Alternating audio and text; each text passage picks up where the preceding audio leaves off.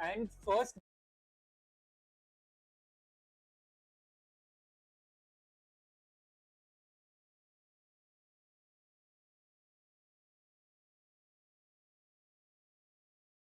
Yeah. and would have been able to draw even when he was 5 years old.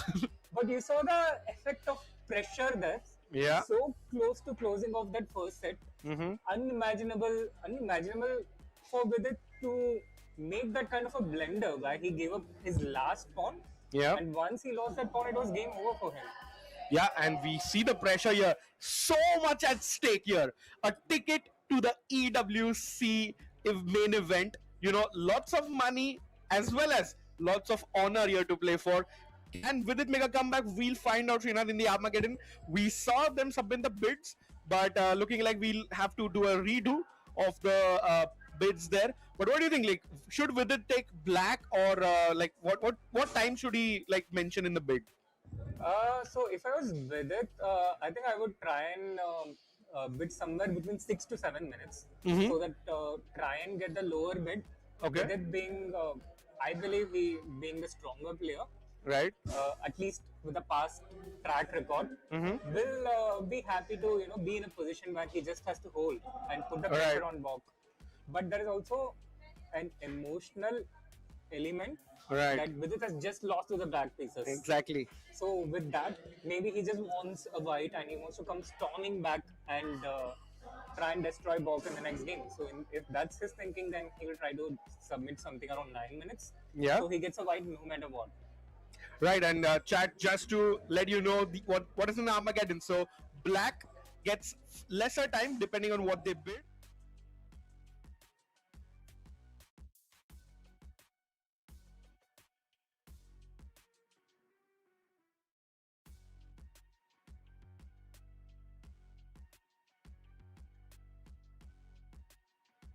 Say well begin is half done.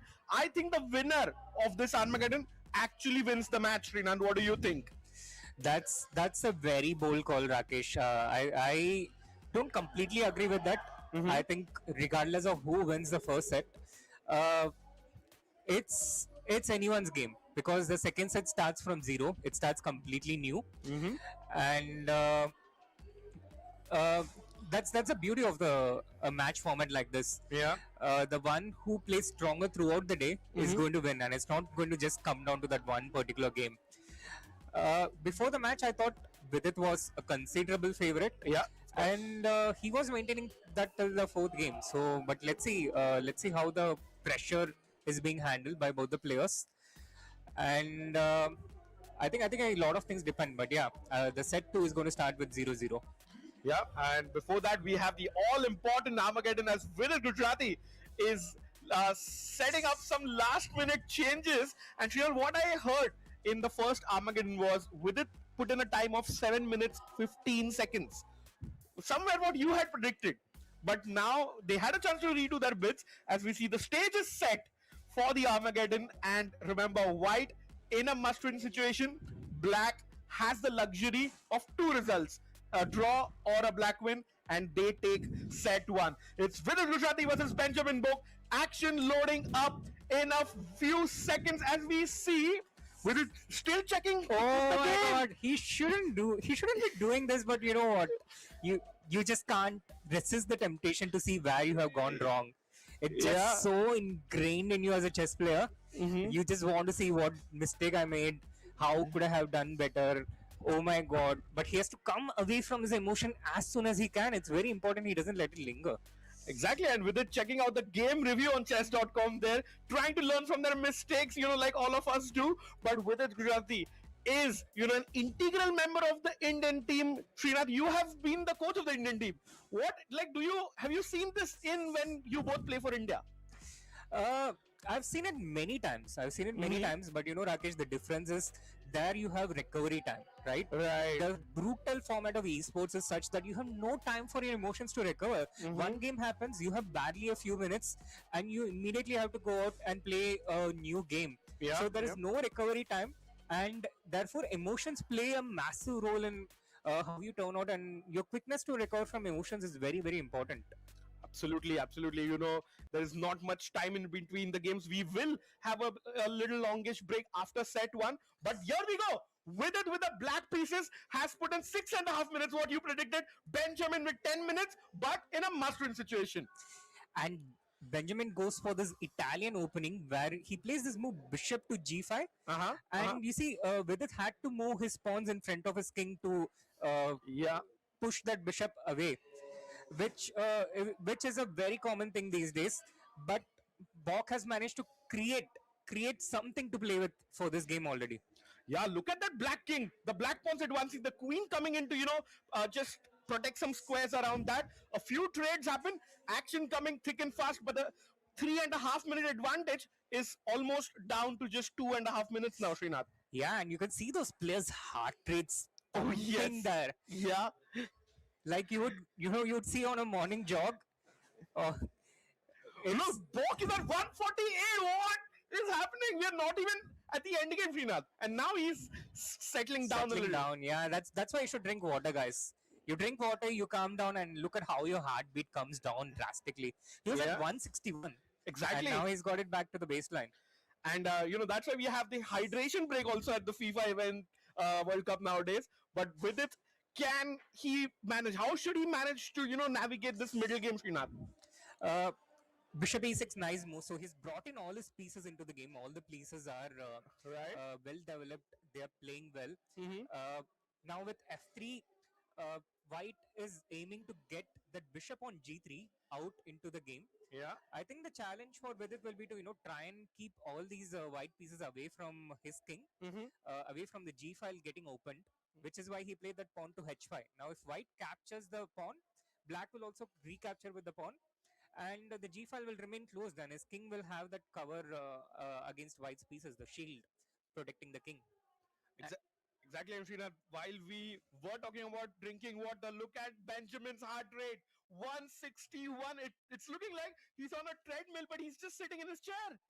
Absolutely, Rakesh. It's so different, playing in this kind of arena. You Yeah. have these spectators watching you, and they're cheering and they're shouting, and they're, you can see their emotions in such a raw way. As chess players, you're not quite used to being in this kind of an environment. You're in high stakes environment. You're in knockout games, but usually it's with people watching you online behind the camera. For the first time, you can see them all live, Yeah. and it's a completely different feeling if you're not used to it. Absolutely very different scenario. The esports India Rising finale here qualified to the Esports World Cup, but Knight in the corner by Vidit Gujrathi. That's a mistake according to the Silicon Monster, our computer. How does Benjamin take advantage? He just politely comes back, because if he had captured the bishop, Vidit would have captured with the pawn, and that would have opened his rook up. Mm-hmm. So Vidit's right now he's keeping the equilibrium, and I think he will also look to try and bridge the gap on the clock as quickly as he can. For Bok, the strategy is very simple. Just keep making moves, keep with it thinking, Mm-hmm. take the game as long as he can, and that is what he's trying to do. So he's not offering any piece trade. He's not breaking or capturing any pawns either. Yeah. And when you don't have these kind of actions where the pieces are getting traded or the pawns are getting traded, the game keeps getting prolonged, and keeping the position closed is also a way to keep the game going as long as you can. Yeah, keep the game going on. You have a 2.5 minute advantage if you're Benjamin Bok. Let with it think, let him use up that time so that in the end game, he will have very little time for all his moves. Yes, and in a non-increment time control, you just can't live on increments. If you have, let's say, Yeah. 10-second increment, you can keep playing for 100 moves, 200 moves. Mm-hmm. But here, Vidit has only 280 seconds now, in a few seconds, no matter what, no matter how good his position is. Yeah, that time is never going back. You cannot bring back lost time, and Bishop comes back to the first rank now. Bok maintaining the pressure. Yeah, he's setting up those sniper bishops, the Yeah, bishop on yeah, yeah. and there's no option of trade. Now you see Exactly. he opens up the center, so his pieces can gain access to Black's king. That's the only way Bok is going to trade anything in the future. And if that doesn't happen, he's going to keep the position close for as long as he can. Yeah, and with it goes back with his knight, hitting the bishop. Remember, you can't retreat it because with it will push his corner pawn. and get your bishop. So a trade happening now, Srinath. Yeah, he's trying to force it. He's trying to force it for sure. Mm-hmm. And with that, I think there will be more trades because at some point I see White trying to capture the pawn on g4 sooner or later. Huh? Uh, so there's going to be a piece trade. There's going to be a pawn trade, and Bok. I think maybe for the first time in the game. Yep, he has the luxury. He can afford to have a thing, but he's also figuring it out. If I don't manage to break through, with it takes set one. Remember, everyone, that White is in a must-win situation. Benjamin has to win, or else with it will be taking set one. Yes, all to play for. And you know what, Rakesh, this time advantage, it reminds me of this money in the bank match. Oh yes, yeah, yeah, yeah. Just like how you can cash that money in the bank Mm-hmm. anytime, Bok can cash in that extra time in the bank, and he's doing one such thing right now. True, and you can see the pressure. You can see the stage is set here at the Geo World Convention Center in Mumbai. With it is from Mumbai and playing in front of his home audience in a way. He has his parents, his wife in the audience. What pressure? How much more pressure can with it feel, Srinath? It's impossible. It's impossible to feel more pressure. But on the other hand, there's also so much for him, so much support for him to look Yeah, forward to. yeah. He has the overwhelming home support, Mm-hmm. and he has his family right in front of him. So all the positive emotions for him right in front of his eyes. Yeah, another positive thing for Vidit is look at Benjamin's time. Only 1 minute advantage now, whereas it was 3.5 minutes. Benjamin is still in his long thing that we were mentioning, Sriram. What's going on in his mind? What is he thinking? I think till now he was able to make these automatic moves, avoid the trades, and Right. do all these things. But Mm-hmm. now it has reached a point where he simply cannot do that anymore. He has to take a decision. So he's trying to calculate what he can possibly play right now, and he's trying to calculate ways for him to keep that tension on. To prevent with it from being able to do a mass trade of pieces. There he goes. He captures the pawn. Like I told you, one piece, the bishop's off, the pawns off. Now he will try to keep the queen. Yes, he retrieves the queen. Vidit will probably insist on trade of queen. Yeah. And maybe this is what Bok was calculating. Can Vidit play something like queen f4, bring the queen close to White's king with the support of his pawn, and offer a trade or not? And I think Bok realized that it's too risky for Vidit to be able to do that because Mm-hmm. then the rook will move back, double up on the f file, and so now it's Vidit's turn to try and first understand what Bok was doing during such a long thing. Yeah. And we see Vidit now in a longish think now, and the 1 minute advantage still being there for Benjamin. But Vidit should be happy here of the two after about 20-25 moves of play. Absolutely. Right now, all good for Vidit. And it follows the pattern of the match so far. Vidit has been Yeah. able to be very comfortable. And Mm-hmm. as far as whenever I looked at the match, Vidit has always had a little more time. So Vidit has been, I think, slightly ahead most of the match, except for the last minute of game four of set one, where he just lost the thread a little bit. Yeah, and with it touches the pawn next to the king. It's known as the golden pawn in chess, which weakens a few, diagonals and especially the seventh rank for the black king. A question mark given a small one, albeit. So what's wrong with this move, Srinath? It could become a long term weakness. Although I Right. don't see immediately along with this pawn move, Rakesh. Yeah. Nothing apparent is going on. I think there's still going to be a lot of maneuvering around, and probably a mutual trade of mistakes is likely to happen. With it playing the pawn to f6 is extremely normal. He strengthens the central e5 pawn. Mm-hmm. Now he will probably strengthen this g4 pawn, the pawn in front of black's king, which is very very important. White needs to make a few moves to try and access that pawn. With bishop c2, white does exactly that. Yeah. Next move, probably bishop goes to the last rank, the first rank, and tries to attack the g pawn. And black will, bring his queen towards the pawn. He There has you brought the go. rook, and the rooks will try and double up on the h file. And I see with it slowly taking over this game, both on the clock and on the board. That's great news for his family in the audience and Vidit himself. As you see, for the first time in the match, sorry, in the Armageddon, look at Benjamin's time. It's below Vidit's time now. Yeah, it's below Vidit's time, and he's also the one under pressure defending against Vidit's Right. pieces. The rook comes to H4. The other rook will soon join this rook on the same I file. love Black's position. It's just simpler to play Absolutely. with. Yes, absolutely. It's just simpler to play with. You know what to do. You Yeah. have a direction. It's like how Google Maps shows you exactly what to do. Yeah, that's a great example. So bring the left rook in the corner to the top right corner and hit that pawn which Benjamin has pushed with under 3 minutes on the clock. It's a small relief. Then I imagine the rook next comes towards the G file, Right. trying to X-ray the king. But black has that well defended, and Vidit can even run away with his king in a couple of moves to the center, away from the spotlight. Yeah. I can even think of king going all the way to the queen side, the left corner, and Yes, I like doing that. doing a full walk. But now is actually the critical point. Yeah. Rakesh, and we have been in the situation many times as players where you need to make a draw, and then you end up going too defensive, Yeah. trying so anxiously to make the draw, trying to force the draw, and end up making a mistake in that attempt.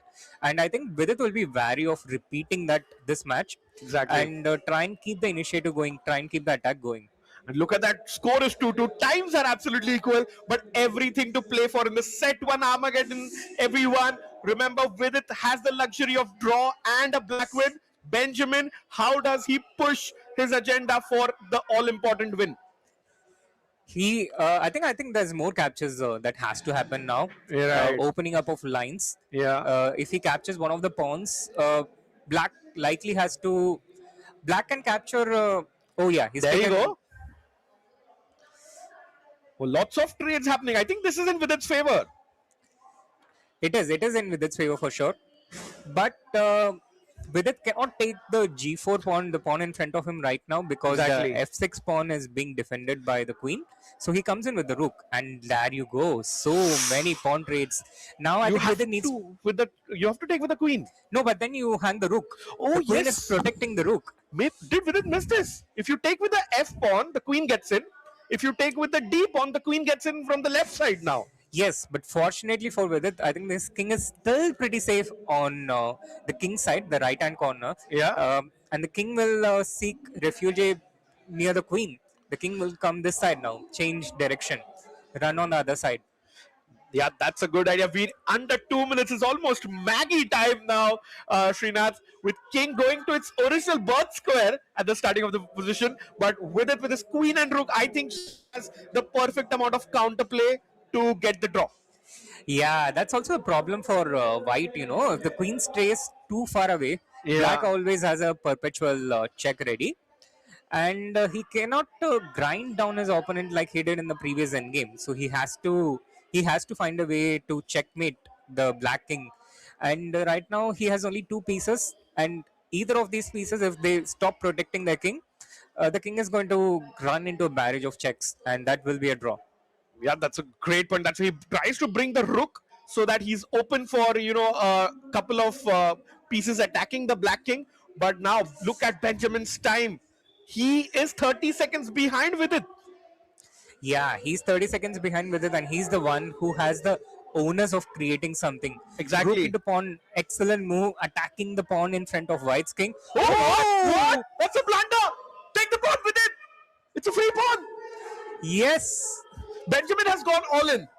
Yeah, he's completely gone all in, but there is no visible way for him to win the game. There we go. Rook into pawn check. This is winning. Look at Vidit's heart rate, 145. He has to force just the draw. He's completely winning. Yeah, I think he'll just play. Oh, he just runs away with this king. Nice one. Like I told you, absolutely no defense. He knows that the queen cannot move. Yeah. And without using the queen, how are you going to checkmate? Exactly 50 seconds for Benjamin, but I think the clock is the least of his worries. Vidit is completely winning. White's king is exposed. I think this is GG's, Srinath. Absolutely. The rook gives a check. The king moves near the queen.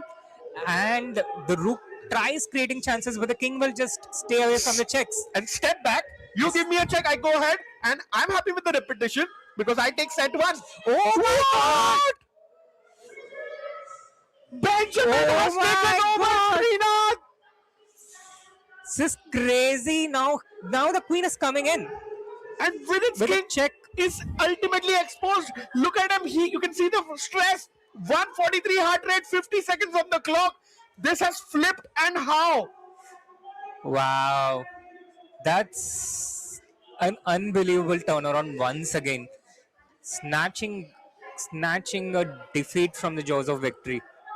Exactly, and within under 30 seconds, but he can't do anything. His king is completely out in the open. You can't run away on the right side because the rook gives a check and takes your queen. Yeah, he's frozen. He's frozen because the situation has flipped completely and there's no recovery time. Oh no! 20 seconds, 15 seconds. Within play! Play something, buddy! My God, he's frozen completely. He's frozen completely. Now queen gives a check from the diagonal and white wins the queen. Yeah, Benjamin takes the queen with pleasure. He says danke well in Dutch, and look at And now that. the rook is also lost. It's game over. Wow. That's an amazing win by Bok. Benjamin Bok wins the Armageddon, takes set one from being minutes away from losing it. Yeah, unbelievable, Rakesh. Unbelievable composure under pressure, and with it will be kicking himself for how those last two games have finished. Look at him, he's still in this chair. He's not even getting up from him. Srinath, what do you think? What is he thinking? He needs to take a break. He needs to have a break. He needs to go to his family. He needs to drink some water and try as much as possible to get back to that emotional equilibrium. But most importantly, he needs a time to recover, Rakesh. Yeah, but I mean, how do you even recover from that, Srinath? You were completely about to clinch set one in game four in a very, very equal end game that you explained a little earlier. He blew that. Then he was completely winning, but okay, he just needed a draw. He had the draw in his hands. He had one hand on set one and he blundered. But I think kudos to also Benjamin, who went all in with that queen in the corner. Yeah, he went all in and he kept the pressure on throughout. Yeah. He never gave up, and that's I think that was the secret that under sustained pressure everyone cracks. And how do you recover from a situation like this? You need something to turn things around. You need the momentum to turn this around. Thankfully, like I said, the set 2 starts with 0-0, and all with it needs is one win to turn things around in his favor. He needs just a little bit of that positivity, and pretty much the only thing that can help you recover from a loss. You need to win the next game. You need a win back. You need a sweet feeling of win. You need something sweet, and I think nothing else can give you that sweet feeling except a win again. Very rightly put. And you were talking about pressure. You know, diamonds are made under intense pressure. So can we see Vidit Gujrathi, coming up with the goods? He's lost set one. We saw him still in his chair after that loss. But Srinath, you have been a very good friend of Vidit for like almost 25 years now. And you've seen him. You've played under 10 championships till now. How does Vidit come back from this? Uh, Again, Rakesh, like I said, there's absolutely no other way, but he has to try and win the next match, and he has to focus on the things that will help him do that. Whatever he can do it. A quick preparation, a quick check of what he can play for the next game, the opening that he can play, and he also sometimes, he also sometimes need a little bit of luck to turn things around. True. And all the work that you have done in the past also helps you in exactly these kind of situations. There was this World Championship match between the legendary five-time world champion Vishwanathan Anand against Boris Gelfand from Israel. Yes, yeah. And you saw Vishwanathan Anand was in a similar situation. He lost one match, and the very next match he was able to strike back with a win in just 17 moves. Now, how did that happen? It happened due to the months of preparation before it, the months of training before it. So these are the situations when all the work you have done in the past helps you recover from. Exactly, and we see Vidit was still in his chair. He had his face in his hands, and Benjamin was chilling, getting some water. So the players are going to get a little bit of a break thanks to set one ending. But yeah, on that note, also we have seen, Vidit is a beast, especially when he loses the first round. Remember Grand Swiss 2023? He lost game one, won the tournament. Even in under 11 nationals, I remember in Nagpur back in 2007, he lost game one, but yet ended up winning the event. So I think he's been there, done that, Shri. But also, let's talk a little bit about Ben. How impressed are you with his play? I'm super impressed with Benjamin, Rakesh. In fact, I'm inspired. Benjamin is just a year younger than me, Yeah, yeah. and for him, the kind of opponents that he's beaten to get until this point, he's also a very consistent performer in all the online events on chess.com, the title Tuesday Yeah, yeah, and the true. 3 plus 0 Thursday. He takes his time, he plays good moves, and then when he gets low on time, he suddenly accelerates wonderfully well. Mm-hmm. And he's been showing that remarkably well in this match, the previous match against Arjun in the semi final, and before that in the quarters against Karthik and Murli as well. So True. it's been an amazing performance, and I guess it shows people of all ages that you can come up and become a champion at any point. Yeah, there's some motivation for you also, maybe Srinath, to make that comeback again back to competitive chess. Absolutely, it's not that I didn't try. I tried to play in the qualifier. I finished 12th, the top four qualified. Yeah, and let's get into a break, and we'll be back with set two.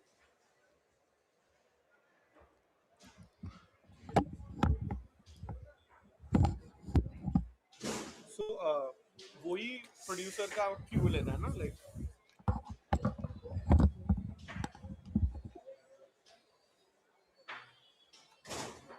तो वो जो अगर उनको break लेने बोलो तो हमको भी ब्रेक लेना. हाँ, got it. ठीक है.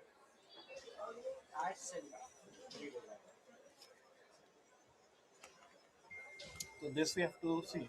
Yeah, set countdown. Right. Perfect.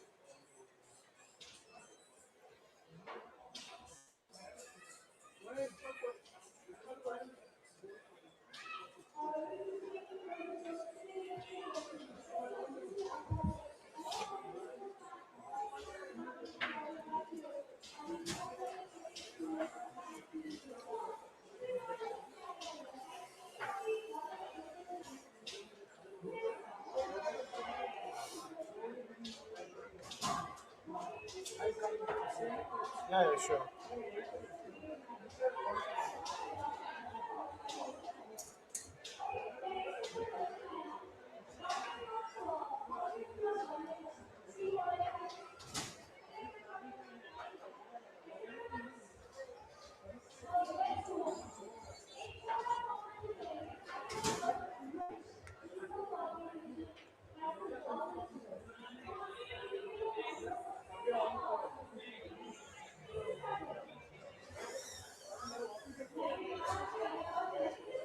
Sound is too low.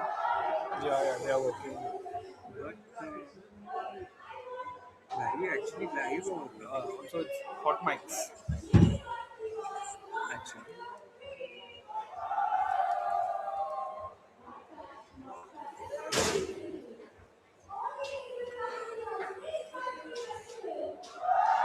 What is hot mic?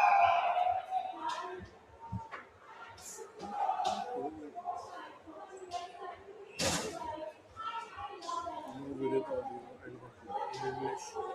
I'm sure you should be possible.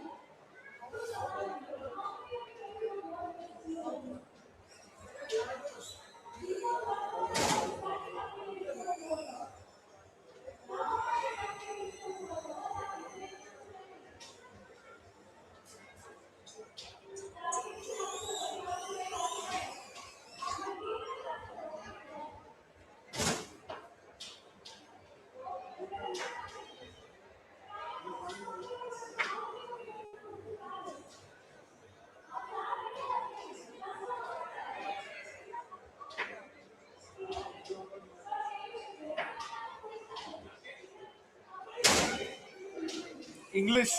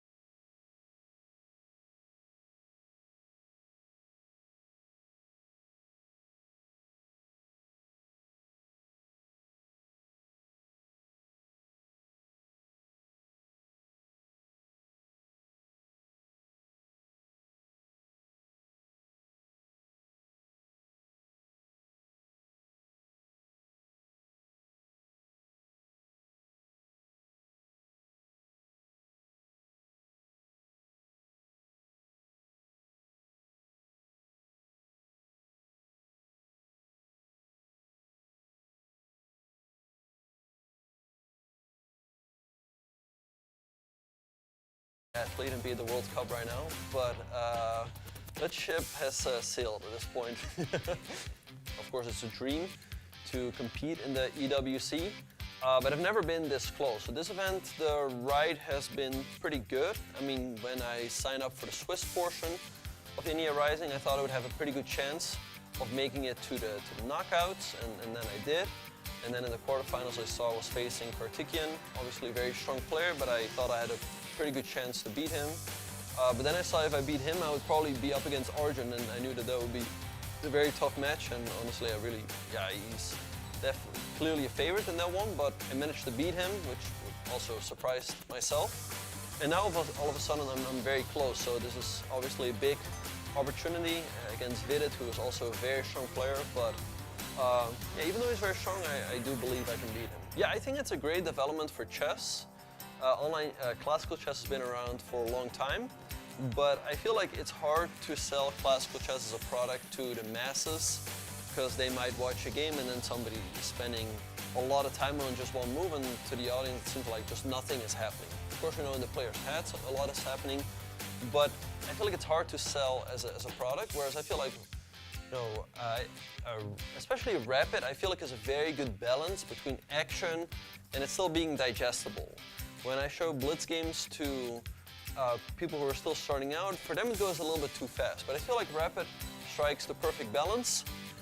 And yeah, I also enjoy it as well. The games are a lot faster.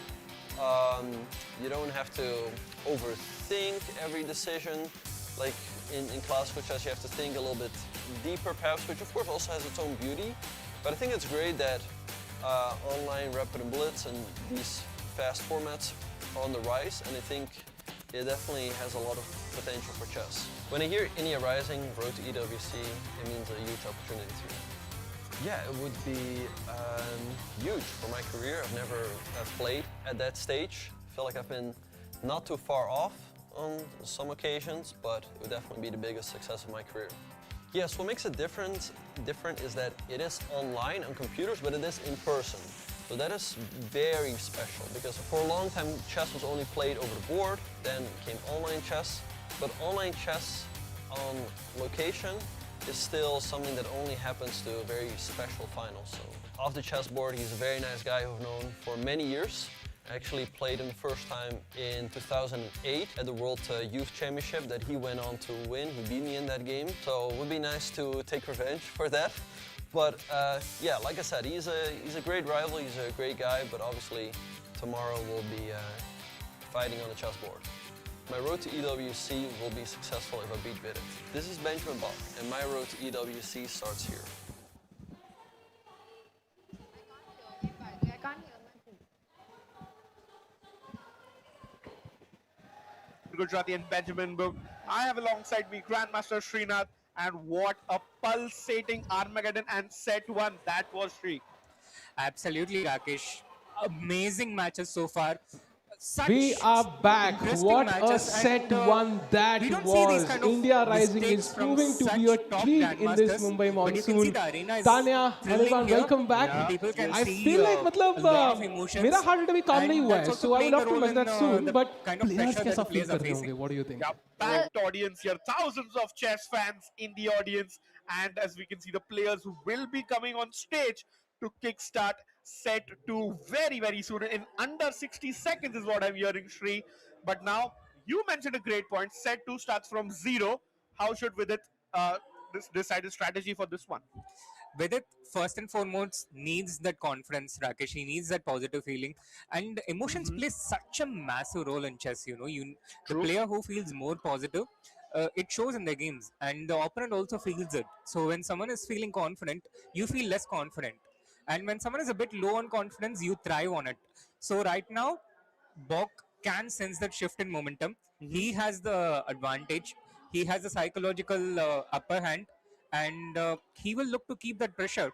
And for Vidit, he needs to try and get a good position out of the opening first and foremost. That's where his work in the openings will come in. Once he gets a good position, now that's 25% of the work done. He has to focus one at a time. He has to focus on that one game. He has to try and just get that one win. And he will know from his experience that that one win is going to change everything in the match momentum. Absolutely, as we see Vidit settling in, he gets the thumbs up from the producer. He's ready to go. Benji is also all set, and we saw in that video in the ad that you also chat that Benjamin's message was very inspiring and motivating there. Shri, he is also ready. One more set, and he punches his ticket to Paris. Yeah, what an amazing story would that be if Bok manages to punch his ticket all the way to Paris. I think before this, during the qualifier, he was not exactly the favorite, was he? Not at all. I mean, Vidit was the hot favorite, playing in his home country, in his home city, as we know. He has shifted to Mumbai recently. And there we go. We have 5 seconds to the game. Shri kicking off Vidit with the black pieces this time. And Benji starts off with, I think I'm guessing pawn, the queen's pawn this time. Are you sure though? Let's go. That makes sense though. That makes sense, and that will be the third white in a row for Benjamin. Yes. So a lot of momentum for Vidit to overcome. But the good thing for him, he's no longer in a situation where a draw is good enough, or Correct. all he needs to do is make a draw. Yeah. So he can go all in, and he can cash in on those winning chances that his opponent was giving him by having to risk in the previous games. Yeah, maybe I think he's gone for the English opening, or something with the knight coming out on first move. But what do you make of this? A couple of pawn trades, as you can see, and the d4 pawn, the pawn in the center, it gives you a lot of space. And when you have more space, your pieces have more squares to go to. Right. So that's the advantage of that pawn being on d4. The disadvantage, on the other hand, the pawn is vulnerable. The pawn can be attacked, it can be captured, and that's exactly what White is trying to do there with the queen move to e5. Yeah. And he has taken that pawn off, but it's still not the end of the story, because Black gets a lot of duty as compensation for the pawn. And right now, both the players are still in their opening preparation. Yeah, looking at the times on the clock, it's good opening break by both of them, and Benjamin having a 30-second disadvantage right now, but we are extremely in the early stages here, Shri. Yeah, extremely early stages, but I like the fact that Vidit has a position where he can throw everything at Bok's king. Yeah, love that. The king goes to the corner, the rook comes in front of the White's king. The next couple of moves. I mean, I'm surprised the Bok is taking so much time for this move. Yeah, it was a forced recapture. The knight comes out to protect the rook in the corner, and Rebecca and Chad is saying, let's rock and roll. And Shri, that's the way that Vidit wants to do here in set 2. Chad, we are seeing your messages. Lovely to see, especially the one that I wanted to ask Srinath myself, and Chad was mentioning, what is India's board order, Srinath, at the Olympiad? The board order it's a mystery to me as well right now. I think we should wait for the team selection first of all. True, yeah. And once the team selection is official, then we can start thinking about the board order. Sure. Now coming back to the game, I think Vidit can. Yeah, I was thinking Queen chops the pawn off. No, Vidit wouldn't do that, because then the knight comes to the center and likely forces the queen trade. Vidit wants to keep the queens on, is what I'm thinking. He needs to. He needs to get that aggression out. Yeah. And for that, he needs to attack the king. That's what he's going for now. Yeah, that's a solid choice.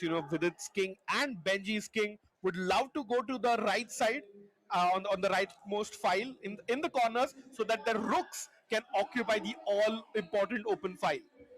Yeah, absolutely. And Rakesh, what they say in threat? Ooh. Shri, that's a blunder. Wait, what? Grandmaster Srinath, tell me how Vidit can take advantage. He's going for a checkmate, Rakesh. Rook is coming to the g file and queen is coming to f3. You can't chop off the bishop in the center, because a check by the black rook. The king has to go in the corner, and queen comes 2 steps to the right, saying hello to the king, and game over. Yeah, absolutely. And you see, Vidit, he's now liberated. He's no longer under that pressure. And look at his moves when he's no longer under that pressure. So I guess what you need to do is to just tell Vidit that this is going to be the round one. Yeah. And there's nothing at stake. And then you see a different Vidit. And then you tell Vidit this is the last round and you need to make a draw. You see a different Vidit. Exactly. It's like 2 different Vidit Gujrathis here we have. One without pressure and one in pressure. But now, this game with the black piece, you are mentioning the sweetest thing to come back or to make a comeback is to win a game. And Vidit is just doing absolutely that. Yeah, and you feel liberated when you fear something and that happens. and you're no longer thinking, oh my god, what if I lose? What if I lose? What if I lose? Yeah. It's a liberating feeling sometimes when the worst thing happens to you, and now you can start with a fresh mind with nothing to lose anymore. I think that's the best mindset that can happen to you when you have nothing to lose. Exactly, and the Ashwin is saying bishop, the position should be better with the bishop than the knight, but with it, it is like saying, take my bishop.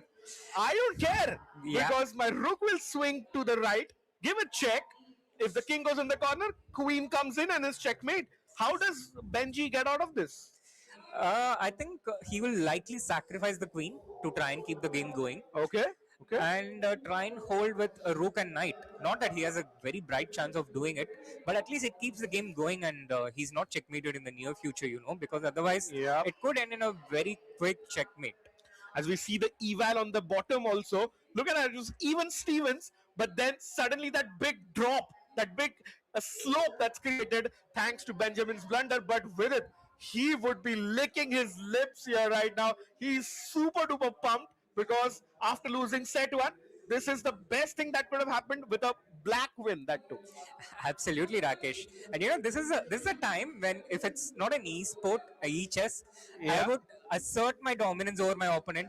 I would take a walk around. I Yeah, would stare at him. I'd be like, Benji, did you see this? Did you see this? What are you going to do against my Rook G8? Exactly. Here, here I don't exactly see how he's able to create that, but I guess they can still see each other's expressions. Yes, they can. We have a beautiful stage here in Mumbai as the move that was played by Vidit King in the corner had also two exclamation marks. So chess.com has green lighted and given him the brilliant move, which is one of the first that we have seen here today. Yeah, absolutely. And now Benjamin protects that f3 square, the most important square, which will prevent Black's queen from coming and checkmating White's king. Yeah. But I don't see how he prevents the long-term attack of Black's queen and rooks against his king. So here I think with the queen going up, yeah, a check is nice. King goes to the corner, and then Vidit can just take his bishop and chop off that pawn that's attacking it.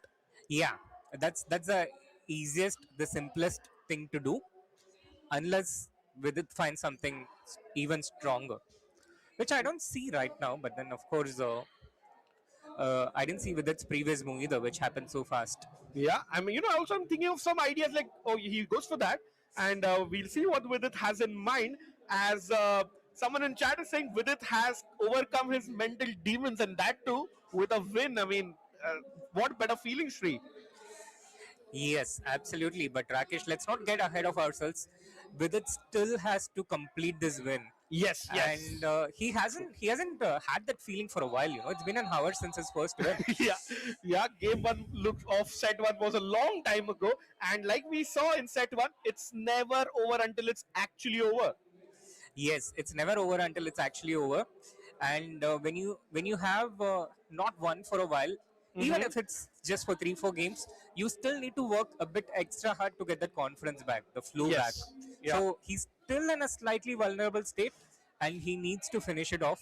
But the good thing for him, his position is so overwhelmingly good. He has such a big advantage, and it all happened just due to one move by Bok. Yeah. Now he doesn't even need to do much. He needs to just take the d2 pawn with his bishop, Right. and then his queen is back to the diagonal, checkmating the king. Yeah, the knight has to move, and that's why we see Benjamin thinking here. Vidit has almost double the amount of time here, but time is not a worry. I think Benjamin's position is just too fragile.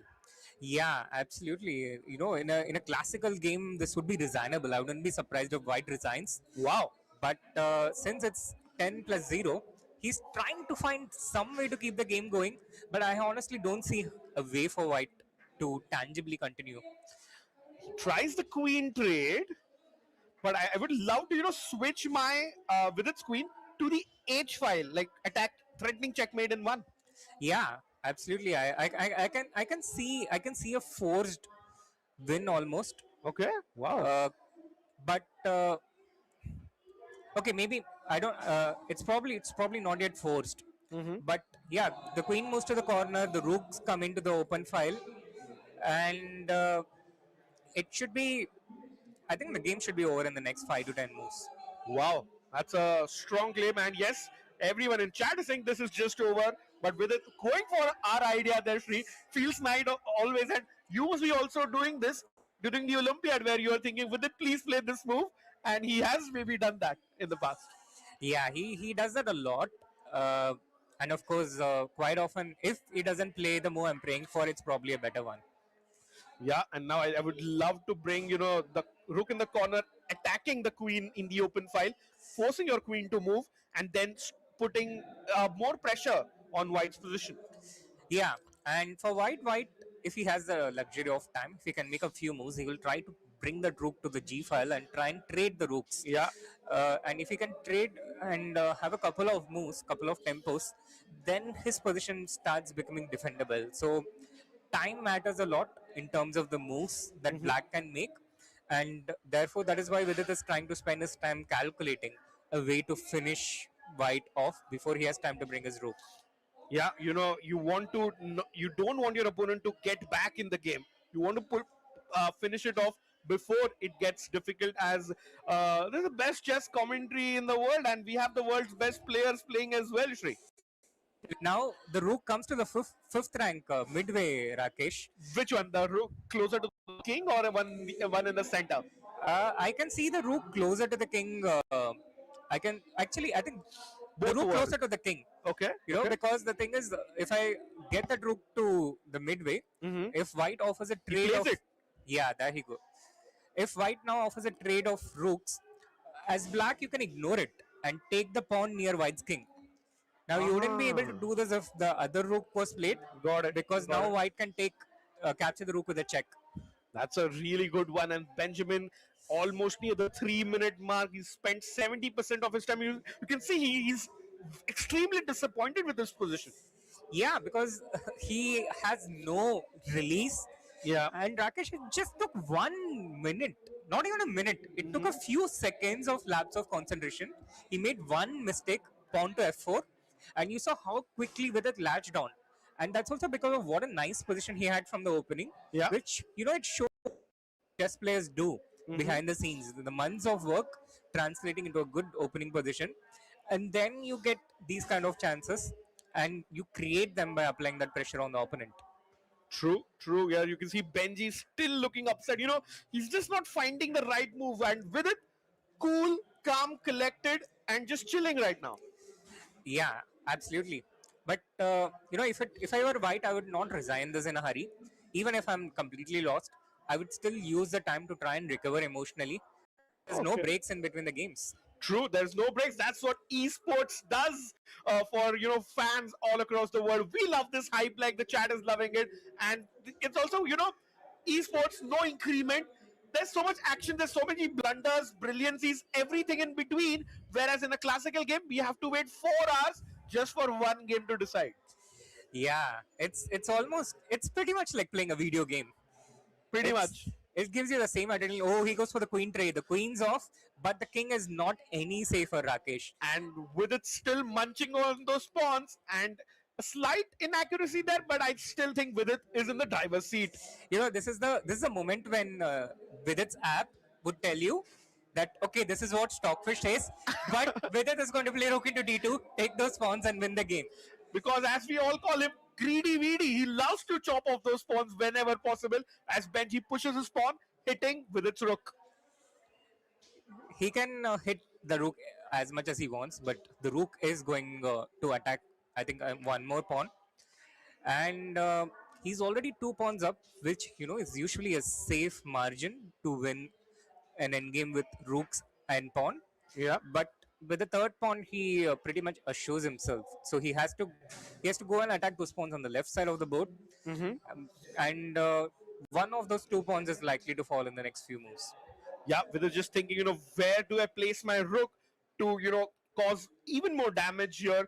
Because, look at Benji, he's clearly a little disappointed there. Yeah, he's still probably regretting that one move he played Yeah. early in the game. But like I said, that's the advantage that he has, that he can use this time to try and get some emotional recovery. You really need that time. Emotional upheaval, emotional wounds are similar to the physical wounds. You need time to recover. It doesn't happen on its own in an instant. Shri, but maybe Benjamin is the one who's recovering now because a second inaccuracy in a row. And look at the eval bar on the left. It's slowly creeping back to the middle stage. Yeah, but I wouldn't worry about it. From a practical point of view, I think it's still very far from White being able to save this game. And he moved his rook to the center, which is generally not a bad thing. And Bok has so low time that even if he manages to find a recovery path, he is unlikely to be able to finish the game. Yeah, remember 10 plus 0. That means you only have 10 minutes. Bok having almost 80 seconds on the clock and makes a mistake. With it, I think if he just completes the game, he's going to win. Yeah, he's got to complete the game. He's got to keep making decent moves though, because as we are seeing in the last two games, Bok still managed to recover with no time. And look at Vidit, he sets a trap, Rakesh. Oh, I saw the checkmate there, and Benjamin saves it. Vidit was planning to use his center rook and give in a check, but now he puts his pawn while Benji pushes the pawn on the left. Yeah, and you know that pawn also makes sure the king has some breathing space, so there's never going to be a nasty surprise and unpleasant mating net. And with it, he can just even move around his king a little bit. There you go. Very, very nice call there, Shri. You have to do something special as Vidit Gujrathi because you're about to beat the 5-time online Dutch champion that Benjamin Bok is. Yeah, absolutely. And you see how much difference it makes here, the online chess, the esport, yes, and the traditional chess we play on the board. Very true, very true. Some players are specialists in these online formats as the rook comes in to c4. With it, just thinking of how do I win this with the least amount of counterplay? Yeah, that is the Vidit method, the classical method. Yeah. Deprive your opponent of any hope. And how many times has he done that? I think rook trade upcoming. Yeah, you would like to trade off the rooks and in case also get the pawn next to the white rook there because it's nice to have a couple of pawns extra as Vidit is still thinking, but I would love to give that check now, Shri. Yeah, Vidit, he's making there you go. Sure. Yeah. Benji under 1 minute. I love how the production is, just showing us. Suddenly, if the time goes below 1 minute, it becomes red in color. And that's a warning sign, Shri. Indeed. That is absolutely a warning sign. Now Benjamin burning more time. He's lost 1/3 of the time he had in making that move. Yeah, look at that greedy VD not letting go of his pawn. He's planning to maybe bring his king over as well into the center of the board. Yeah, he's taking his time. He's taking his time to finish off his opponent, and he's making sure.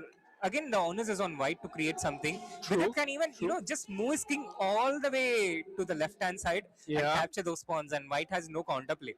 His king is stopped completely where it is right now. That's a very good call, Shri. I would also like to maybe bring the rook in, threaten the pawn on the left side there, and I think look at Vidit's king and rook. It's two pieces, whereas for white it's only one rook because the king in the corner is useless. Yeah, and those two pawns play a massive difference in how the match stacks up.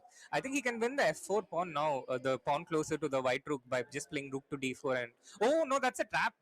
The pawn start running on the left maybe. Yes, and if you calculate, you can see that black's pawns are faster. But will Vidit calculate? Will he want to even take that chance or just keep equilibrium? I think he's calculating. Yeah, with a brute force calculation. If the win is there, he's trying to find it. But we see a few moves coming thick and fast. And now the position still in Vidit's favor. Benji under 20 seconds now. Yeah, one lone pawn against 4 pawns of black. 5 actually. After he captures it will be 4, you're right. And 10 seconds, this is resignable. Yeah, absolutely, this is resignable. But like we earlier mentioned, just keep playing and try and use the time to recover emotionally. Yeah, and wait, it's 0 or not sure what's happening there. Yeah, not sure what's happening there, but I think we can be sure about the result. There we go. There we have the moves, and it's looking like Vidit has taken this one. No, they're still playing. They're still playing, but now the pawn is promoted to a queen, and Bok drinks some water as an act of resignation. And there we have it. Vidit Gujrathi winning game 1 like he did in set 1, drinks his water and gets a W. Srinath, what an impressive win by Vidit. Sum it up for us. What do you think about this win? Brilliant win, Rakesh. Brilliant opening play, confident play by Vidit, and that created the pressure for Bok to Yeah. make a mistake. And all it took was a few moments of lapse of concentration, one mistake, and when Bok attacked Vidit's bishop, it was probably completely unexpected for him. The reflex would be to move your bishop or defend it or attack something else, but Vidit completely ignored it and just moved his king one square, and that made all the difference in this game. Yeah, and look at him having munching on some food there in between the break that we have almost a 30-second break before game 2 starts. But like very similar, he munched on several of Benjamin Bok's pawns there in game 1, and he has taken the lead now. Yep, he has taken the lead one more time, and he can use all the lessons he had from the last set and make sure True. that he doesn't repeat. And I think the most important lesson is to not get too defensive, not get too anxious, but when his opponent takes a risk to try and win when he's down, to pounce on it and Yep. double the lead. Let's go. Let's see if Vidit can do that. He goes for his favorite set of his beloved Queen's Pawn opening there, and Catalan may ensue here, Sri. Yeah, you know what, Rakesh? Bok and Vidit are just 1 year apart in their year of birth, and they go back a long way. And they played in so many of these World Youth Championships. One of the Yeah. most notable one was the World Under 14, which Vidit won, where he beat Bok in a similar Wow. opening with D4 knight of 3 G3. It was so simple back then for Vidit. He got these positions with D4 knight of 3 G3. He got nice strategic positions and he squeezed his opponents in so many of those games. I mean, also incredible memory there, Sheena, remembering the opening.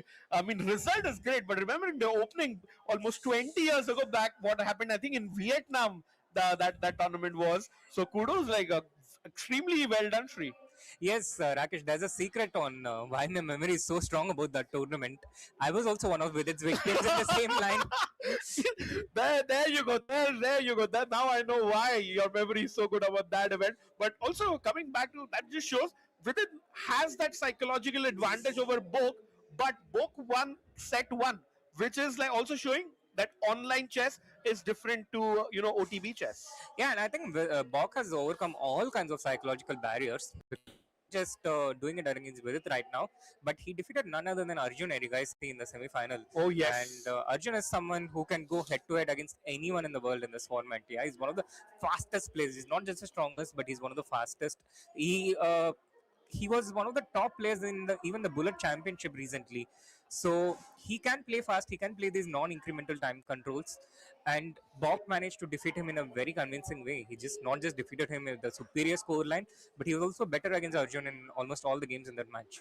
Very true. And till that time, Arjun's qualification was not certain. He has qualified to the EWC, but it just shows that Arjun gave his all. He was not chilling in that game. Yeah, he gave his all, and he had crushed everyone who came in his path until that time. So Bok has shown that he can whatever psychological disadvantage that he has against any opponent, and now he's gone for this nice King's Indian structure. Everything closed on the center. Yeah.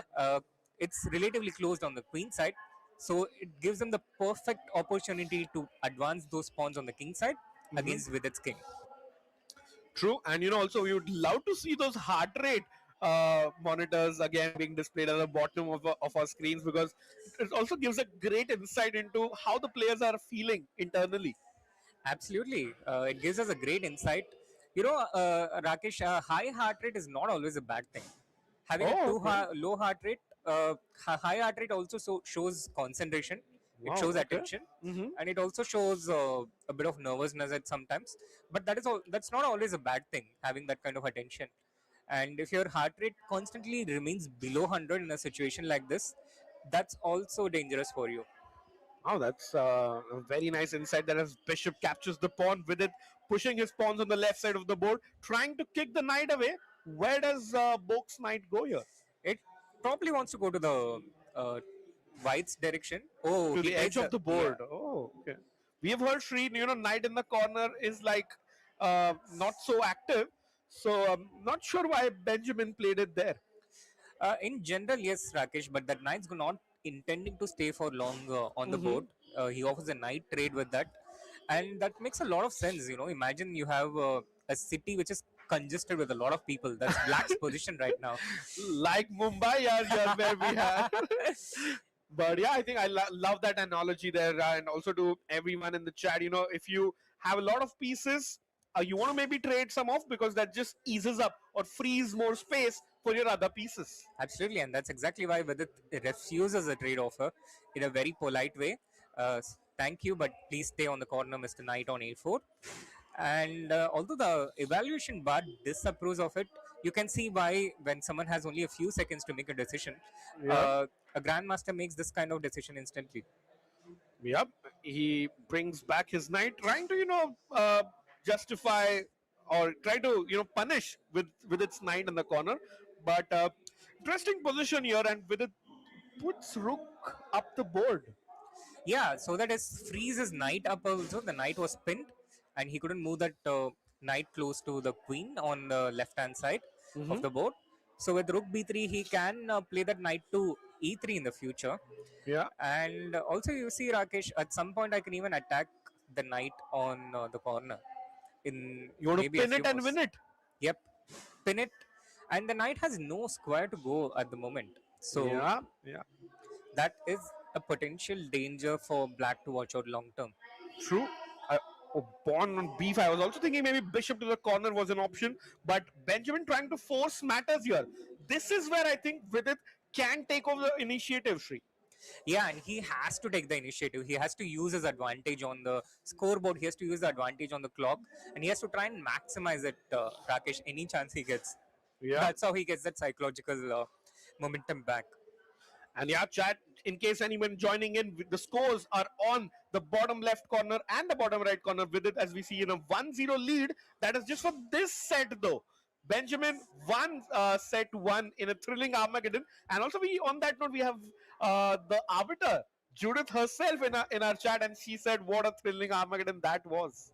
Oh, I know, right? I think as arbiters, you're lucky. You have one of the best seats to watch all these thrillers. True, that is true. As we see a trade, Benjamin capturing the bishop, but with it taking the pawn on the left side of the board. Yeah, with it, and also you see with that important trade, Bok has also managed to connect his central pawns at the moment.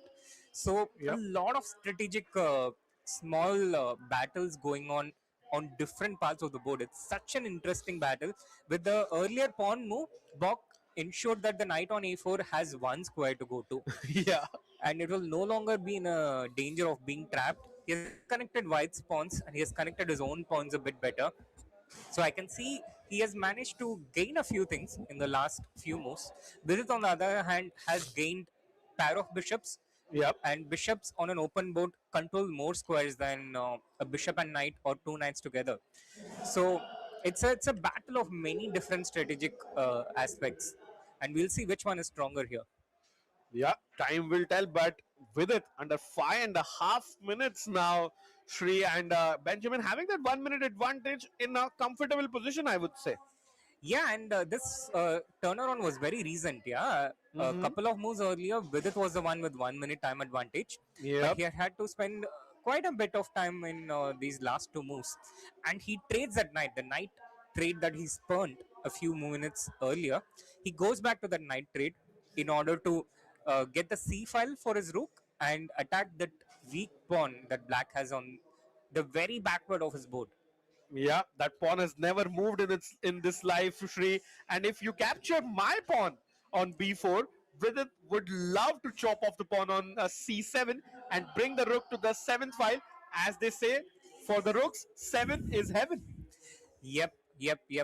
So Black will try and make sure that that is not allowed. He will try to defend that pawn right now. But I think all in all, it was a very smart decision by Vidit to trade off that knight. And also shows how it's important to stay flexible with your decisions. Sometimes you decide a certain thing, but it's very important to be flexible depending on the changes. True. Very well put, Shri. And with Benjamin having a longish think here, he's below with its time right now. And what is he considering?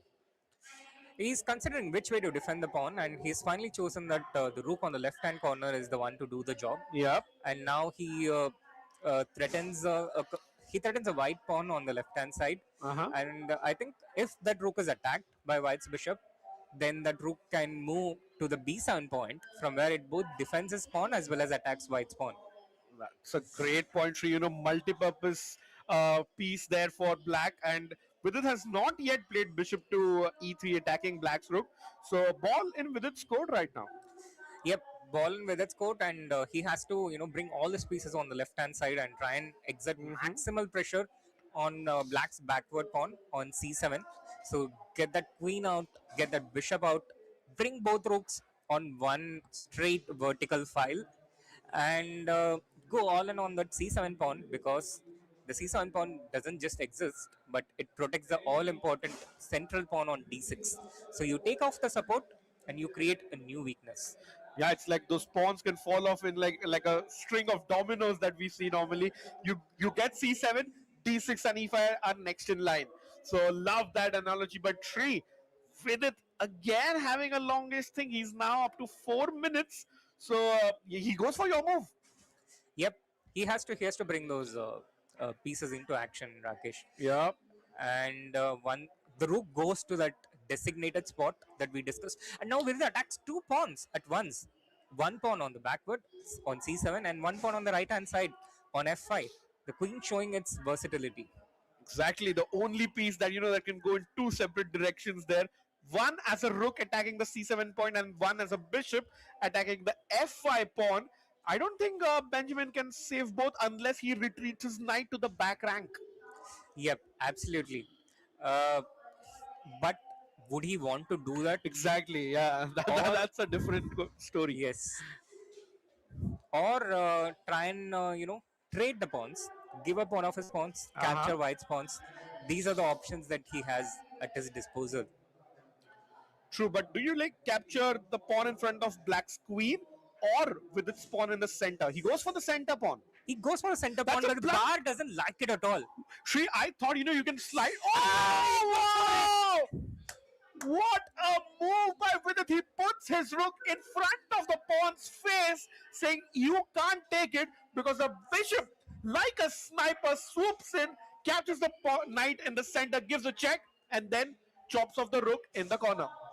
And this is the part I was telling about, Rakesh. When you're in the lead, Yeah. it's important not to get too defensive. Your opponent is going to give you opportunities, trying to risk a lot. And Vidit is now in that zone where he's ready to accept those opportunities. And that's why set 2 begins with 0 of 0. That was your foresight. Sri. King slides in the corner. Vidit must be super duper pumped right now. He's not showing it because he knows the job is not yet done. Yep, cool as a cucumber. He takes off the rook, and now he chops off black's pawn. So as a result, what has happened is black is left with a bad bishop. The only remaining piece in this position is bad. Yeah. And although Vidit has not won any material, Rakesh, his pieces are in prime position. So the dividends are about to be reaped soon. Yeah, if you do a quick 1v1 score for all the three pieces that are playing except the king, Vidit, each and every piece for Vidit is better. So it's like a 3-0 score that we have in football. But I love Vidit's position, and I think he should be inflicting the second loss in a row on Benjamin Bok. Yeah, now you see how his moves flow when the position is good. And he's not under pressure. Yep. He is now locked into that zone now. And that is again the beauty of having a 3-set format, Yeah. The queen comes in, hitting the rook there. Benjamin has to save that. And he has saved a few tough positions, overall. But this one is looking a little bit out of bounds. Yes, I can see that in Vidit's face. Vidit is locked in. He sees he has the advantage. And I can't imagine Vidit letting go of this situation. If it was the first set, if he hadn't still lost the game, if he was feeling tentative, then there's a chance for black. But here he's locked in. He knows he has learned from his mistakes, and he's implementing those improvements right away, immediately in the second set. Yep, and Benjamin, he's just thinking maybe, what does he do? I'm sure it's not resignable. With material is equal, Sri. What does he do? That's the problem he has right now, Rakesh. If he moves the rook, then the queen has attacking possibilities, which wins at least a pawn by force. Yeah. And on the next move, the white rook is coming to the center to d1 and potentially to d8. and Black's king is super vulnerable. The problem for Black, the rook is not able to go back to the 8th rank, and therefore the horizontal line in front of Black's king is completely unprotected. And you can try and defend it with the queen, but the white rook and the bishop can combine, and you cannot trade the queen for a rook. So that's the disadvantage of being able to defend with the queen. And the rook cannot participate in the defense. True, I love that. The rook coming to the open file and entering the last rank. The last rank defense is breached for Benjamin Bok. That's why he spent more than 2 minutes on this position. And honestly, I don't see a move for him. Yeah, it's like he's a down a defender. Yeah. He's down a defender, and White has two forwards who can score a goal, and it's only against a goalkeeper. Exactly. It's just feeling a little unfair there for Benjamin Bok, but I think he brings the rook in the center, by the way. But yeah, queen coming in, hitting the rook and the pawn. Yep, he gives up a pawn to buy some time for his king. Yep. But that's an important pawn. And after White captures the pawn on f5, look at Black's pawns. They are so disjointed. It's like three little friends having their parties on their own. They're not together, sadly. Yep. And if they're apart, then the higher chances that they would fall apart one by one. True, and I think apart from that pawn, something Benjamin has also lost in the last couple of minutes is those couple of minutes. He's down 2 minutes now, and the position and the clock is just giving us signs of a second with victory. Yeah, and even though we don't even need to have the heart rate monitors to see what the players are feeling, you can see it on their face. Yeah, true. I think look at Benjamin. He's already probably thinking, how do I strike back with the white pieces in game 3? Yeah, he's probably upset at himself at some level. He probably regretting some of his past decisions, starting from game 1 and also in game 2. A couple of small mistakes, and Vidit on the other hand is completely zoned into the present moment. Yeah. So you can see him again logged in, and you can see him thinking calmly and clearly. Absolutely, and the queen coming here, but I think Benjamin just has to channel his true self because he's beaten Arjun Legacy in the semis, which is not an easy feat at all. Yes, Rakesh, absolutely. Bok is never out of the match. No and way. He's not even out of the set yet, but it's going to take. Oh, I think a check now forces at least the trade of the rook. Will Vidit go for it? Yeah, you check in with the rook in the top left corner. No, he doesn't go for that. He wants to take his time. But there are just so many ways for him to finish off the game here. Yeah, but remember, he didn't finish Bok, and Bok grabbed that opportunity with both hands. Here, Vidit is still better and winning, but the job isn't done. Yep, the job isn't done yet. And Vidit is probably wondering whether he should take his rook to finish off Black's king. But that comes at the cost of weakening his own king's defense. So I think he will not do it. Maybe can Vidit chop off the pawn in the center? Also risky, Rakesh, because then the rook on f6 moves to set up a discovered attack against white. Yeah. And the queen and the rook are in one line, so that's no good. And rook g6, remember, Ding Liren played this against Nepo to clinch the title in that Armageddon. So rook g6 is there for the ages. Yeah, now things are starting to get a bit worrisome for Vidit. He's down to less than a minute. Red clearly showing in his time. And that's actually the last thing he should be doing. He needs to keep the pressure on. Yeah, this is not good if you're a Vidit fan because he's taking too much pressure. And look at Benji, he's smart. He's playing quickly, putting the ball in Vidit's court. Yeah, Vidit tries to simplify things, but now this is going towards a 3+0 game, which Bok has played loads of. And now he's starting to push his pawn. He'll try to bring his bishop towards White's king. There and you go. Try and keep these little threats. He has not made it easy at all. He's making Vidit earn every bit of that as he pins the bishop. And you also start getting this hope when you're down on time, And I think Vidit just for a second went into classical chess mode. Yeah, but he's trying to get the pawn in the center. Oh, now the king is under attack, and Vidit didn't see that, as you can see. He leans his head forward. What a move by Benjamin. He's threatening to grab that pawn, give a check, and Vidit is in huge pressure. Yeah, and now I think the position has gone to equal. Vidit is no longer winning, Rakesh. He takes Black can It's a take his time. pawn back. It's a time scramble. We have 15 seconds there. They may They're repeat. repeating. There's no way. Oh no, Benji plays on. With But it why plays. isn't he taking the B4 pawn?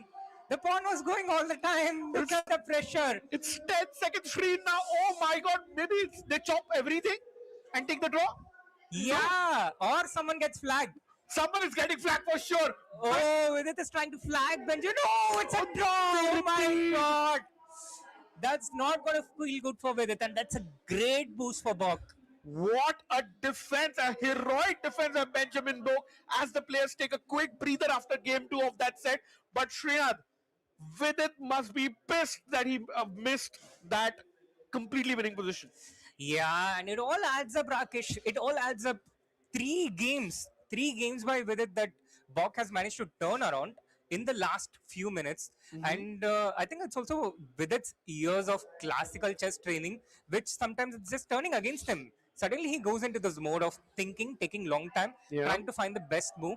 Whereas the speed chess format demands you to play quick, decent moves and keep making moves fast.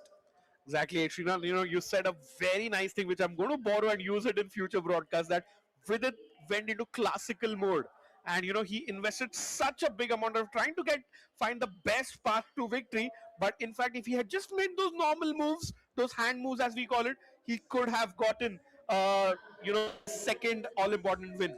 And here we also see Bog's impressive experience built over Yes. years of True. online speed chess play. Yeah. So if you're watching, playing all those 3+0 games on chess.com, it's not for nothing. It could lead to something very important in your life a few years down the line.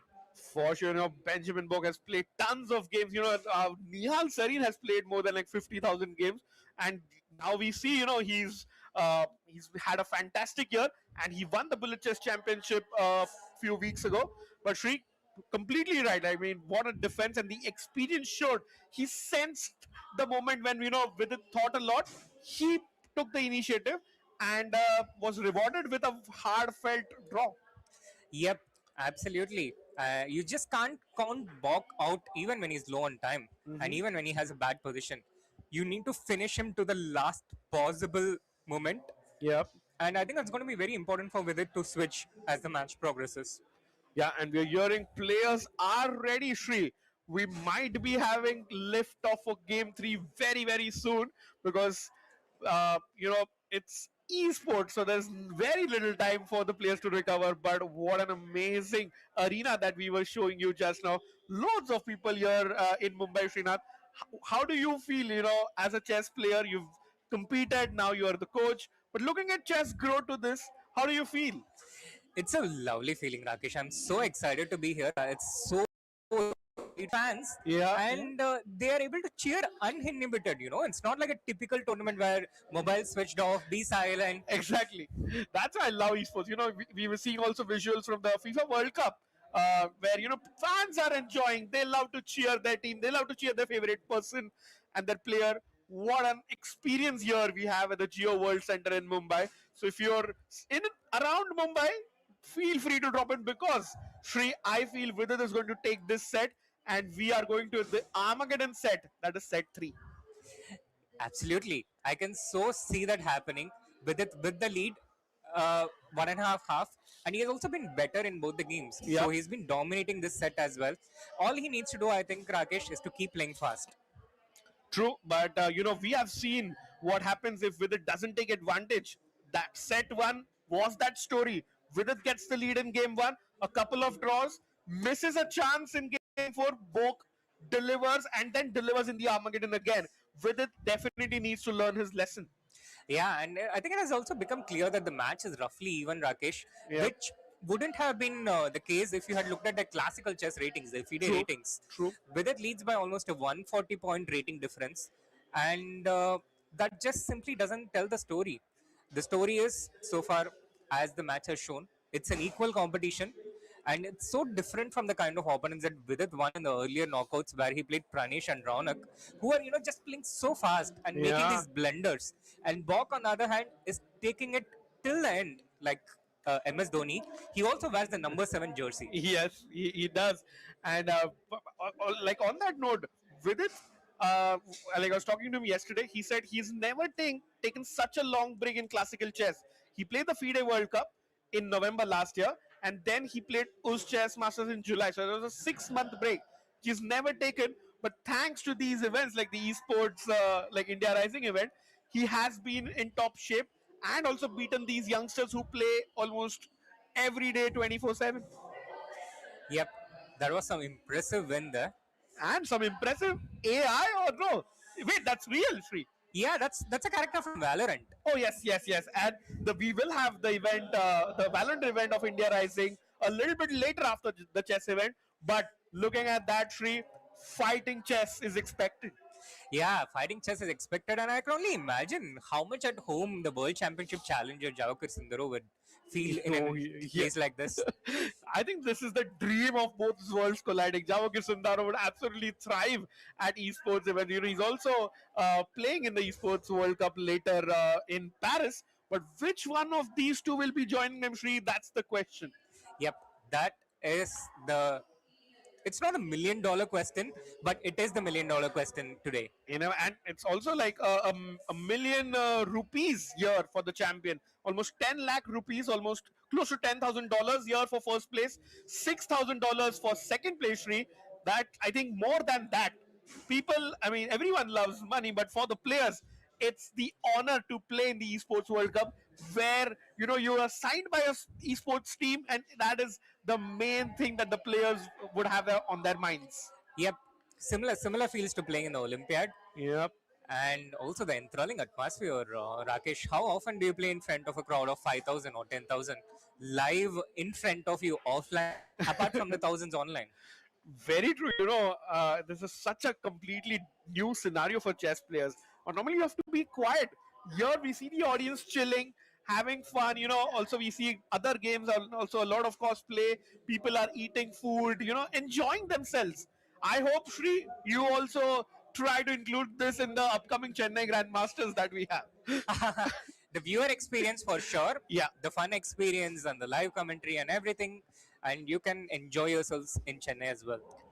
That's awesome as we see Benjamin Bok putting on his favorite songs on his Spotify list.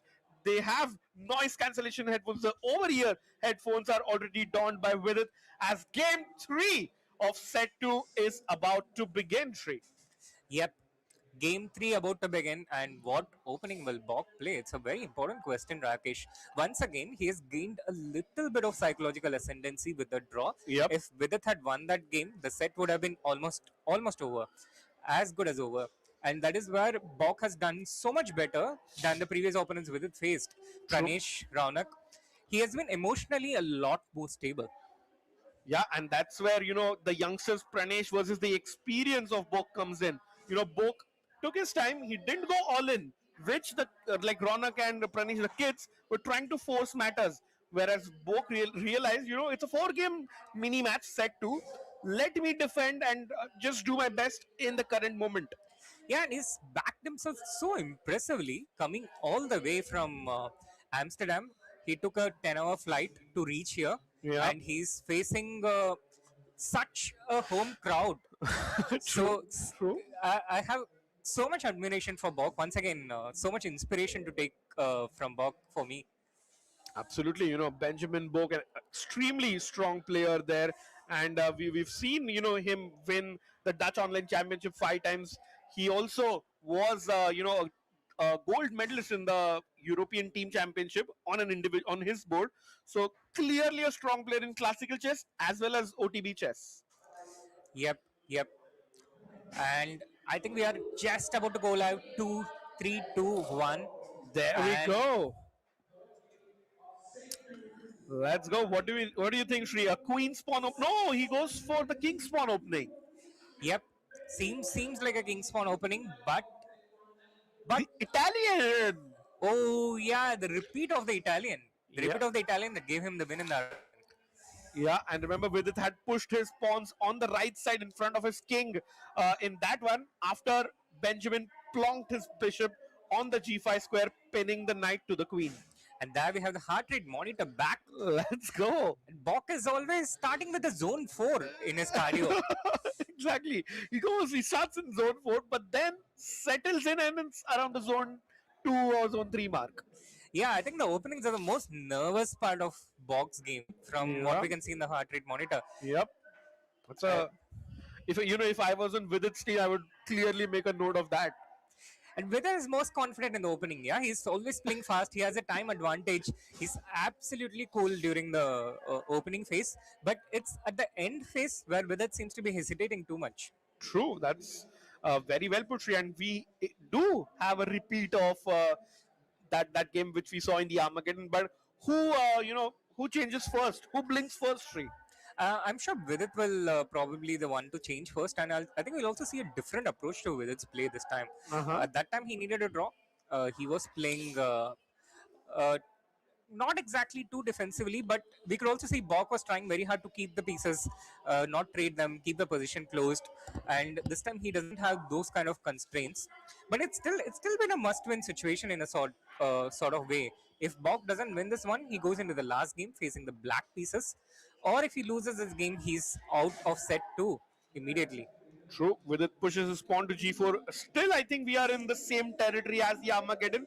And, with it is kind of saying, Benny, you are in a must-win situation like the Armageddon. But so I want you to change the move. Yeah, show me what you got. Show me the improvement that you got. And I don't know if Bok had time to check for an improvement in between the games. That's something that we are going to be seeing way, I very think. shortly. I think that's so tough. There's so many nerves and so many things happening. It's very difficult if you actually have like a second to help out with your openings. Yeah, but you don't need that. All you need to do is go to the game review on chess.com True, true. and see what the coach says. Yeah, bro, I'm so confused. Like it's this exact same position from the Armageddon still. Yeah, exact. Is it the exact same though? I remember white spawn being on a4 in the Oh Armageddon. yes, yeah. So maybe minor difference there. But the ideas remain the same. With it still playing on the right side of the board, Benjamin keeping the slow and steady approach. And one very important thing you brought up: this is Benjamin's last wide game in set two. We remember how much advantage you have if you make the first move. Yes, absolutely, and that has something that hasn't changed. And I think Vidit will again be happy at the kind of position that he has got from the Yes. opening. Yeah. The evaluation bar shows 0.4, which is slightly better for white, but practically, I don't think he has anything to complain in his position. The pieces are in such nice spots. True.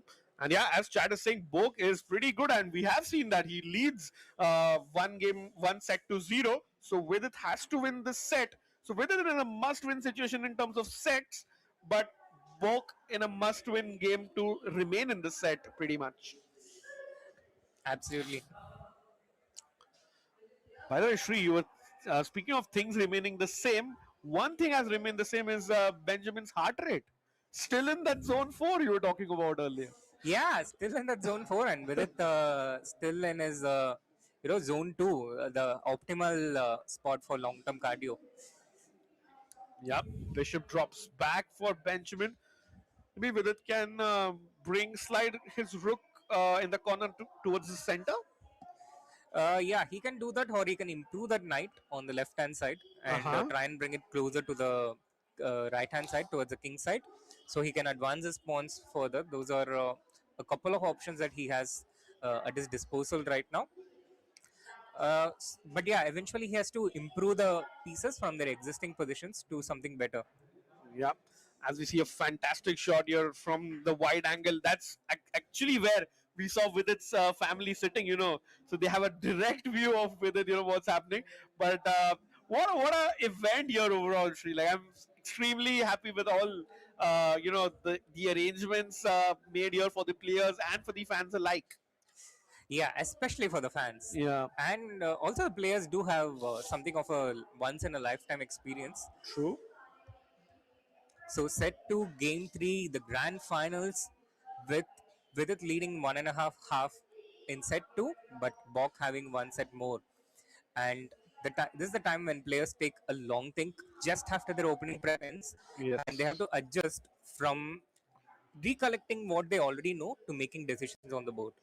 And as you pointed out, Rakesh, he brings his rook to the center. Yeah, bring you. You know, it's nice to use all your pieces. Whereas Book still continue his game plan from that Armageddon. He brought the queen there, then he slid across his rook in the corner towards the center, and with it also uses your idea, Shri, bringing the knight to where the action is. Yep, bringing knight to where the action is, and Bok uses the drawback of the knight moving away from c6, which was controlling the d4 square, the central square, and moves the pawn to the exact place which that knight was controlling on the previous move. So that helps him open up things in the center, which in turn allows his pieces to move to the lines which open up after a pawn trade in the center. Yeah, true. And like, Chad is mentioning, all that is great, but Benjamin's heart rate is too high, and I agree. It's been there. It's been 162 for a long time, bro. Absolutely, but it's just that's just chess for you, and that's why chess is a sport. It's Absolutely. It also shows Sri what is at stake. If you win this set, if you're Benjamin Bok, you go directly to Paris. Yep, and that's something massive, especially for Bok, I think, who I think must be playing an event of that caliber, joining the round of 16 maybe for the first time in his life. I'm sure he's Yes. played in quite a few World Cups, but I don't recall him reaching till the point of a round of 16. No, he hasn't. He's played 3 World Cups, but I think the third round was his highest. But in you speaking of joining, Shri, Benjamin Bok has joined the JD Esports team. So Wow. you see these offers and all of these things start coming in when you are at the highest level of in chess. Absolutely, absolutely, and it gives inspiration to so many grandmasters and non-grandmasters that any one of you who's watching can make it to that stage, watching either online or offline. True, true. And the knight retreats, which the engine hates for black. What did with it miss? Benjamin in with a real chance, Srinath. Yes, absolutely, Rakesh. And Benjamin takes that opportunity. He takes that opportunity to get control of things on the F file. So with that pawn trade, the F file opens up, Yep. and uh, now the F5 square is weakened. The rook can move to the F. Oh, he goes directly for knight F5 check. Srinath, what you're showing on the board is actually happening as well. The knight loves that outpost, saying hello to the king. And what do? You can capture my knight in 3 ways, but none of them are actually good for you. Yep, none of them are actually good for you because the bishop can come to h4 next and Yep. do all kinds of nasty threats against the king. And if you capture with the knight after the pawn captures, It's a fork. Yep. And if you capture with the bishop, I capture, and I'm going to put my bishop in the corner, hitting your queen, and then try to push the pawn and fork your knight and king now. Yep, and even the knight to f4 doesn't protect it because the bishop attacks on the diagonal. Right, exactly. So with it, chops, the blue one is the, yeah, now we have the live board chat, and with it brings his knight to the center, hitting white's rook and getting that all important time to save both the pieces. Yes, and while he manages that temporarily, Yeah. on the other hand, it does come at the cost of giving up that important light square bishop, which True. is a very important, had the important job of protecting the g4 pawn, the pawn in front of black's king. Now, if white manages to exert pressure against it using his light square bishop, then black can be in some serious trouble. True, and I think Benjamin feels it. Look at how he shake. He's moving in his chair. He knows this is a golden opportunity for me to strike back and level the scores in set two. Yeah, now his heart rate comes down correspondingly. Yes, yeah, exactly. Exactly. And yeah, Bok is a very strong player, Chad, as we can see your comments. And his heart rate dropped after getting a good position. Yes, he has calmed down. And I guess the immediate question for Bok in every game is how do I create chances against this guy with it? And then as soon as he creates chances, he starts feeling at ease. Yeah, he is extremely at ease. But someone who is not is Vidit Gujrathi, 4 minutes 19 seconds. The engine doesn't like your position, and neither does Vidit himself. Absolutely, Rakesh. But in terms of human play, I think there's still a lot to work out for White. He has to calculate, and this format doesn't give you enough time to work out those calculations and find the best move in all situations. So I think there's still a lot of hope for with it, and there's still a lot of complexities on the board. Yeah, but even like fundamentally, the two bishops love an open position, and the position is extremely open. So I definitely agree that Vidit is in a defending position, but human tendency is there, and he has a chance to make a comeback. Yeah, and those two knights, they look awesome, they look impressive, but they are kind of overstepping on each other's hooves Yeah. or shoes. Oh, nice one, nice one. So that in fact acts against with it, but he has to do that to keep that F4 knight well protected, which is the Mm-hmm. crown jewel of his pieces, the only piece on White's territory, Yep. White's half of the board. And now White attacks one of those pawns, protecting it, thereby intensifying the pressure against Black's pieces and their positions. Yep, this is extremely tricky. And remember, if you're with it, you can't capture that pawn next to your queen because the rook would have slid across and captured the knight. Yep, that would have been a nasty discovered attack. Instead, Vidit takes his knight to f6, from where he can defend that g4 pawn, make sure it's well protected. The king is safe. The king safety is the most important strategic aspect in chess, and in return, he gives up those that beloved central pawn, which is also an important pawn part of Black's position, but not as important as the king. Yeah, and I'm curious to see why Benjamin is thinking, the knight goes back, hitting your rook. You can simply capture it, and he does. Yep, he goes for it. He captures. He's now a solid pawn up.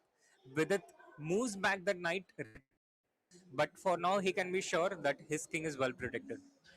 And the looking at the time situation, both of them under 4 minutes, Srinath, we are going towards another time scramble in this one. Yep, we are going towards another time scramble, and I think it's important Bok keeps the bishop, and he does that exactly. He attacks the queen. Yeah. He invites the queen to invade on the first rank, which with it does, and he possibly can recapture the pawn right now. But if he does so, I would move the white queen He to will. d2. Of course, he's greedy. So and like you said, queen on d2 entering into black's territory. This is looking risky for with it. Yeah, it looks super risky, Rakesh. And when particularly you're playing with less time, an attack is even more effective. Direct attack against the king is one of the most nastiest things to face when you're down on time. Uh-huh. This bishop on h4 would love to come to the center of the board and occupy that diagonal, which can happen if with it gives a check with the black queen. Yeah, you don't. Oh, he does. We are like almost predicting the whole game here, Sri. Now the white bishop would love to come in the center of the board, and with its king is looking extremely vulnerable. Sri, if I was a Vidit fan, I would be extremely scared right now. Absolutely, Rakesh. It's very scary position for Vidit and his fans. The king is vulnerable. White's bishops are playing beautifully. White's pieces are on position, and apart from everything else, unusually so, Bok is the one with higher time advantage. And we haven't seen Vidit in this position a lot, where he's the one with a time deficit. Absolutely, just about 2 minutes for Vidit Gujrathi to navigate this position. Otherwise, Benjamin is going to strike back and level the score. Absolutely, and it looks very promising for Bok, with it burning up more and more time. And it turns out that this opening position which Bok has got is working beautifully for him in the sweet chess format. Absolutely, queen in the center, but I just think white's position is uh, extremely easy to play. Like you give a check with the queen, maybe, or put the bishop in the center. But I think both moves work. Yeah, both moves in whatever order you fancy. Yeah. And Rakesh, I think this is a position which is totally in your style. Yeah, this is the kind of games you win. I would love to play in this position, and right up my alley, as you were saying, Sri. But it's just looking extremely difficult for with it. 1 minute 43 for him. Benjamin has 3 minutes, and I think he should be able to navigate because a player of his caliber, it's like bread and butter for him. Absolutely. But having said that, this format has been treacherous. We've Yeah. seen it happen so many times. So Bok will be mindful of that, and he will try and make sure that he gives with it no chances to come back. And in that, he burns a bit of time. But as long as it doesn't get equal, as long as he keeps a healthy advantage, there's nothing to worry for him. Yeah, a check given as we predicted. And remember, everyone, this is set to game 3. If Benjamin equalizes this, Vidit will be in a must win territory. Yeah, then the pressure is totally on with it. It becomes an Armageddon of sorts either way. Yeah. Whatever way you look at it, it's going to be an Armageddon. Either the next one is Armageddon or you play the actual Armageddon. But Vidit saying, relax, guys, I'm still not out. I'm defending. I know I'm worse. But let's say, how much percentage chance do you give for Benjamin to convert this? I would still conservatively put it at 30% Rakesh because it's still in a very treacherous territory and the time deficit has lessened considerably. But he eventually ends up playing the moves that we suggested. yes. With it goes for pawn to g3, trying to complicate some matters. We have seen also it's not been the best couple of years for Vidit overall, but this is the one event that might change it all. Yeah, the one event that might change it all, one game that might change it all, one move that might change it all. But I think Bok should just ignore that pawn and move his pawn one square forward and keep everything under control. Uh, to me, it looks like Black's position is on the verge of collapsing. But Yeah. you get some confidence, you get some heart from the fact that White is burning up time. And yeah, that is literally like burning some dollars here for Benjamin Bok. 1 minute 10 seconds. He moves his queen back. I don't like that motion because Vidit can capture a pawn and give a check. And you can't slide your king across, which normally we do. He can actually because the check is actually Oh, under pin. yeah, the knight can't move. You're right. So that is probably what he's counting on. Now he threatens to capture that f6 knight with the bishop. After which, again, the black knight on h5 in front of the king cannot capture because it's under a pin. So black. Wow. So he took his time, but he found a winning move. Yeah, and it is bullet time as we can see there on the top left corner. And Shri, with its king advances, now another move comes to mind. Bishop coming to the back rank, the light squad bishop, and again renewing your threat of bishop takes. And he plays it, Rakesh. He plays it. Wow. Benjamin Bok, what a guy. Brilliant play by him. This game has been seamless, Rakesh. He took his time to hit his stride on set 2. Yeah. But as he was sliding in a free fall, he just needed that one bush to hold on to, and he found his way back to the top again. And Vidit's time in red color, 30 seconds on the clock.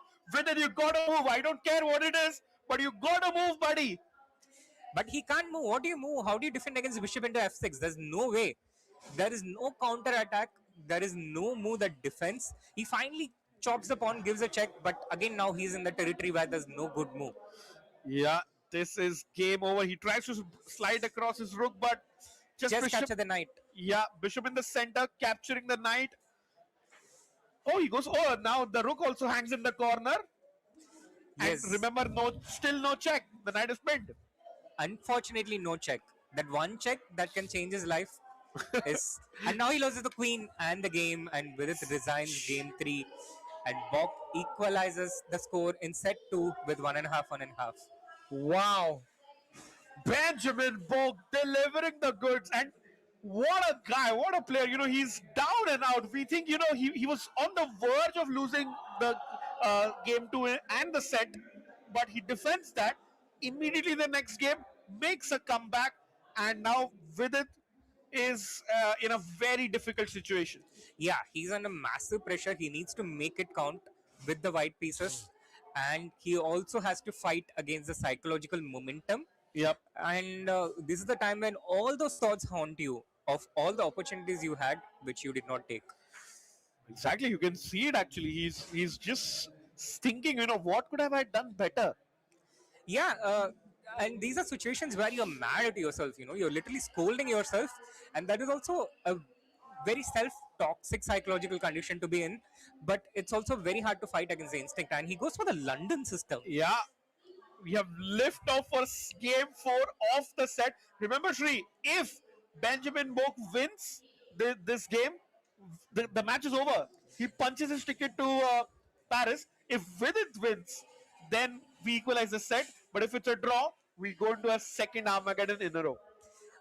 That would be so thrilling. A second Armageddon in a row. I think that's going to be a such an enthralling experience for all the people watching as well.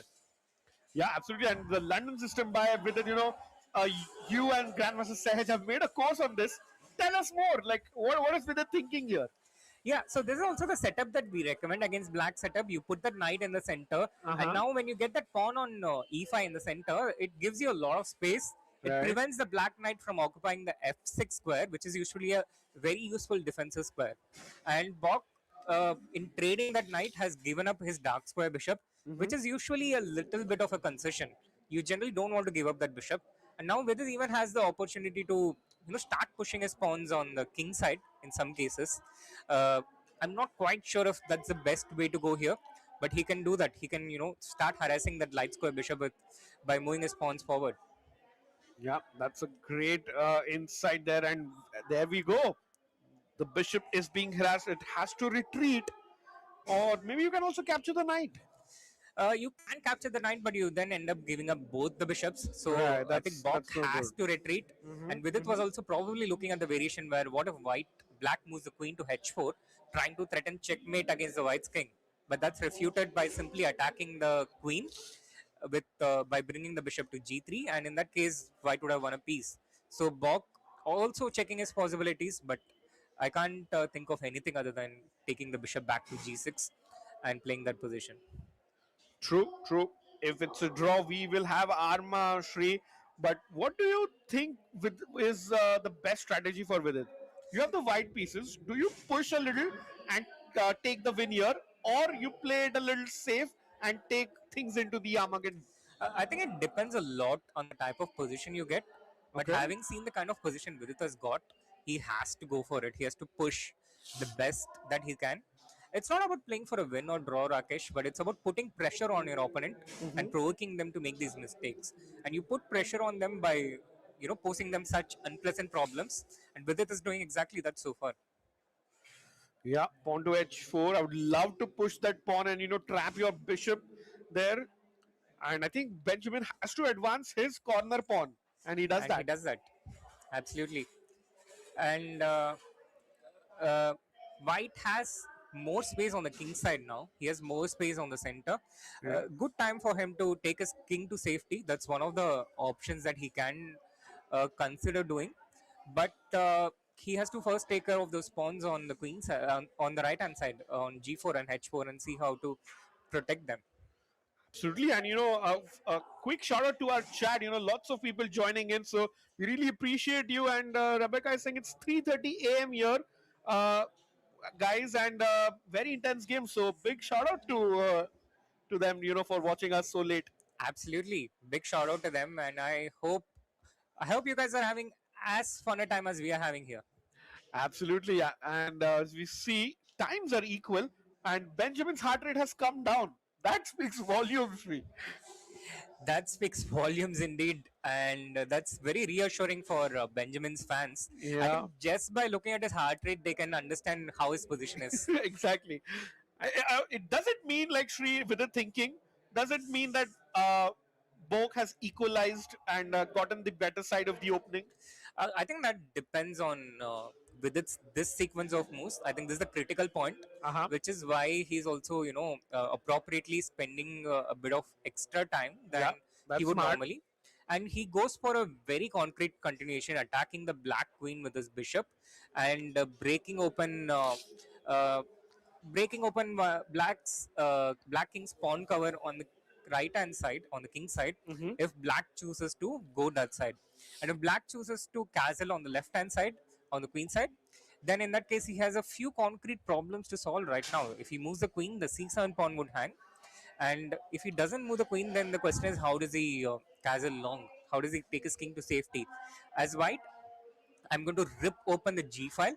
I'm going to bring my rook by castling on the queen side, on the left hand side, Yeah. and try and occupy the G file as soon as possible. I'm going to get all my pieces raining down on the black king in just 3 moves. So black has to solve those problems by finding a way to get his king to safety in just 3 moves.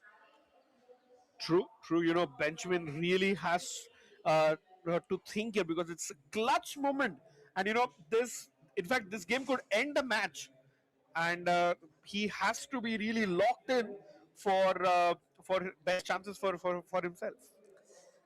Absolutely. And I think Vidit, on the other hand, can take heart from the fact that in general he's played better in the opening. Yeah, So if he continues to do that, and if he's able to, convert the opportunities that he's getting, then he can be sure that he can win the match. true, and he has been getting a lot of them. But also, I mean, kudos to Benjamin because he's been extremely resourceful in finding those defenses and making things harder for Vidit in a better position. Yeah, and impressively, he has converted every opportunity he has got. So True. more shots on goals for Vidit, Yeah, but more goals for Bok. I love that FIFA analogy there again. And see, Bishop F4, Bishop drops back.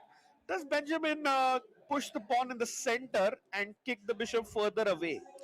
That's a very attractive possibility, Rakesh. But he first trades the pawn. Chops. Likely, he's going to play the move you suggested on the next move, or he can bring his queen to defend the pawn. He That's does that.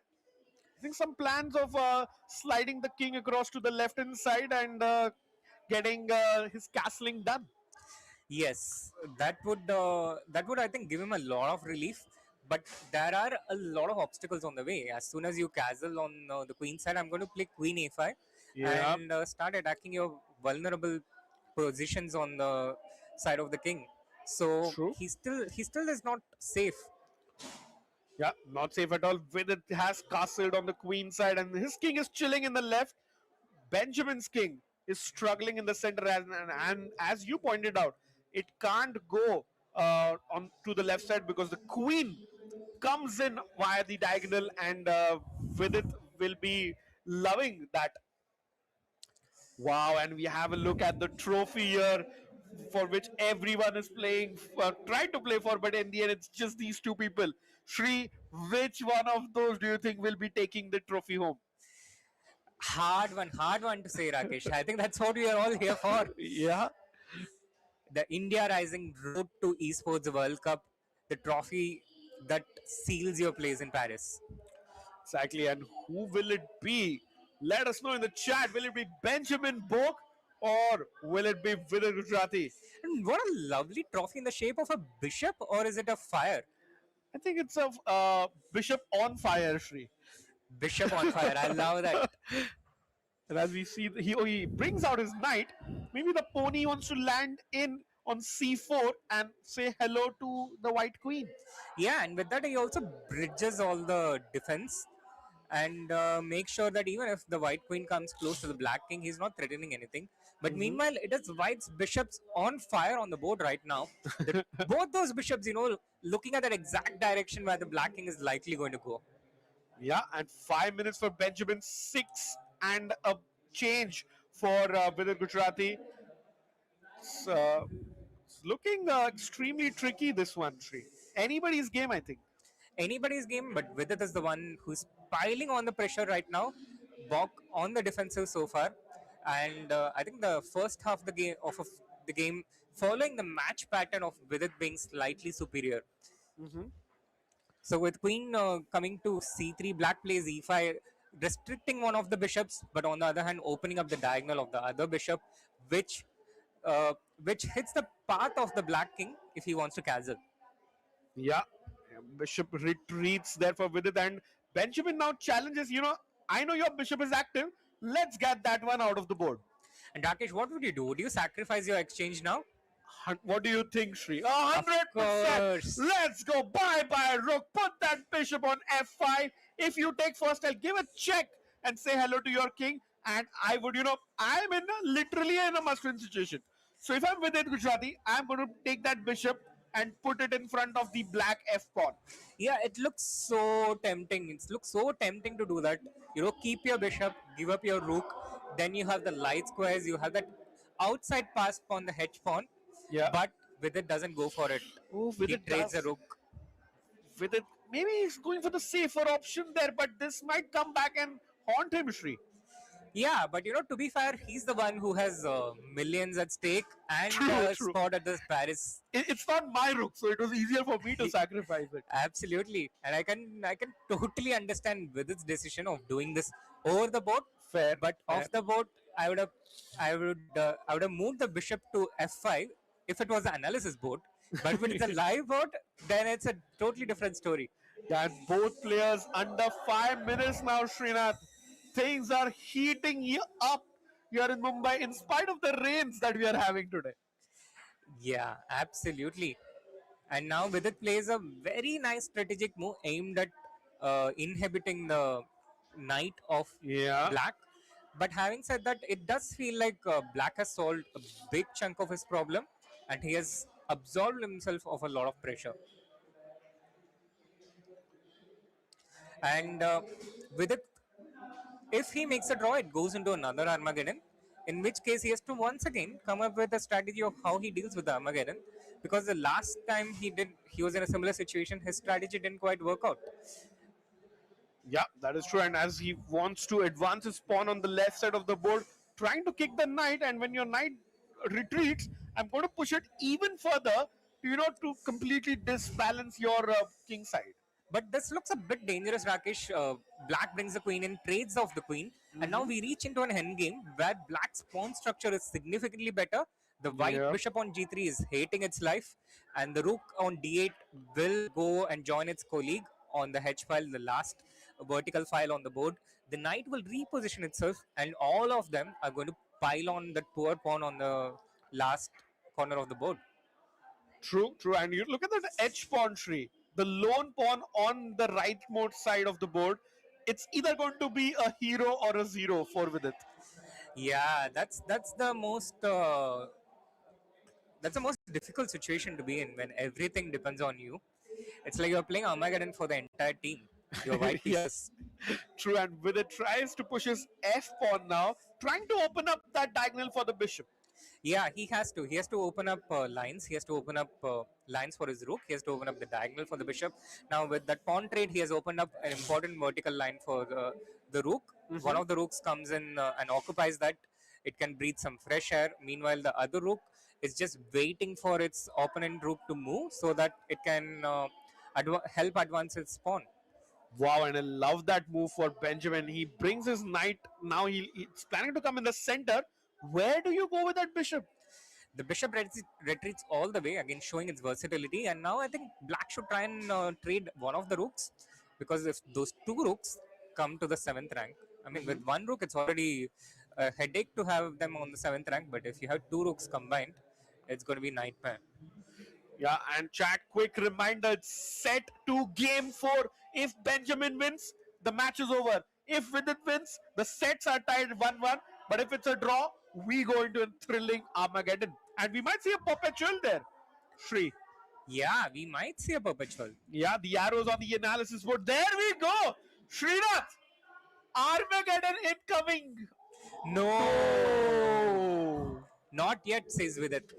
Not yet. As the crowd roars here in Mumbai because they want to see their local lad take this home. But can he though? Does he have enough juice in the position tree?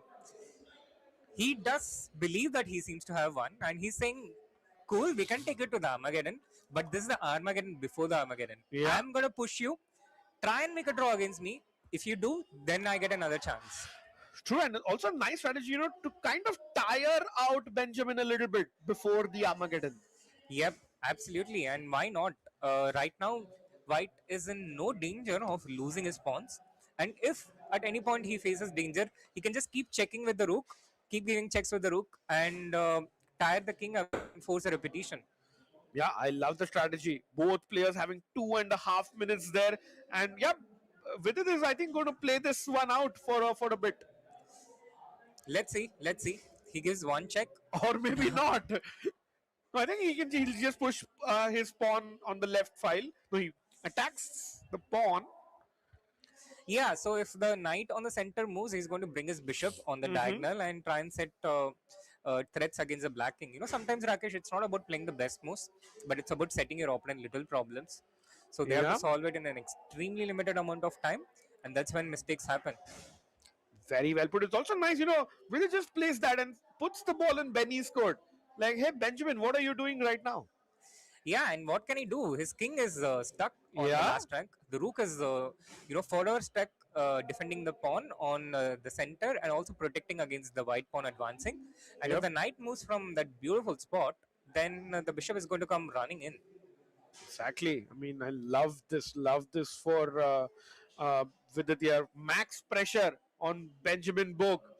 Can he survive this, Shri?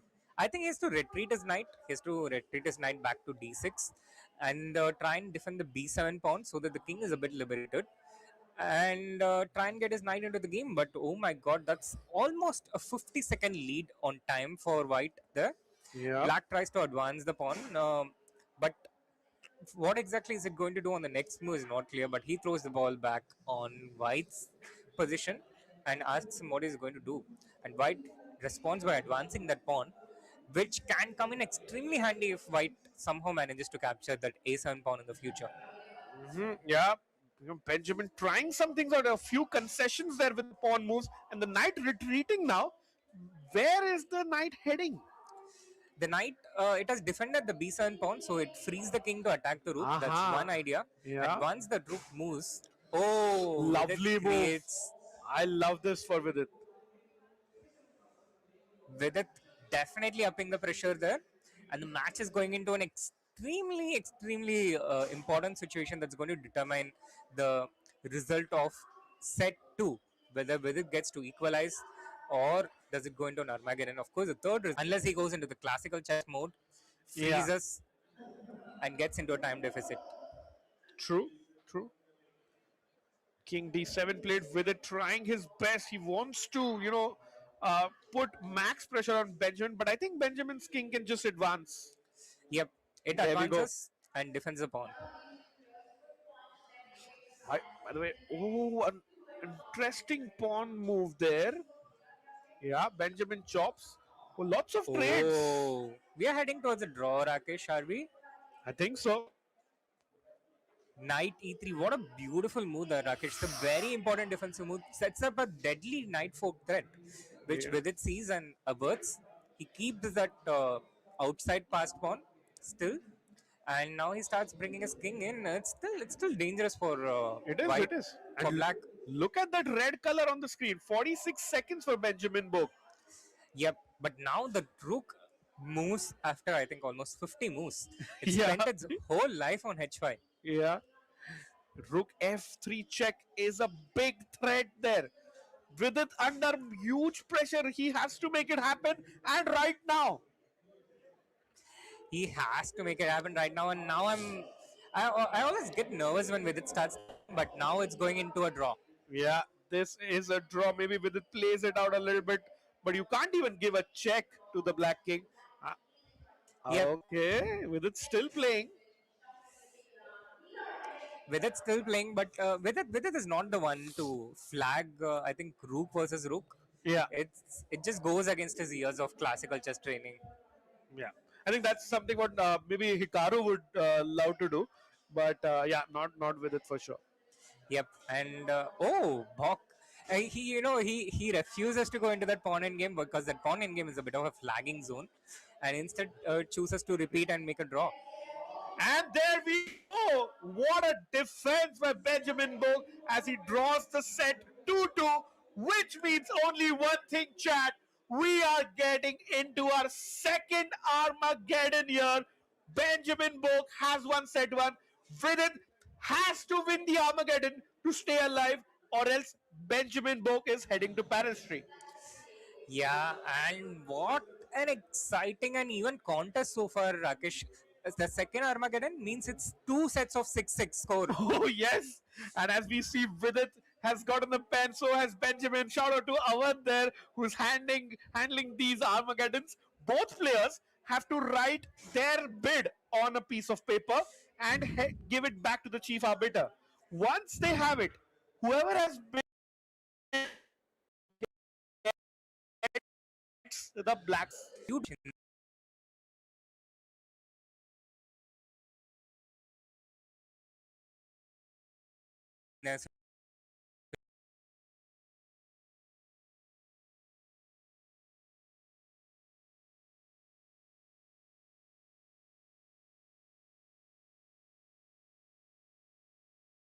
for the tournament situation. But Vidit, on the other hand, is someone who's very confident with his solid plays, very confident with his defense with the True. black pieces, That's true. and he might just calculate that the odds is more in his favor Yeah. with the black pieces. You know, it's a 2 by 3 odds. Pretty much, yeah. You get two results, a draw and a black win. And if you're white, you'd have to win. And it's like if Vidit gets the white pieces, if he's in a double must-win position, he has to win with white, and it's going to be tricky. So very curious to see what the players bid here, Sri, because this might determine who punches that ticket to the EWC finals. Absolutely, and you know, if we look at how the match has progressed so far, Bok has had quite a few wins with the white pieces. All his wins have come with the white pieces so Yeah, far. He yeah. won one in the fourth game of first set. He won again in the fifth game, the Armageddon, and he has won in the all-important equalizer in set two. So Yes. quite a few wins for Bog there with the white pieces. It might make sense for Vidit to try and mix things up a bit. Yeah, interesting. We will have the bids very soon, Chad. I'm just checking if we have some inside info. As with this, you so such pressure free. Oh my! Yeah, such pressure that he has to channelize on the board and try and put forward his best punch if he gets the white pieces. Yeah, both players have submitted their bids. We'll know them in about 30 seconds as we see. Awad has shown both the players. You know what the other guy wrote? Moment of truth, Srinath. Yep, moment of truth to be revealed. And I'm so thrilled if I would love to see Vidit having the white pieces, Rakesh. That way I would have seen all of it in the match. You know, Yeah. Bok ones with the white pieces in Armageddon, Vidit ones with the white pieces. Then we have 10 games, 5 whites each. It would feel so complete if that happens. And then with it takes the Armageddon, we go to set 3 to determine the winner of the India Rising EWC finale for the Esports World Cup. Yeah, that would also be super apt. You know, two players playing 10 games, Yeah. locked so equally. You need to have that third set to break the tie. Exactly, we are getting the bids in about 30 seconds or so, Srinath. And after that, the players are given like a 30-second break once their bids are known, and or once their colors are known, rather. And then it's time for liftoff. Yeah, and what a super exciting suspense, you know, thinking about Yeah. what the other player, how much time would they have bid and outbidding them, and you know, it adds so many layers into chess. Exactly, and this is what makes chess fun. And you know, one thing why I absolutely love the esports format and the Armageddon format basically is because chess players normally have that luxury of a draw, you know, the extra result. You don't go back home happy or sad, you go at like a medium level. But the Armageddon changes it all. You either win or you lose, as simple as that. Absolutely. And there is no safe spot, there's nothing to hide. You have to, you know, you have to win. Yeah. And I think it brings out a certain best quality in you when you're pushed into such kind of a situation. And if you're able to beat an opponent at their best, then it means you've truly won the match. And that is what the India Rising format brings you here. Yeah, absolutely. And I'm just checking. Yeah, we do have the bids. So Benjamin bid 725, and Vidit bid 720. So with it again with the black pieces, Yeah, just like his first bid in the first set, and Bok with the white pieces once again. So another Italian then. probably most probably, and we will see like the third game in that Italian variation, or maybe Vidit does something different. Time will tell. But just a reminder, Chad. Benjamin has won the bid, so he'll play with 10 minutes as the white pieces, yeah, and with it with 7 minutes and 20 seconds, but has two results going in his favor. Yep, more odds on the board, less time on the clock. It's a game of clock versus a position, and it's also with it fighting against a bit of a momentum with the black pieces. In total, in the match, Vidit has had black 5 times, and out of those 5 times, Bok has won thrice, Vidit has won once, and it's been one draw. Yeah, true. As we see the fans having a lot of fun there, fighting chess coming in there. Srinath. But we have to see, will Vidit Gujrathi come up with the goods? He has the black pieces. He has two results in his favor, but all importantly, he has to strike back to stay alive in this match. Absolutely, absolutely. He has to strike back, and I see chess has also changed a little bit in these last few years, Rakesh. Yep. You know, there used to be a time where you were a good player if you didn't lose. I Uh-huh. think now the time is no longer supporting that. Now, chess has changed in such a way that you're a good player only if you are able to win against other good players. Exactly, and especially when it matters, Sri. And Benjamin Bok is locked in. He has, put on his headphones, or maybe he's changing his music choices. Yeah, possibly. And with it also there, I think changing his earphones. Yeah, Is he changing his headphones? Oh, okay. not sure what's Gloves are happening. coming off. The gloves are coming off. Now, what punch are they going to put forward? Is Yeah, the question. I'm getting some updates that we might be starting in a couple of minutes now. The players just want some time. It's the nerves also, Sri. One good game and you are through. Yes, one good game and you're through. And oh my God, look at the crowd there. Look at how many people turning up on such a rainy day. Yeah, it's been raining consistently here in Mumbai, but the action is about to pour even further as we go to a second Armageddon of the day. Vidit Gujrathi in a must-win situation in terms of the sets, but Benjamin Bok in a must-win situation in terms of the game. Yeah, Bok is on his place. Yeah, he doesn't want a break. He's happy to remain in his place. Yeah. With it, probably taking a bit of a walk, composing himself, trying to see what changes he can do in terms of his strategy, or maybe he's looking for an improvement against the Italian opening.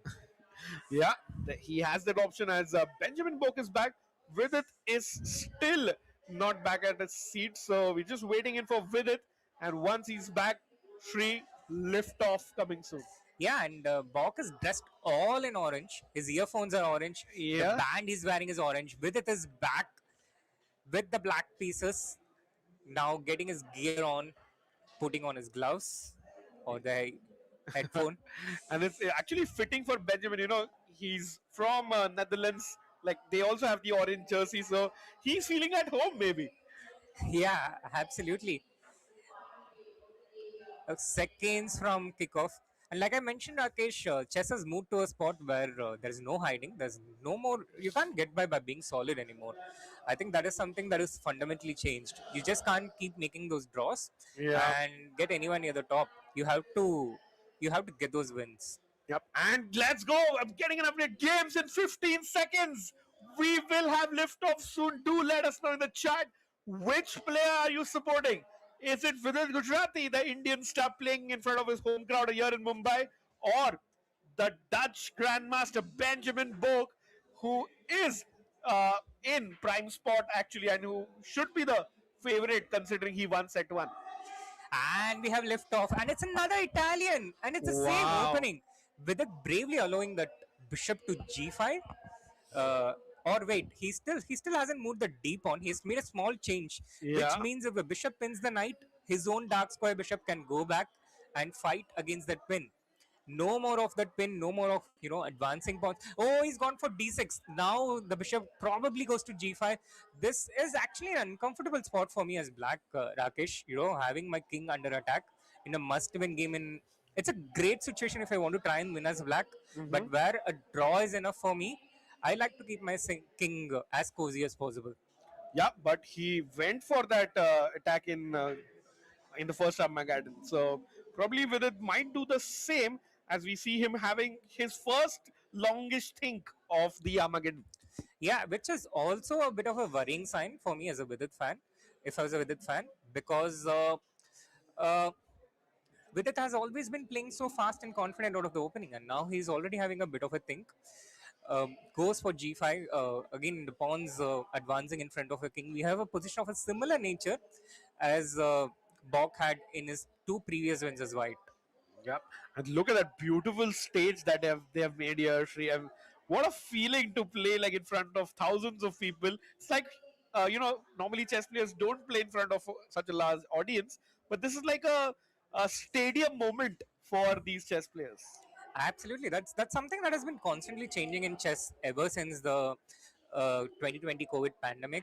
We have always, I think, had all these top level events in front of a live spectator audience. Yep. And that's what even the chat and the audience loves. More interaction, more chances to see your stars, your favorite players in like in 3D in front of you.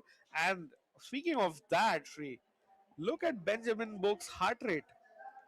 Oh, now he's really in that calm zone, is it? Wow, what a massive change that is.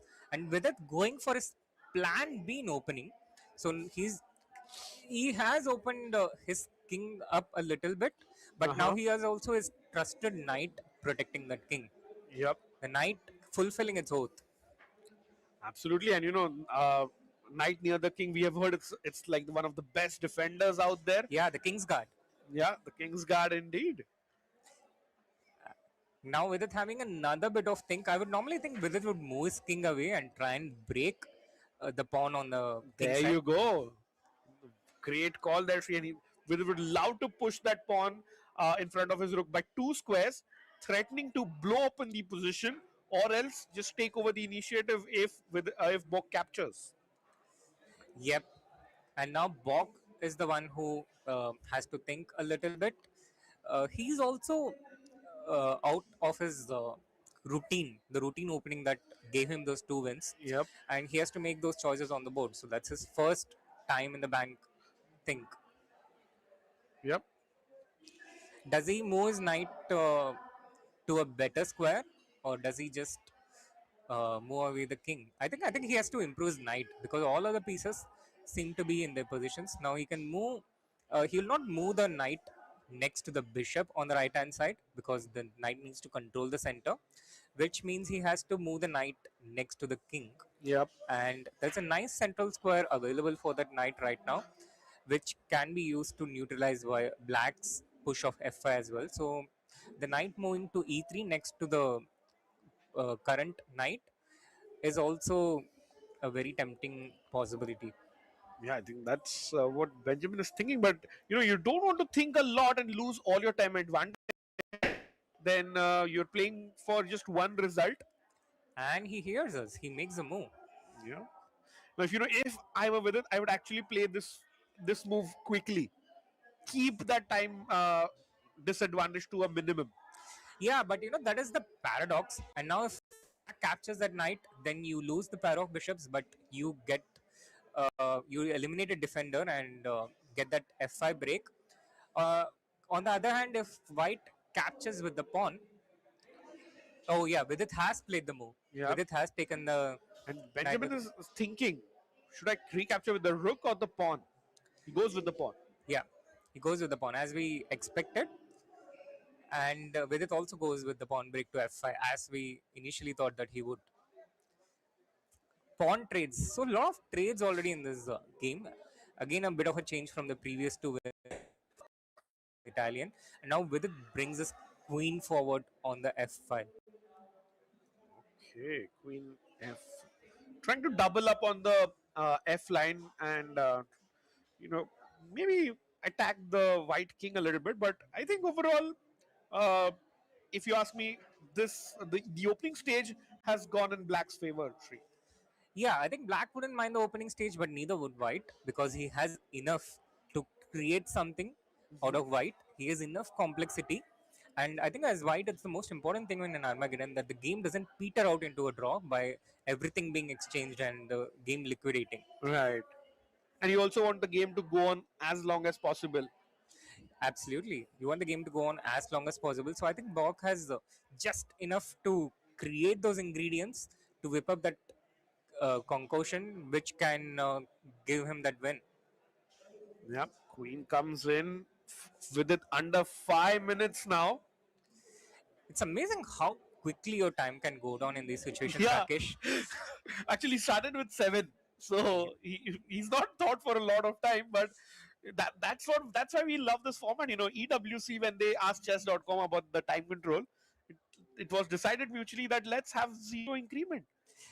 I think the esport format is born for such a non-increment format, and D4, Yes. nice move by White, is creating that tension in the center. Mhm. So if Black reacts by trade, then his the lines open up for White's pieces because he has the two bishops, and the bishops thrive better on open board. True, very true. And with it brings his rook in the center of the board, and Benjamin retreats his bishop. He's keeping the game going, and he's keeping things calm and steady. Yeah, and I think by now Bok has calmed down quite a bit, Yeah, and I think that also reflects in his confidence, having created those opportunities quite a few times and converted them. He has shown himself evidence that he can do it, and that adds a lot to his self belief. yeah. With it trades a pawn in the center, and he you have to recapture with the other pawn. Don't want your queen in front of an open rook. Yep, you absolutely don't want it, and this also creates a bit of imbalance. But is White losing that light square bishop soon? I think so. The knights are coming for the bishop. With knight d5, he creates the threat of a lot of nasty tactics. Pin the queen on e2 is pinned against the black rook on e8, Yeah, and there are so many threats that black can create against that using that. The easiest one being knight taking the central pawn on d4. yeah. He has to get out of the way, and he does. But now the time advantage is down to 30 seconds, Srinath. Yeah, time advantage is just down to 30 seconds, and I think with its knights are loving the latest developments on the board. The Yeah, knights are eyeing those lush outposts on the center, and they're also liking the fact that the white's dark squared bishop next to the rook is extremely limited by its own pawns. true. 4 minutes for Vidit. Oh, this is a great shot. As we see him dropping the bishop back to the first rank.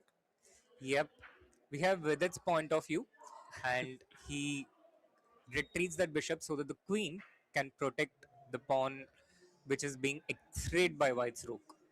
Yeah, that's a nice one.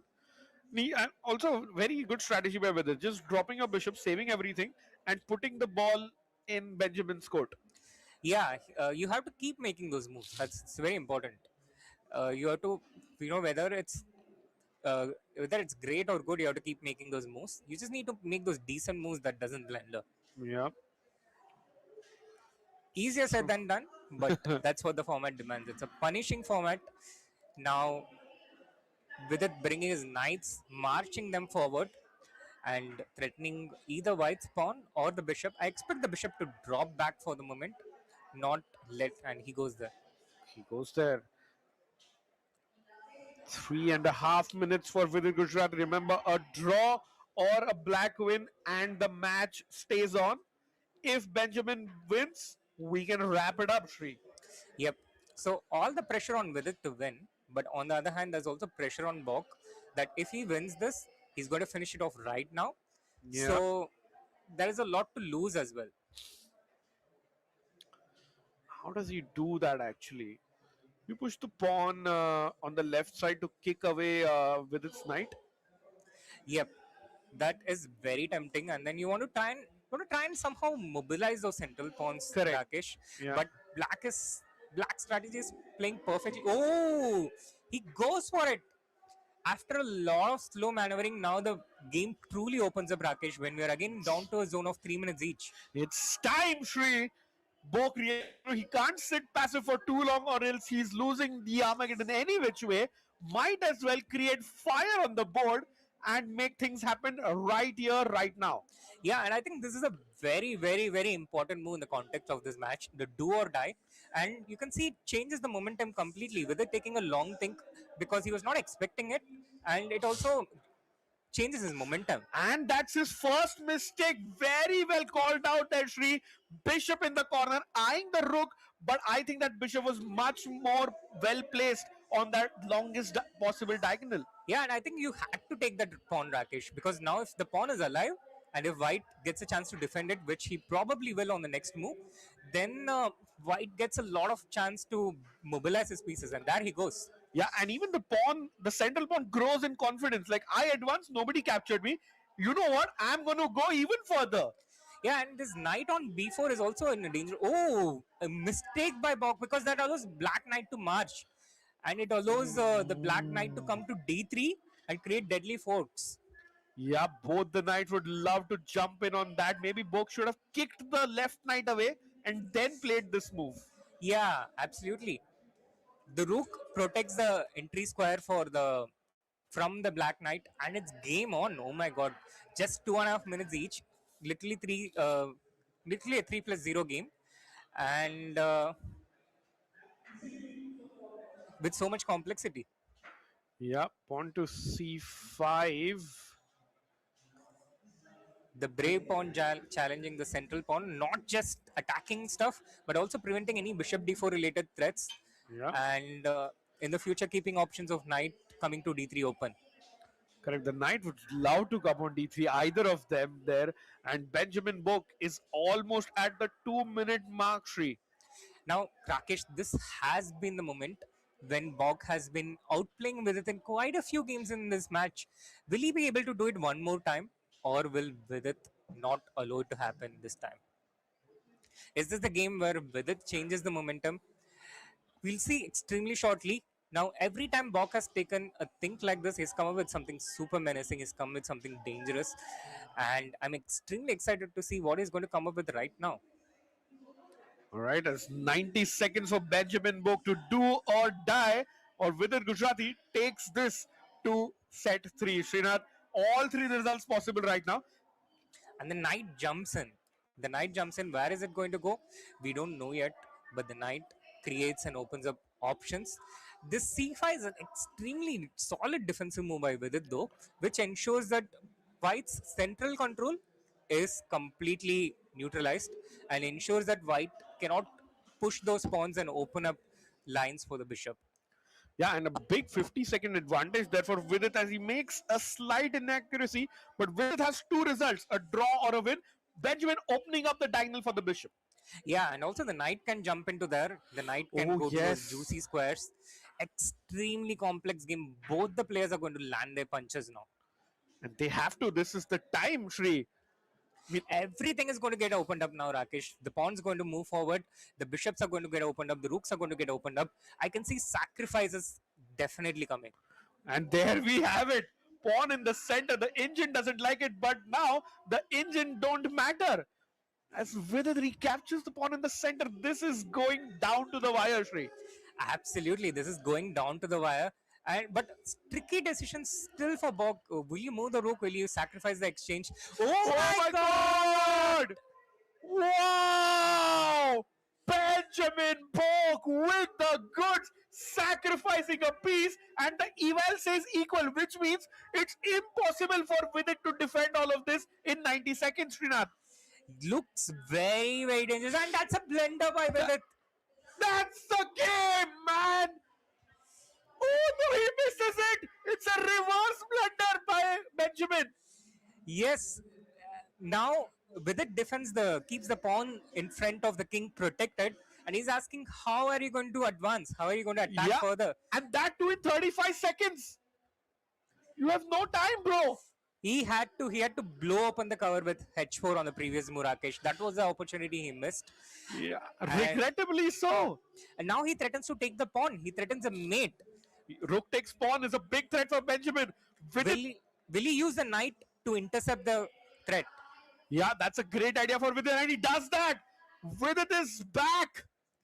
Yep, Vidit is back with the bang, and Bog is crumbling under the pressure right now. Yeah, in 20 seconds, Vidit might just win this Armageddon, Srinath. This is where the game is turning. Bog goes back to the square where he came from, but Vidit is likely not going to repeat. Instead, he might bring the other knight forward or the rook forward. Yeah, the rook comes in. 15 seconds. Benjamin Bok is about to lose this Armageddon. And how? The only way for Bog to come back from this is if Vidit blunders a mate. Like a rook or this rook. Queen takes rook is a big threat. Yes, queen takes rook is a big threat, and Vidit will likely move the rook away or the king away. Likely the rook. Yeah, he has to. Okay, even that protects the rook. Yep, that protects the rook, and even he needs to make a few more precise moves though. Especially with 30 seconds with it. We have seen this story before. You have to play fast. Just play normal moves. Yeah, just keep everything protected. Don't blunder anything against the king, and just keep making those moves. And these 14 seconds are a lot of time, Rakesh, because pre-moves cost only 0.1 seconds. Exactly, but why is with it thinking so much? Rook takes pawn now, big threat. Now Vidit is playing. Now Vidit is in flow, and rook check. Rook check. Oh, okay, it's fine. The d3 pawn is protected. Just give the check and take the rook, and It's now you over. checkmate. It's over. And we have the Let's set three. go! Winner punches the air. Winner wins the Armageddon. He takes set 2, and with that, we are into an Armageddon set of sorts, Srinath. What a win by the Indian Grandmaster, the Mumbai Grandmaster in the India Rising event. Hats off to Vidit Gujrathi. Shri, what do you feel about this win? I'm super excited. The match living it up to its potential. It's going all the way. It shows how incredibly even both these wonderful competitors have been. And Bok was building that game beautifully, Rakesh. Yeah. It felt like he was doing everything right, but with it, clearly saw a few steps ahead of everyone else, including Bok. Exactly. Look at those reactions by Vidit Gujrathi. He, uh, he was so close to being knocked out there. And Benjamin, I think, almost had booked a one-way ticket to Paris, but that ticket was cancelled. And Vidit is like, buddy, we got to decide things in set 3, which, incidentally, is just a 2-game mini match tree. Yes, a beautiful, beautiful climax there. A last stage sudden death. And maybe even we might see a third Armageddon into this match, looking at how incredibly even they have been. Absolutely, no. If set 3 ties 1-1, that means we will have the third and final Armageddon, and that's the longest the match could have gone. And just means uh, the players have given it their absolute all. Yeah, it's like a thrilling action movie where both Yeah. the people throw punches at each other. Neither of them is truly ahead. But now we are going to have that one winner, the one decider very soon. Absolutely, and we'll give the players a little bit of a breather, just to relax and get their thoughts together. Suddenly, now Plan C has to be introduced because none of them imagined this could happen with 2 Armageddons. But now they have to kind of like regroup. We have a longish break anyway for the players at the end of every set, but things are going to heat up here, Shri. What do you make of it? Like who is the favorite right now with just 2 games in the third set? I would still say Vidit, which was my thoughts before the match as well. Yeah. I think Bok has done incredibly well. He's played great games. He has taken all those opportunities coming his way. Yeah. But Vidit has been the one who has created more chances. Uh-huh. And if he's able to finish, if he's able to take those moments, seize those moments, and win those games, he will be able to finish this match off. Yeah, absolutely. I fully agree there, Shri, because with it, and especially the momentum, Shri. You were down and out. You were like, if Benjamin would have blown open that position, with it would have, just ready to go home. But he made that comeback, takes that momentum into set 3, and with just 2 games, I'm curious to actually see. I think Vidit plays white in game 1 of the last set, and everything to play for after that. Yeah, everything to play for after that. And I think it's extremely important how well Bok does in the openings Yeah. in the upcoming matches. If he's able to get through those first 20 moves without a massive time disadvantage, then he's well and truly in the game. This has been the pattern I've been spotting throughout this match so far. With it, clearly seems to be a little bit better prepared. Yeah, and we'll head. We're heading into our a break now. With And all the action coming up, Most of my life. Now I live in Mumbai. I am part of the Indian chess team. My peak world rank was 10. I became a grandmaster at the age of 18, but I think by today's standards that's late. Funnily enough, actually, when I became grandmaster, I became by playing Counter-Strike. Because one of my problems was I used to choke under pressure back then, because I was looking forward to becoming grandmaster.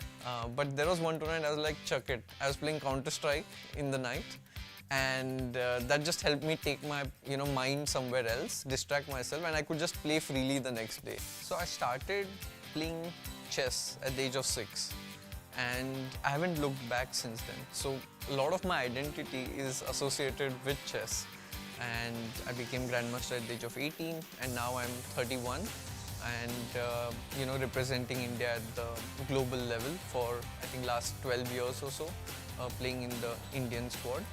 And I've been doing this pretty much full time. It started off as a hobby, but I got so engrossed that I kept playing chess as a profession. If I have to give an analogy of, let's say, cricket, I would say a modern version of Rahul Dravid in a way, because I am well prepared. I try to play solid chess, but when push comes to shove, I can also become very aggressive. So, but that's not my natural instinct.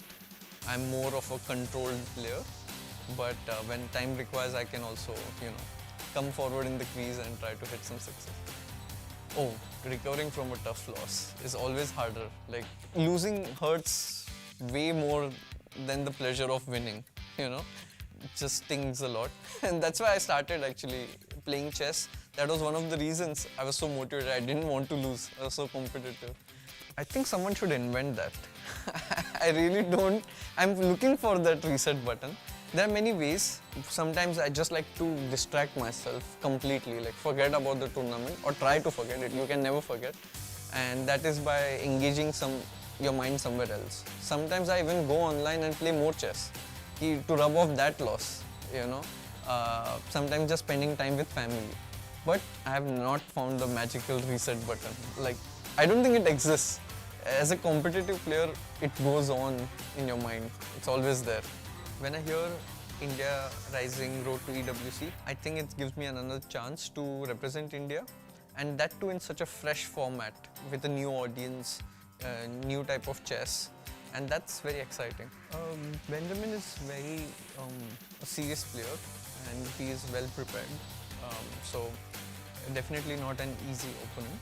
And he has been taking online tournaments seriously, he has been preparing for it, so he's used to that. I feel like in general I have a good score against him.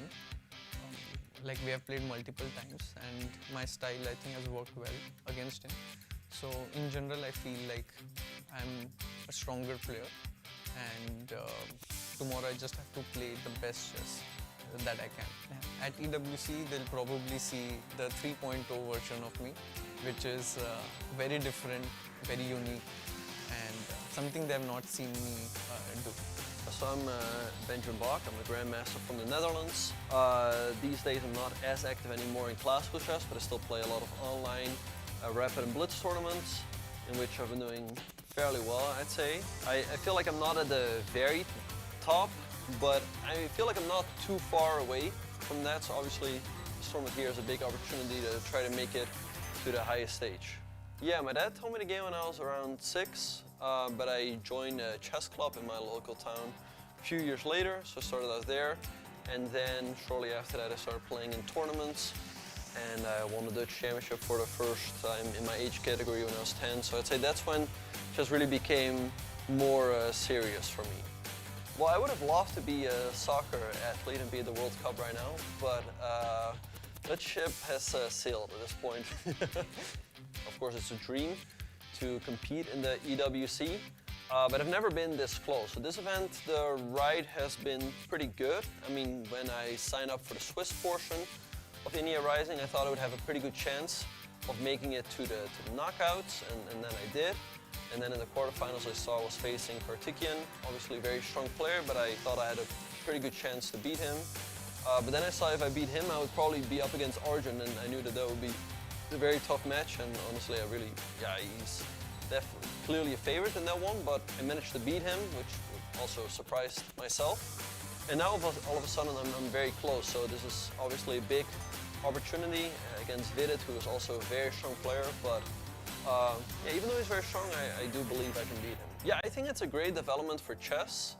Online classical chess has been around for a long time, but I feel like it's hard to sell classical chess as a product to the masses, because they might watch a game and then somebody is spending a lot of time on just one move, and to the audience it seems like just nothing is happening. Of course, in the players' heads, a lot is happening, but I feel like it's hard to sell as a product, whereas I feel like,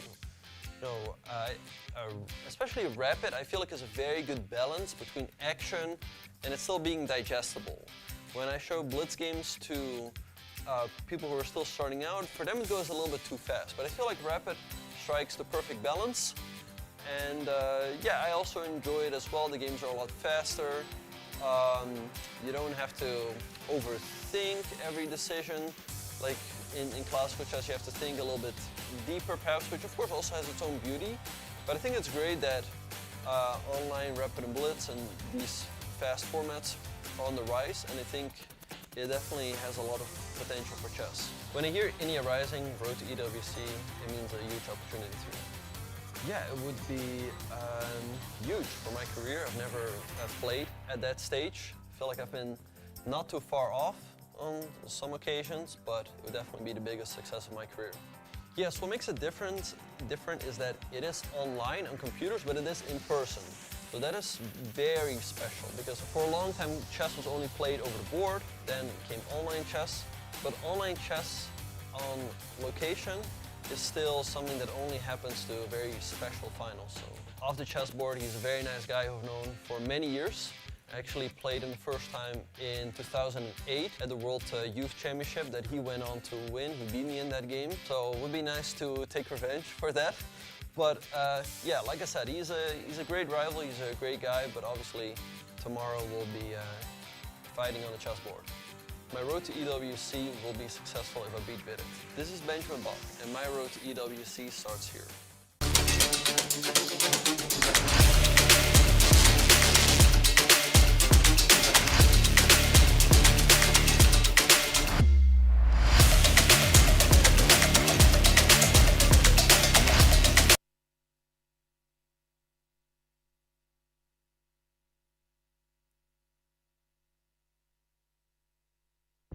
All-star roster built for greatness. Land CS superstar Nico. How is the team feeling? But in the spotlight, there's nowhere to hide.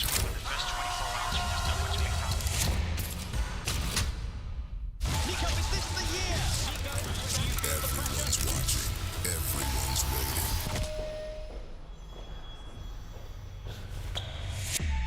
On the global stage, is this his chance to silence the world? I'm ready. These are the moments that Nico is made for. Team Liquid won every major title in 2025, then one loss at M7. That's all it took. Now every other team can smell the blood. Will a new predator take the crown? Or will the king reclaim his throne?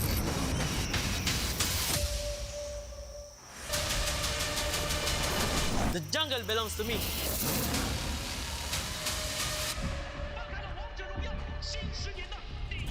6 consecutive titles, world champions.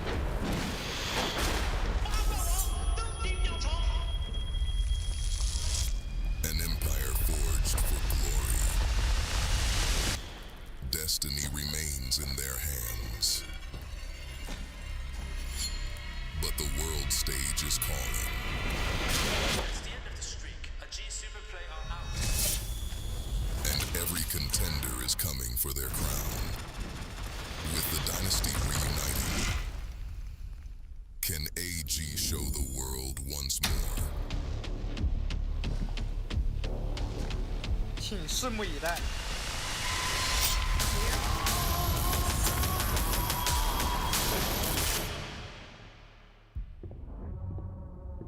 Fnatic, Valorant royalty. 3 grand finals in 2025. 3 second places. Always close. But never on target.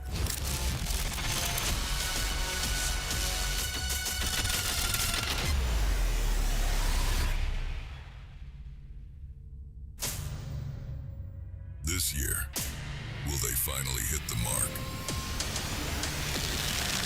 This is where we make the shot.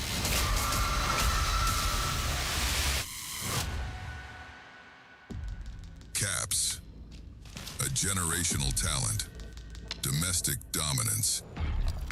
But on the global stage, a different story.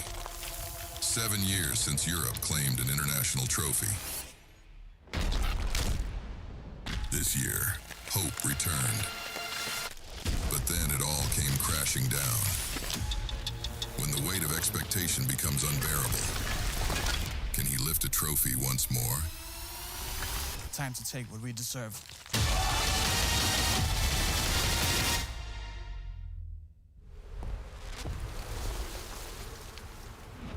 Magnus Carlsen, a force of nature. He sees things no one else does. Always one step ahead. 21 world titles. Reigning EWC champion. Unstoppable. Relentless. Inevitable. Can anyone weather the storm?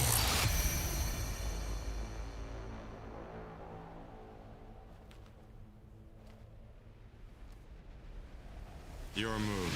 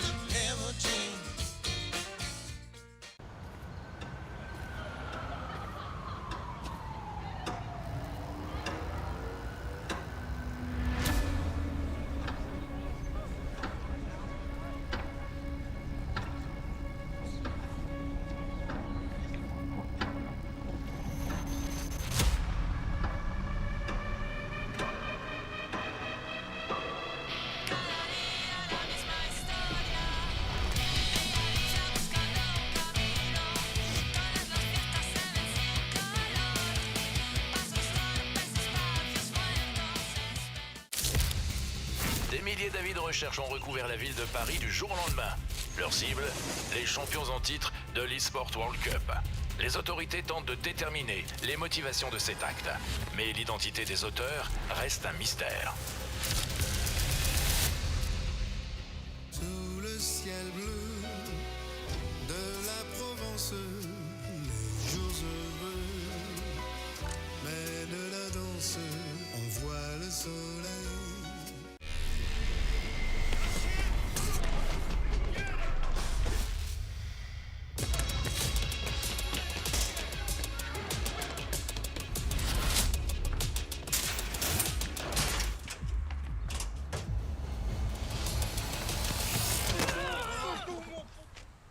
It's not him.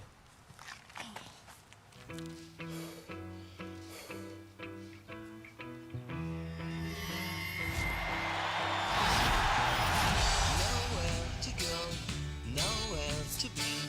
So if you're gonna make it with me, babe, lay it on me 'cause it's just a groovy Tuesday. I don't feel the pressure from my opponents. I play against the standard I set for myself. And if I can face the best version of me, what chance do you have? Magnus Carlsen looking up, he's in calculation mode. He truly has the heart of a champion and he is displaying that here, saying, watch what I can do. To those who want the crown, come and get it.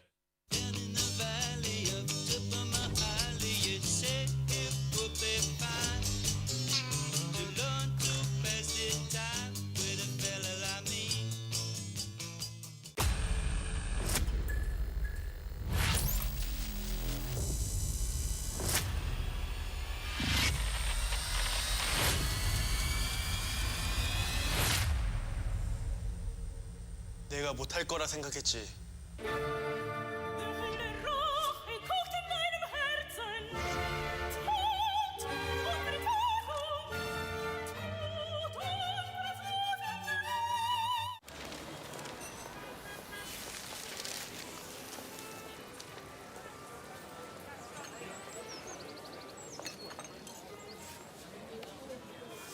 C'est Paris sans toi. Je prends mon mal en patience. Les jours passent sans toi. Je n'y peux rien, j'y pense. Et pourtant, les heures défilent d'une à une. Mais le temps, décidément, passe bien trop lentement. C'est Paris sans toi. Streamers!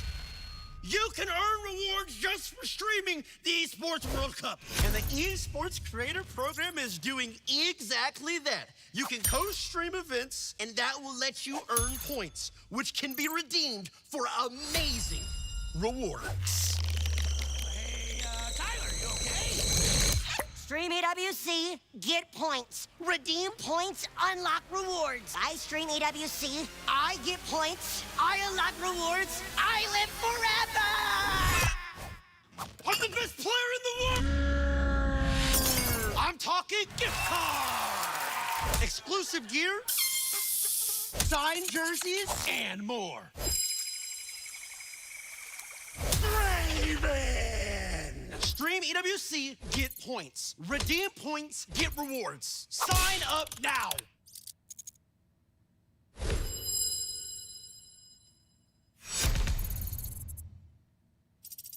Wait, how do I set up?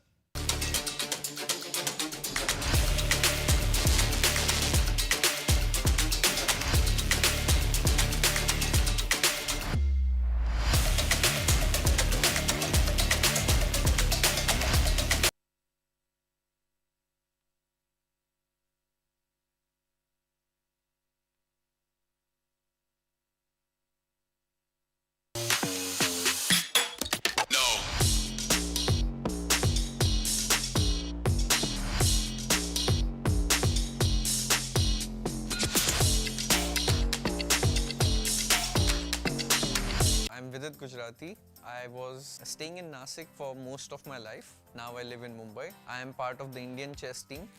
My peak world rank was 10. I became a grandmaster at the age of 18, but I think by today's standards that's late. Funnily enough, actually, when I became grandmaster, I became by playing Counter-Strike. Because one of my problems was I used to choke under pressure back then, because I was looking forward to becoming grandmaster.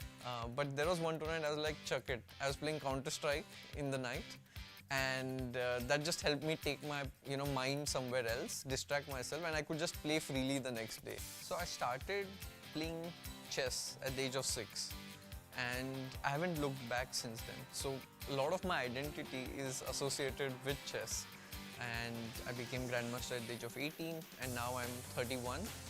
And representing India at the global level for I think last 12 years or so, playing in the Indian squad, and I've been doing this pretty much full time.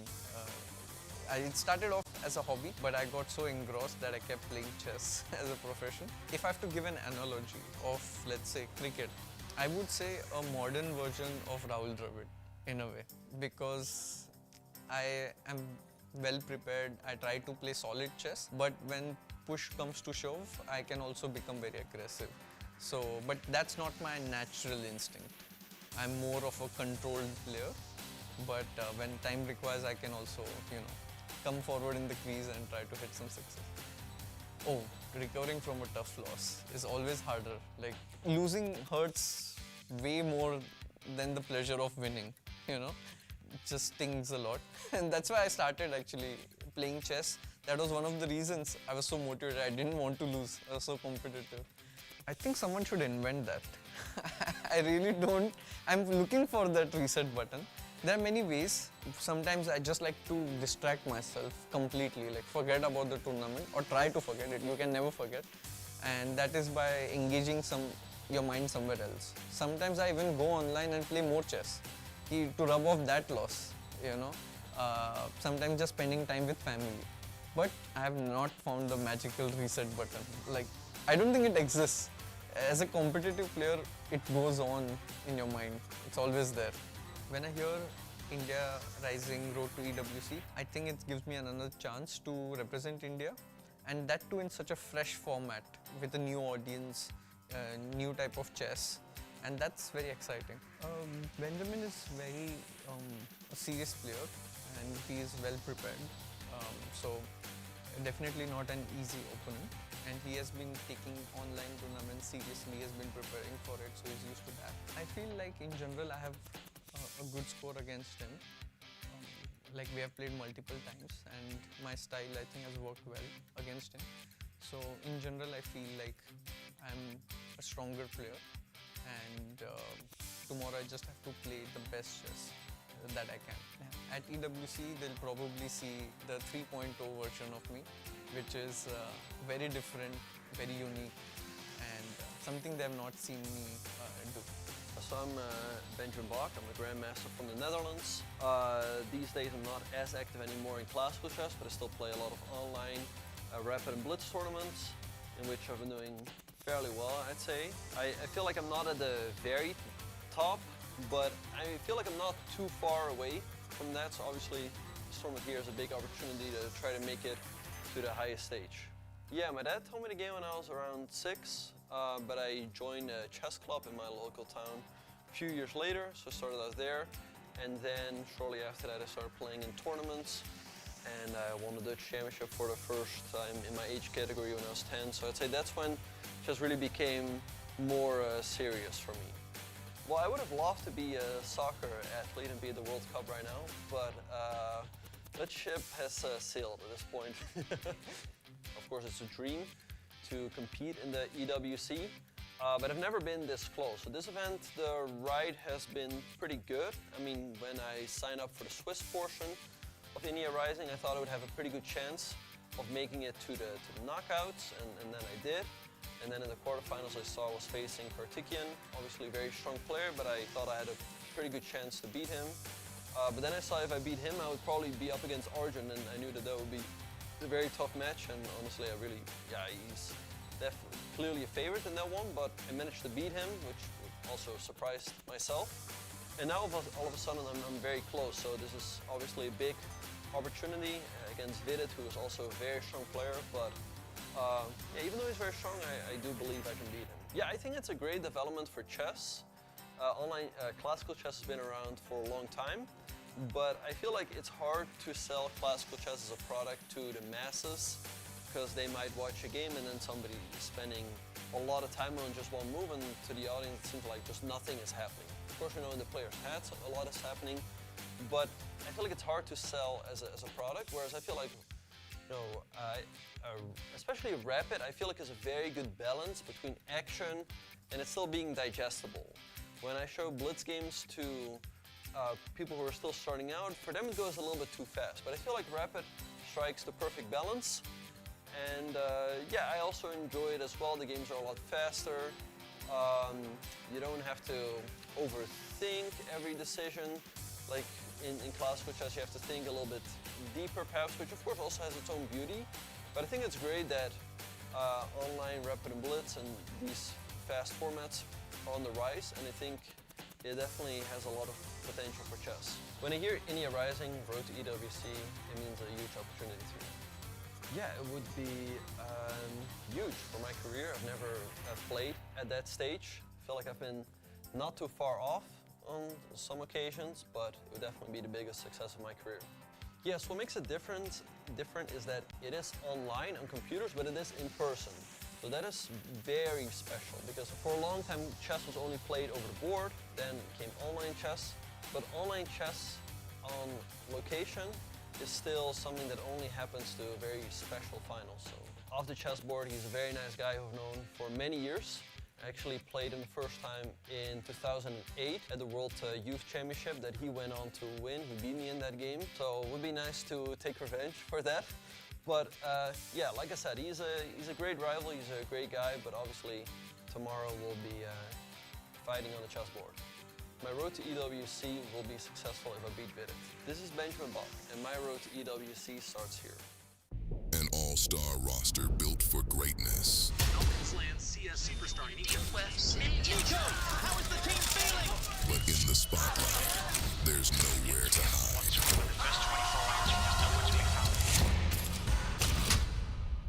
Nico, is this the year? Everyone's watching. Everyone's waiting.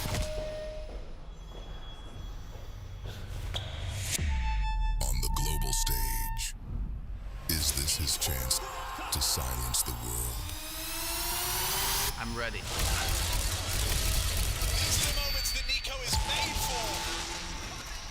Team Liquid won every major title in 2025, then one loss at M7. That's all it took. Now every other team can smell the blood. Will a new predator take the crown? Or will the king reclaim his throne?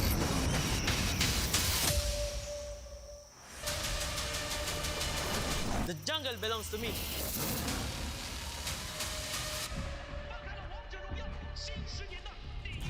6 consecutive titles, world champions.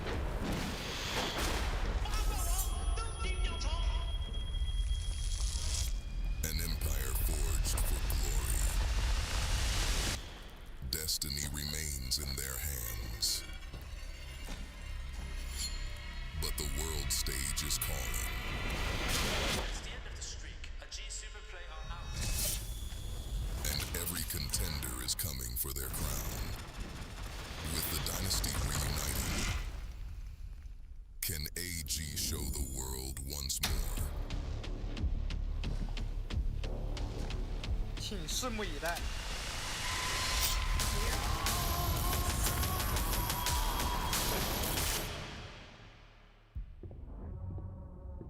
Fnatic, Valorant royalty. 3 grand finals in 2025.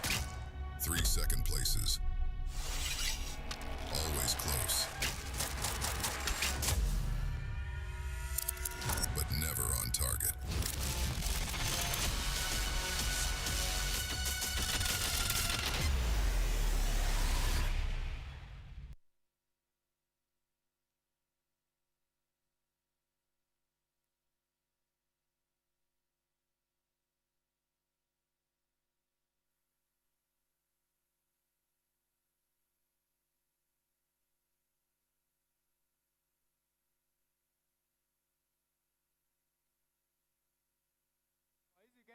Get in there.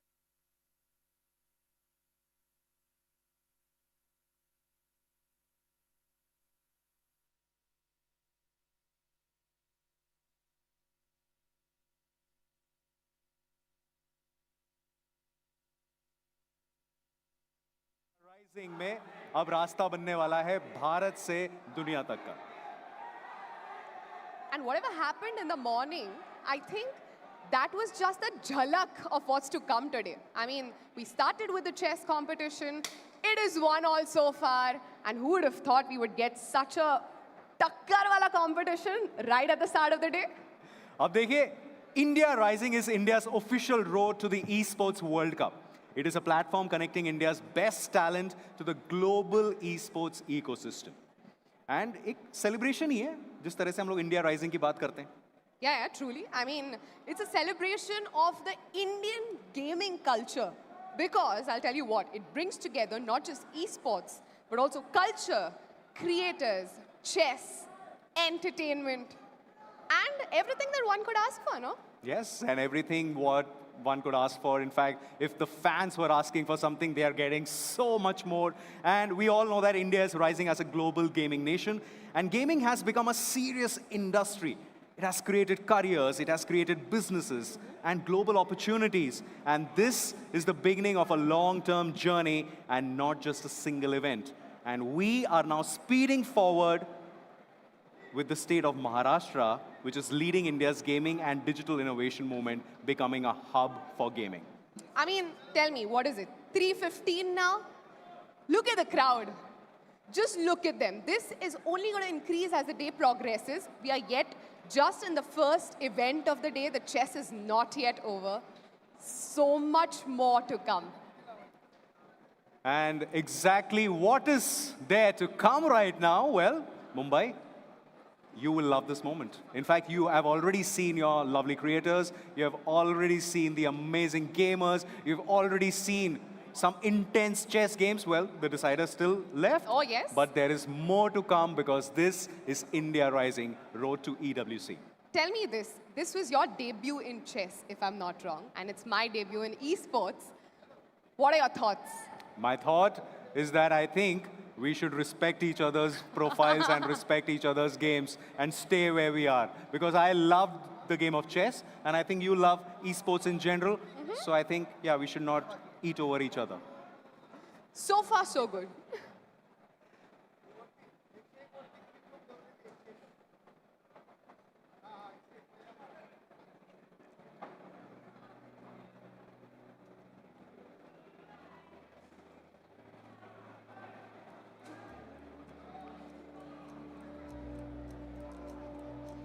So, a beautiful game of chess, that is what we were talking about. Bok won, Vidit won. And now we have something special happening, because of which we've taken a short break from that intense game of chess. What do you think is going to happen in the decider? Well, it is for everyone to enjoy and view because I think the story has been set.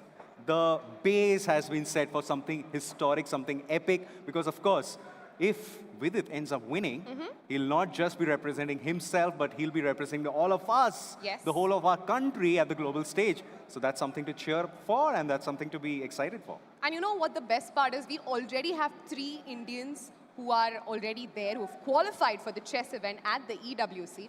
This will be our 4th entry from India. And we have some creators on the screen. Tell me more about them. Well, what we have seen is that a lot of teams have qualified for the EWC, and let's have an idea on what is going to happen. Like, you know, when it's the international stage, when a lot of things are at stake, you tend to feel the nerves. You tend to feel those things that, you know, you're not that comfortable. So what do you feel about that? Those nerves settling in towards the end of the day?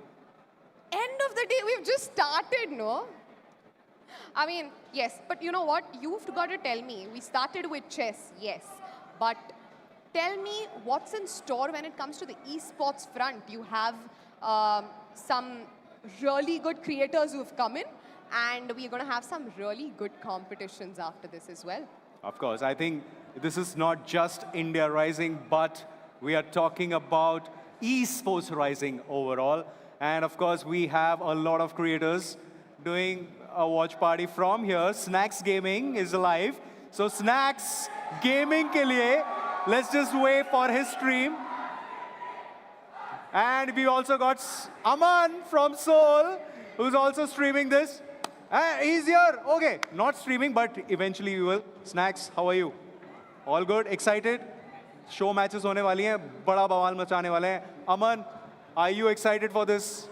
Yes. And of course, we have to talk to the one and only, ladies and gentlemen, we have Mortal here as well. The OG, the legend. Mortal, how does it feel? EWC, India को represent करने वाले हैं कुछ लोग. And thumbs up.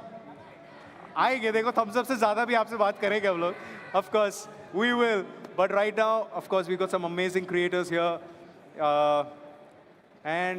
Yeah, I see a lot of them. We've got some amazing BGMI players also right in the front. And I can see Oways there. Oways is a legend. He's a veteran who is still, he's amazing. When it comes to the lobby, he's just dominating the lobbies every now and then. So yes, so we've got a lot of people here. And of course, all the fans who get to see them 2 feet away. Now tell me this, when you have so much happening in one space, what can one expect? The people who are going to sit at home and watch us live, yes, watch the action that's going to come live, what do we have in store for them? Yeah, of course, you can come here and say hi to your favorite creators, your favorite gamers. We've got Dobby here. Dobby, आप किधर हो? Yes, एक बार camera को high कह दो, Dobby. साक्षी भी high कह दो एक बार. Yes, both are waving to the camera. And अगर आप इस समय आते हैं Geo Convention Center in Mumbai, you can get to experience this. This is a one-of-a-kind gaming festival where you will be also seeing some amazing chess games where we are hoping that Vidit takes home the Tiranga to the global stage. Absolutely. And you know, with the kind of action that we've seen so far, I think it's not going to be an easy win. it is going to be one where Vidit will have to give in his all in order to make that spot his own. And as we all know, esports is growing. And when you talk about the state of Maharashtra, it is leading India's gaming and digital innovation movement, becoming a hub of sorts for gaming. And as you can see, as you can witness this right now at India Rising, that it has... Call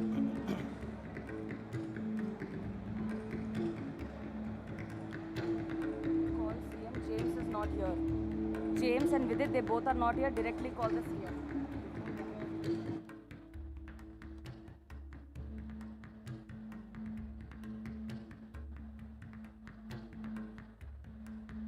Ladies and gentlemen,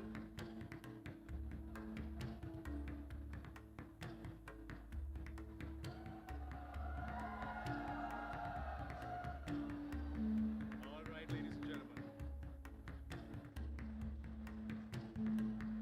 and gentlemen.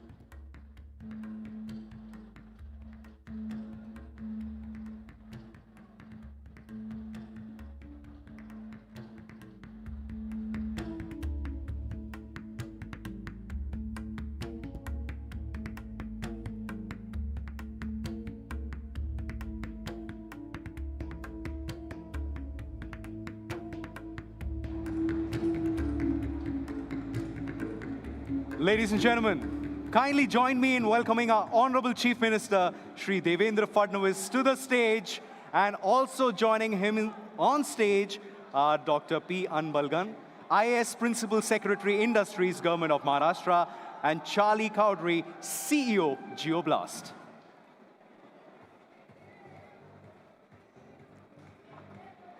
Thank you so much, Honorable Chief Minister, sir, and Principal Secretary, sir, for gracing this event with your presence.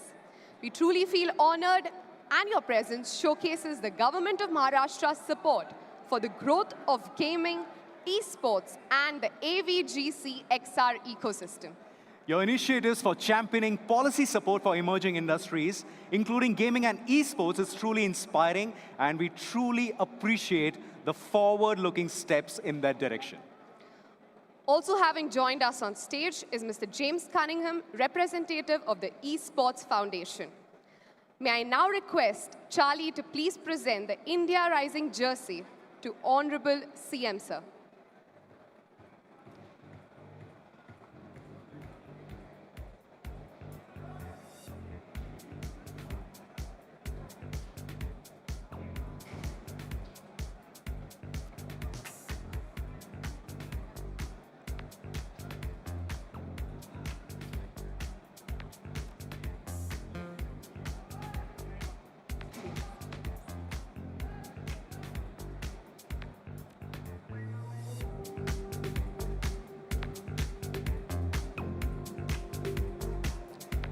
That's the India Rising jersey, ladies and gentlemen, being presented to our CM, sir, and Principal Secretary, sir.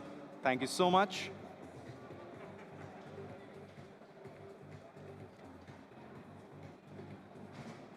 Thank you so much, gentlemen. And now I would like to request our dignitaries on stage to kindly light the ceremonial lamp and mark this glorious moment in history. Now, this tradition is something that's ingrained in the Indian culture. No auspicious beginnings start without lighting of the lamp.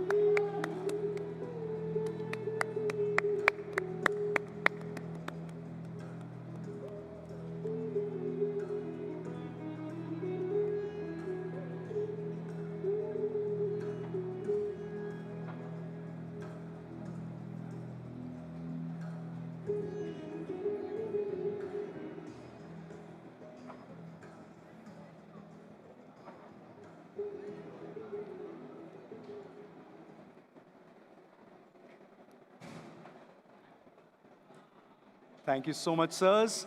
And it is my utmost pleasure to invite Dr. P. Anbalgan, IAS Principal Secretary, Industries, Government of Maharashtra, to kindly come to the podium and address this gathering, sir.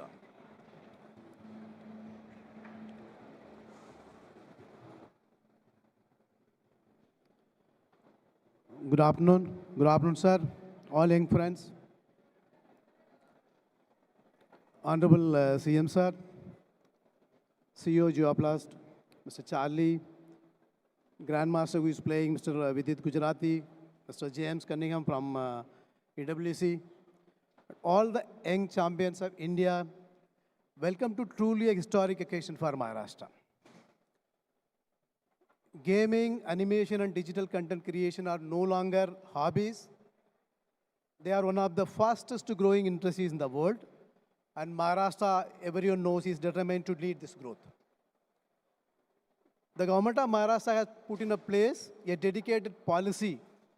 Even I don't realize that this policy can impact so much of young crowd. Dedicated ABGC XR sector, covering animation, visual effects, gaming, comics, and extended reality. The investment we are expecting in probably in another 5 years is close to 50,000 crore, and it will create 2 lakh jobs. All young, energetic, young crowd probably will be benefited out of this. And if you look at number of digital studios which are into like gaming, they're close to 300 studios are like in Maharashtra, which is almost close to 1/3 of the country's number. And secondly, National Center of Excellence for ABGC and XR is also being set up in our Mumbai. And India Rising is not just an event, it is a statement. For the first time, India has an official, probably formalized, structured pathway to compete at the Esports World Cup, the world's biggest gaming stage, this year being held in Paris. The fact that the journey begins in Mumbai and in Maharashtra is something we are deeply proud of. It reflects the state's commitment to being at the forefront of India's digital future. When we look at opportunities for the younger lot and for the youth, if you look at the numbers, it's almost close to 500 million gamers are there, probably the largest in the world. And out of that large chunk of people, young people are from Maharashtra, probably from Mumbai, Pune, Nagpur, Nasik, Kolhapur, Solapur, and beyond. This event tells us, every one of them, that their passion has a future, not just like manufacturing, but also any professional player, a content creator, a game developer, or an entrepreneur in the gaming ecosystem. To assist us, to help you out, the government is building the infrastructure, the policy support, the platforms, so that the talent is never held back by lack of opportunity. I'm honored to welcome once again our Honorable Chief Minister, who has guided us and all our distinguished patrons to this stage. Together, let us make our state the home of Esports India. Jai Hind, Jai Maharashtra.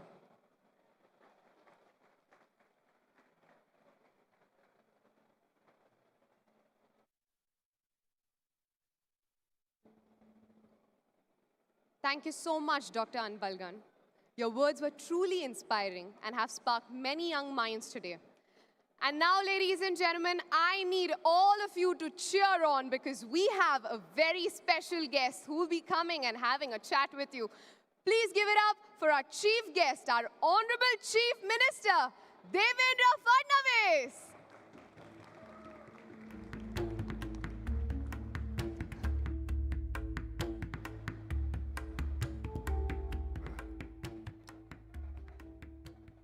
A very good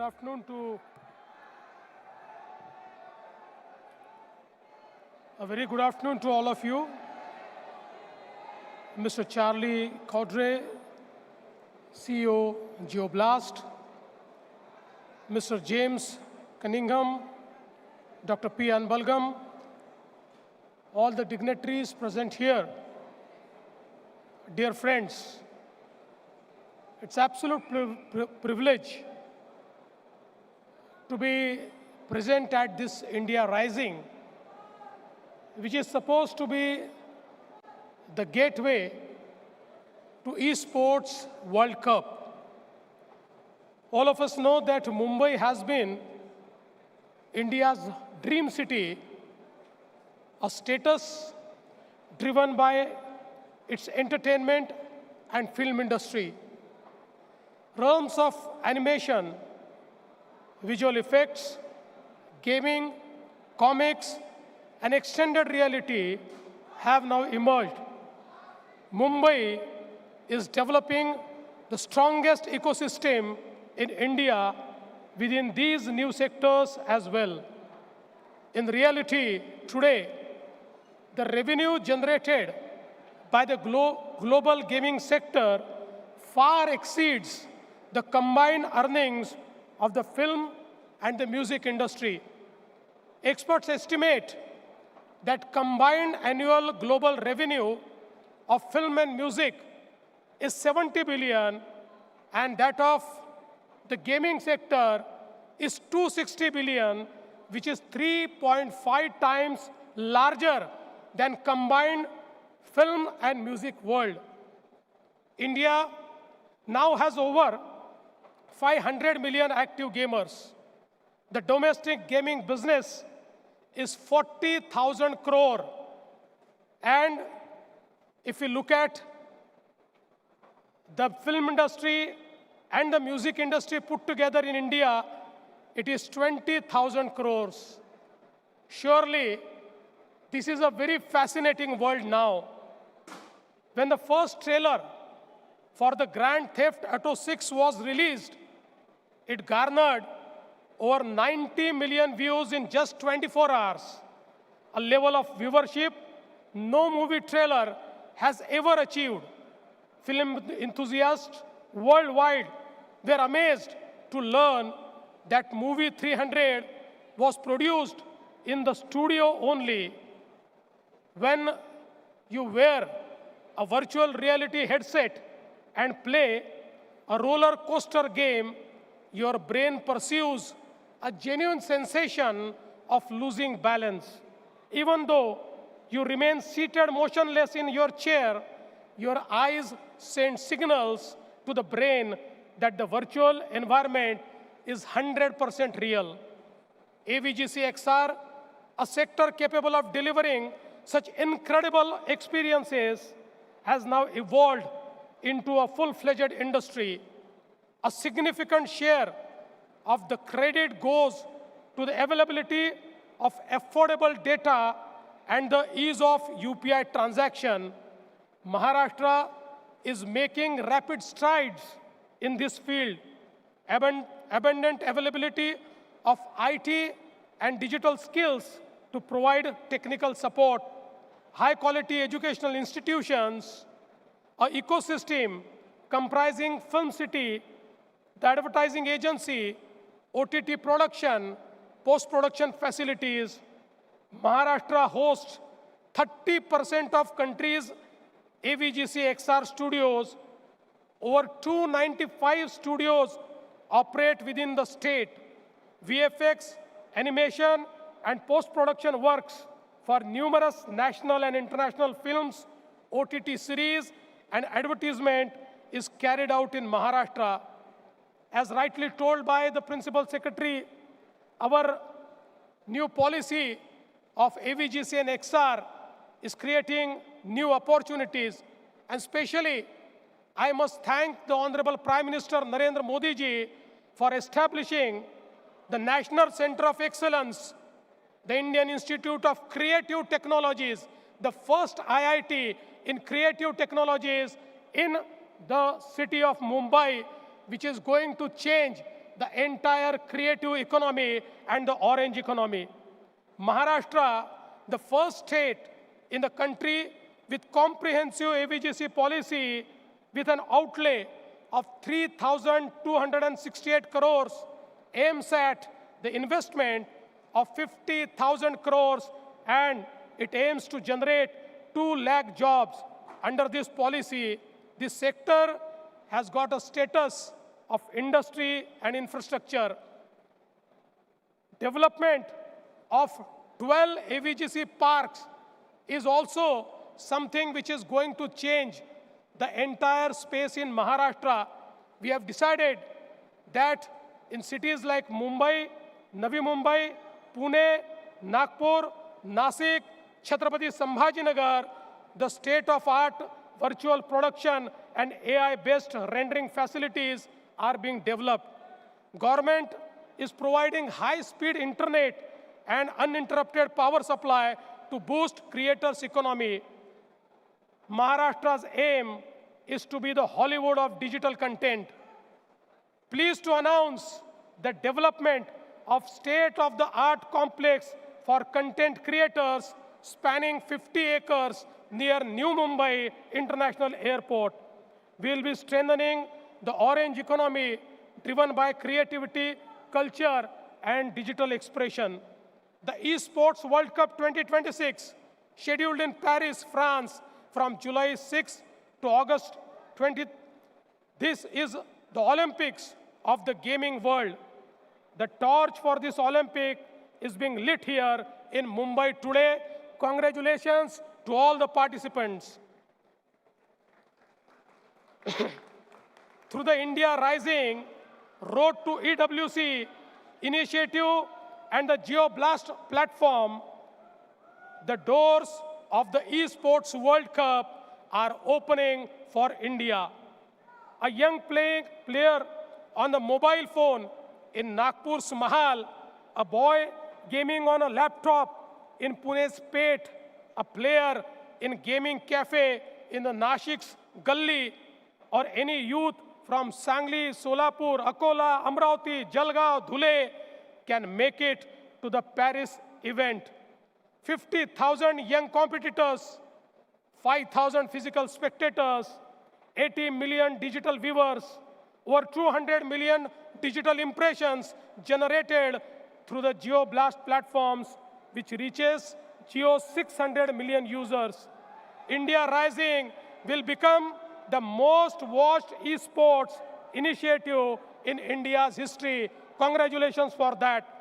Just as field sports like tennis, football, or cricket have become hubs of massive economic activity, the gaming industry also emerged as a new economic powerhouse. A highly intelligent and creative generation will propel Maharashtra and India to the top of the global gaming stage. The government of Maharashtra stands firmly behind you. At the end, I would like to say, movies portray a dream world.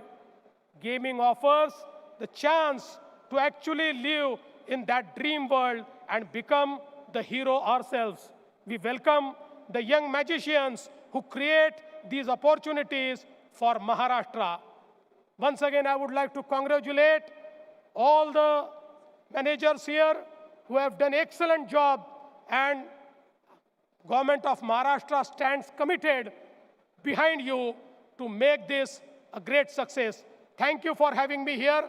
Jai Hind, Jai Maharashtra.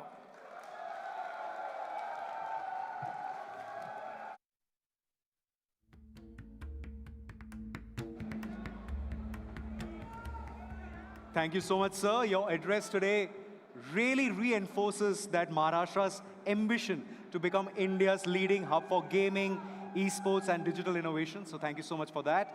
And we are truly honored to have you with us today. Now I would like to request on stage the presence of Animesh Agarwal, founder and CEO of SHUL, Chetan Chandgude, CEO of Godlike Esports, and Rohit Jagasia, founder and CEO of Revenant X-Park. And also joining on stage, Grandmaster Vidit Gujrathi.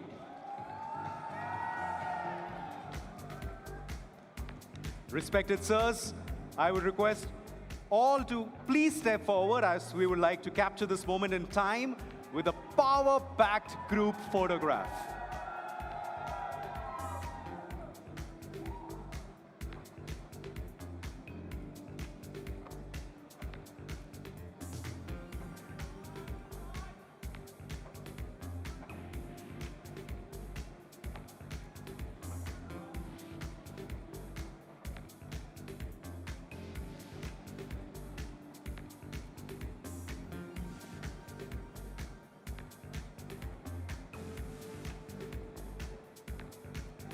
All right, it's very important.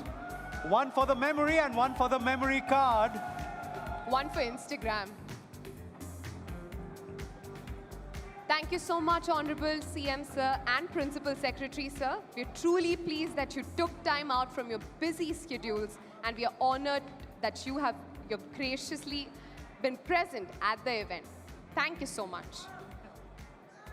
We request everyone to kindly maintain calm as our honorable dignitaries exit the venue. We shall be continuing with the next segment in just a few moments, so hang on. And of course, there is so much to hang on to because we have the decider game coming up very soon. Ladies and gentlemen, this is India Rising, Road to EWC 2026. Oh yes, one tiebreaker yet to come. Are we ready or are we ready?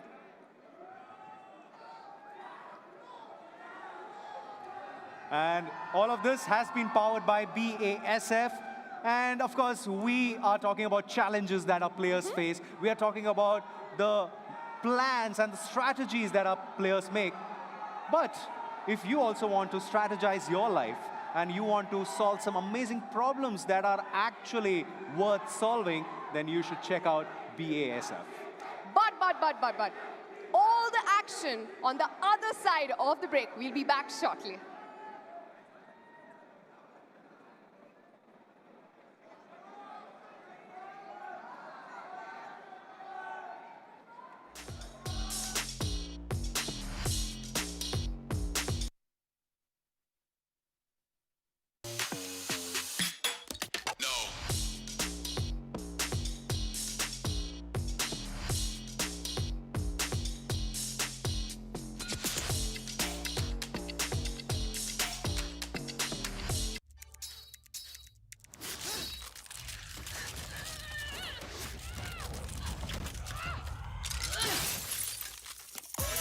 Reach your impossible. Lenovo Legion.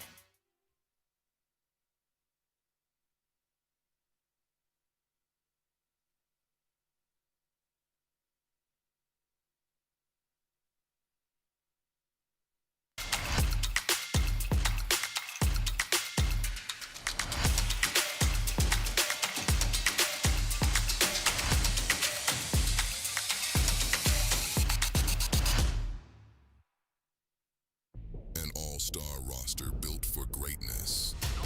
CS superstar Nico. How is the team feeling? But in the spotlight, there's nowhere to hide.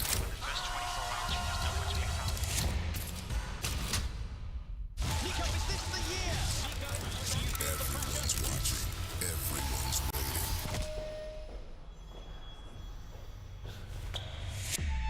On the global stage, is this his chance to silence the world? I'm ready. These are the moments that Nico is made for. Team Liquid won every major title in 2025. Then one loss at M7. That's all it took. Now every other team can smell the blood. Will a new predator take the crown? Or will the king reclaim his throne?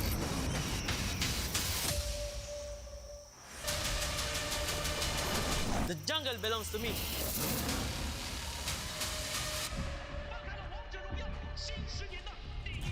6 consecutive titles. World champions.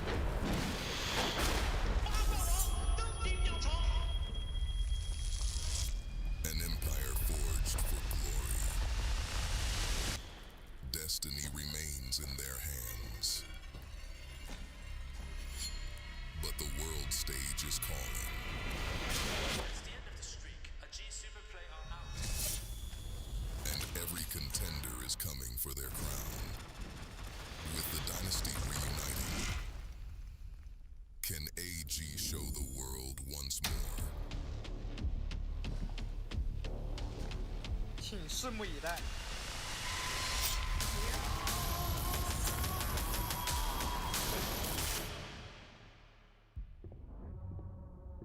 Fnatic. Valorant royalty. 3 grand finals in 2025. 3 second places. Always close. But never on target.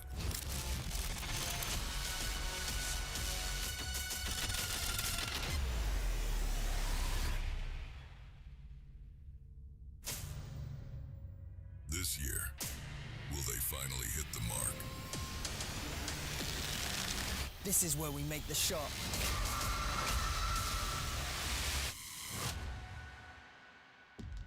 Caps. A generational talent. Domestic dominance. But on the global stage, a different story. 7 years since Europe claimed an international trophy. This year, hope returned. But then it all came crashing down.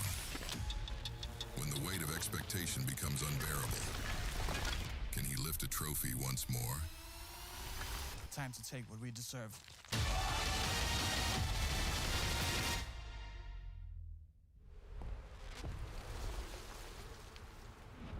Magnus Carlsen, a force of nature. He sees things no one else does. Always one step ahead.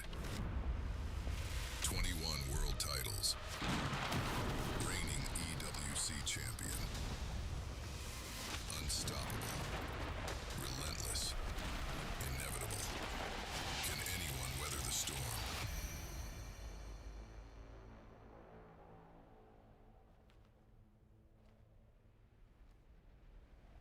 Your move.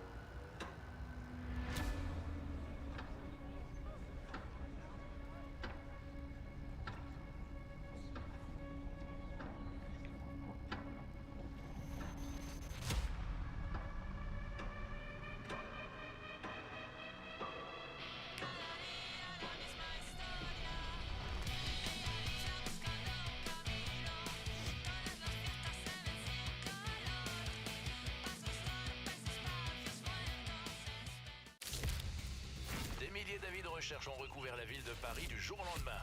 Leur cible, les champions en titre de l'Esports World Cup. Les autorités tentent de déterminer les motivations de cet acte, mais l'identité des auteurs reste un mystère. Sous le ciel bleu de la Provence, les jours heureux, mais de la danse, on voit le soleil.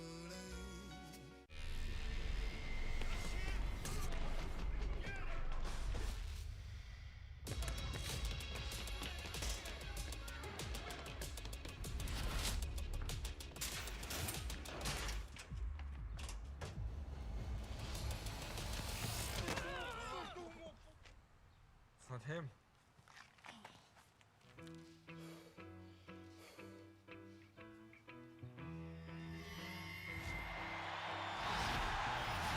Nowhere to go, nowhere to be.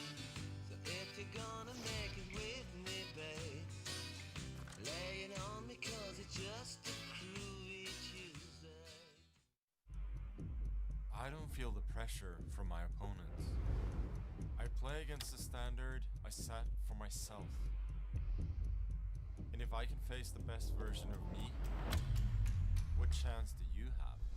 Magnus Carlsen looking up, he's in calculation mode. He truly has the heart of a champion and he is displaying that here saying, watch what I can do. To those who want the crown, come and get it.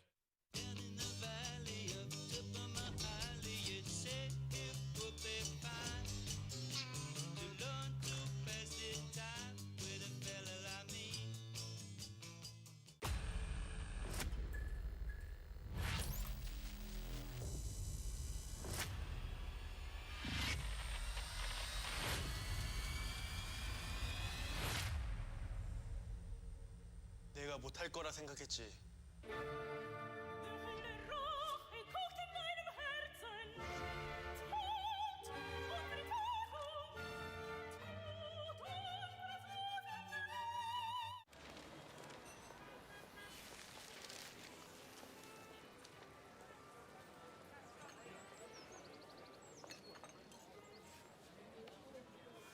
C'est Paris sans toi. Je prends mon mal en patience. Les jours passent sans toi. Je n'y peux rien, j'y pense. Et pourtant, les heures défilent du naïf. Mais le temps, décidément, passe bien trop lentement. C'est Paris sans toi. Streamers!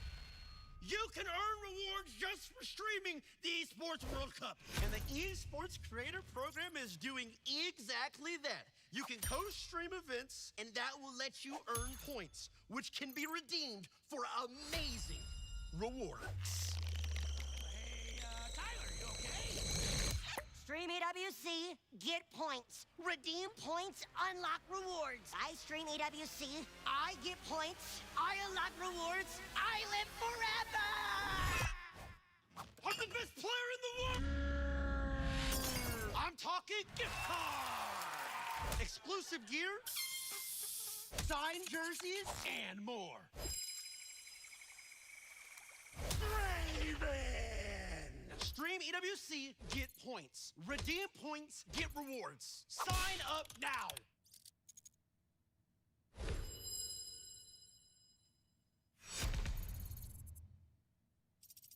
Wait, how do I set up? Hello, my name is Dignitary. I'm 24 years old and I'm from Sikkim, the northeast. And my in-game name is Makaveli and I'm the leader and the IGL of team God's Own Country. We have been playing together since the past 5 months and we have been the top 5 team from the VCSA of Split 1. And I'm very proud to introduce and play with my team God's Own Country in this India Rising Cup. Hello everyone, my name is Paras. I'm 18-year-old and I'm from Gurugram, Haryana. And you guys also know me as Sinex. And obviously we are playing from past like 5 months together. And I've played some tournaments with Zion, so I have some experience, some synergy with him. But yeah, pretty much that's it. I'm very excited to play this event. Honestly speaking, we were not going to play this event because we were having some internal issues in team by the org. But then 2 days ago, before the registration ends, we decided to play and we qualified for the LAN. So we are excited to play. Hello guys, my name is Zion. I'm 23 years old and I'm the sentinel of this team, God's Own Country. Hello guys, my name is Rehan and I'm 19 years old. I'm flex most of the time.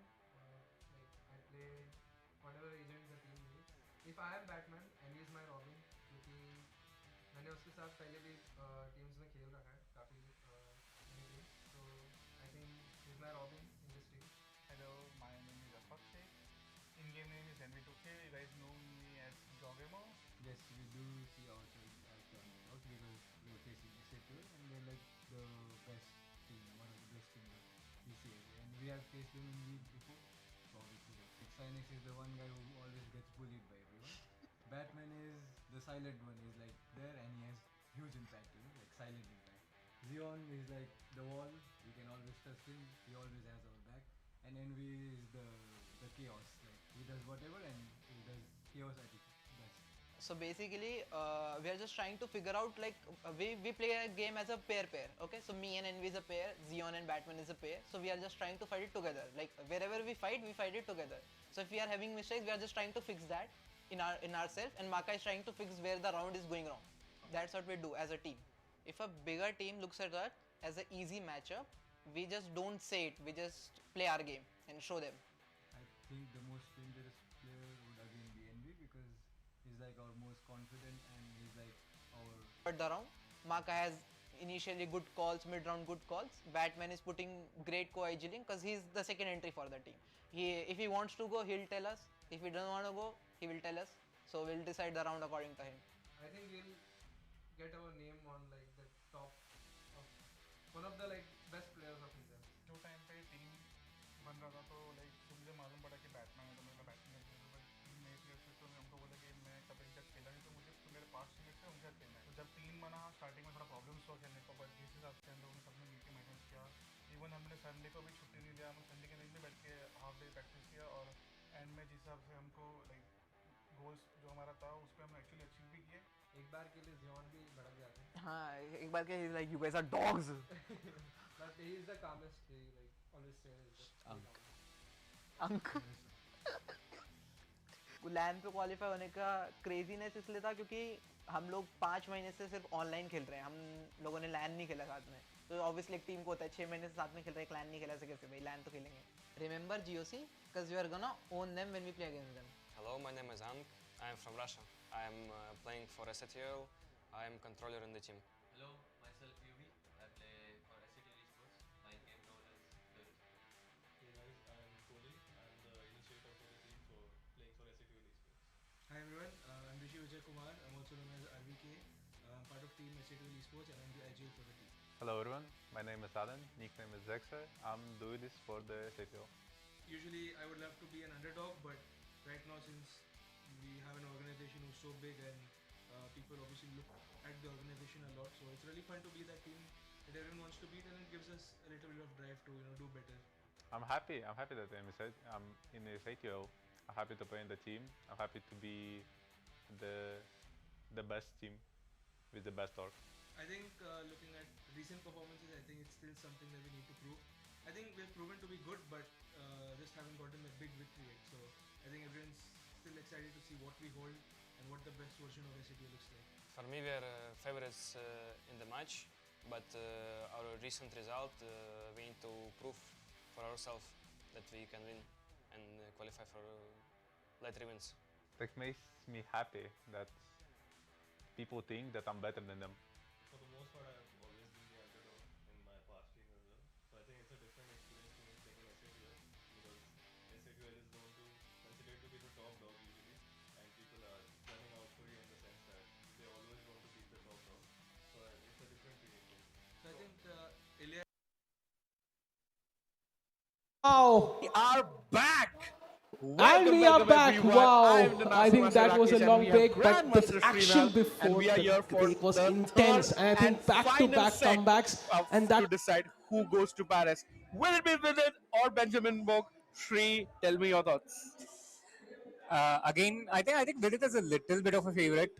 Like I said from the beginning, Rakesh, the longer a match goes, the higher the chances for a stronger player. Yep. But having said that, so far at this match, there's been very little to choose from between Vidit and Bok. It's so hard to say who has been the stronger player. But I think Vidit has just shown a little more, like I said, more shots on goals. Although in terms of goals, they've been equal. Yeah. And in terms of possession also, I think it's around 50-50. It's been a bit of back and forth. Super interesting match, but I'm leaning slightly towards Vidit. Yeah, that's a very fair call. And I think if Bok really needs to get that ticket, he has to create more chances, what you were talking about. He's been extremely resourceful in, defending those minus positions, but he needs to get it done and get it done right now. Because remember, chat, it's going to be only 2 games in the third set. It's not the usual 4. And Shri, in case those 2 games are tied, you know what will happen. It will be Armageddon number 3. Never before have we seen this, chat. 3 Armageddons in a row is super, super rare. But you know what? They might just play it safe. You never know. Absolutely. Maybe they'll play it safe, or maybe they will. I think a lot depends on who makes that first mistake, Rakesh, because there's been a little bit of break in between as well. We saw already that happening in set 2. Right after a small break, Bok came back and immediately made a mistake, and with it pounced on it. Yes. So I think it's extremely important how they play in the first 5 minutes after the resumption. And once again, every small mistake, every small moment will be capitalized. Yeah, and we have lift off here already. The players are set, and we see an English from the English 4 Knights. I love how beautifully compact the development is in this setup. It's like a reverse Sicilian defense, black playing 1e4 types. So if you're a Sicilian lover, this is a great opening that you can play as white as well. Yeah, it's a great, and you get the extra move in the reverse Sicilian. You get the extra move, and you see Bok taking his time a bit in the opening to get acclimatized and also work out what Vidit's strategy is. And as far as Vidit is concerned, I think after 10 games, this is maybe the first time he's playing this opening in this match. Yeah, it's a and the players got a little bit of break for lunch, and we saw the Chief Minister of Maharashtra felicitating Vidit on stage as well. So maybe a little extra motivation there. Yeah, absolutely. A little extra motivation, a lot of extra home support there for Vidit.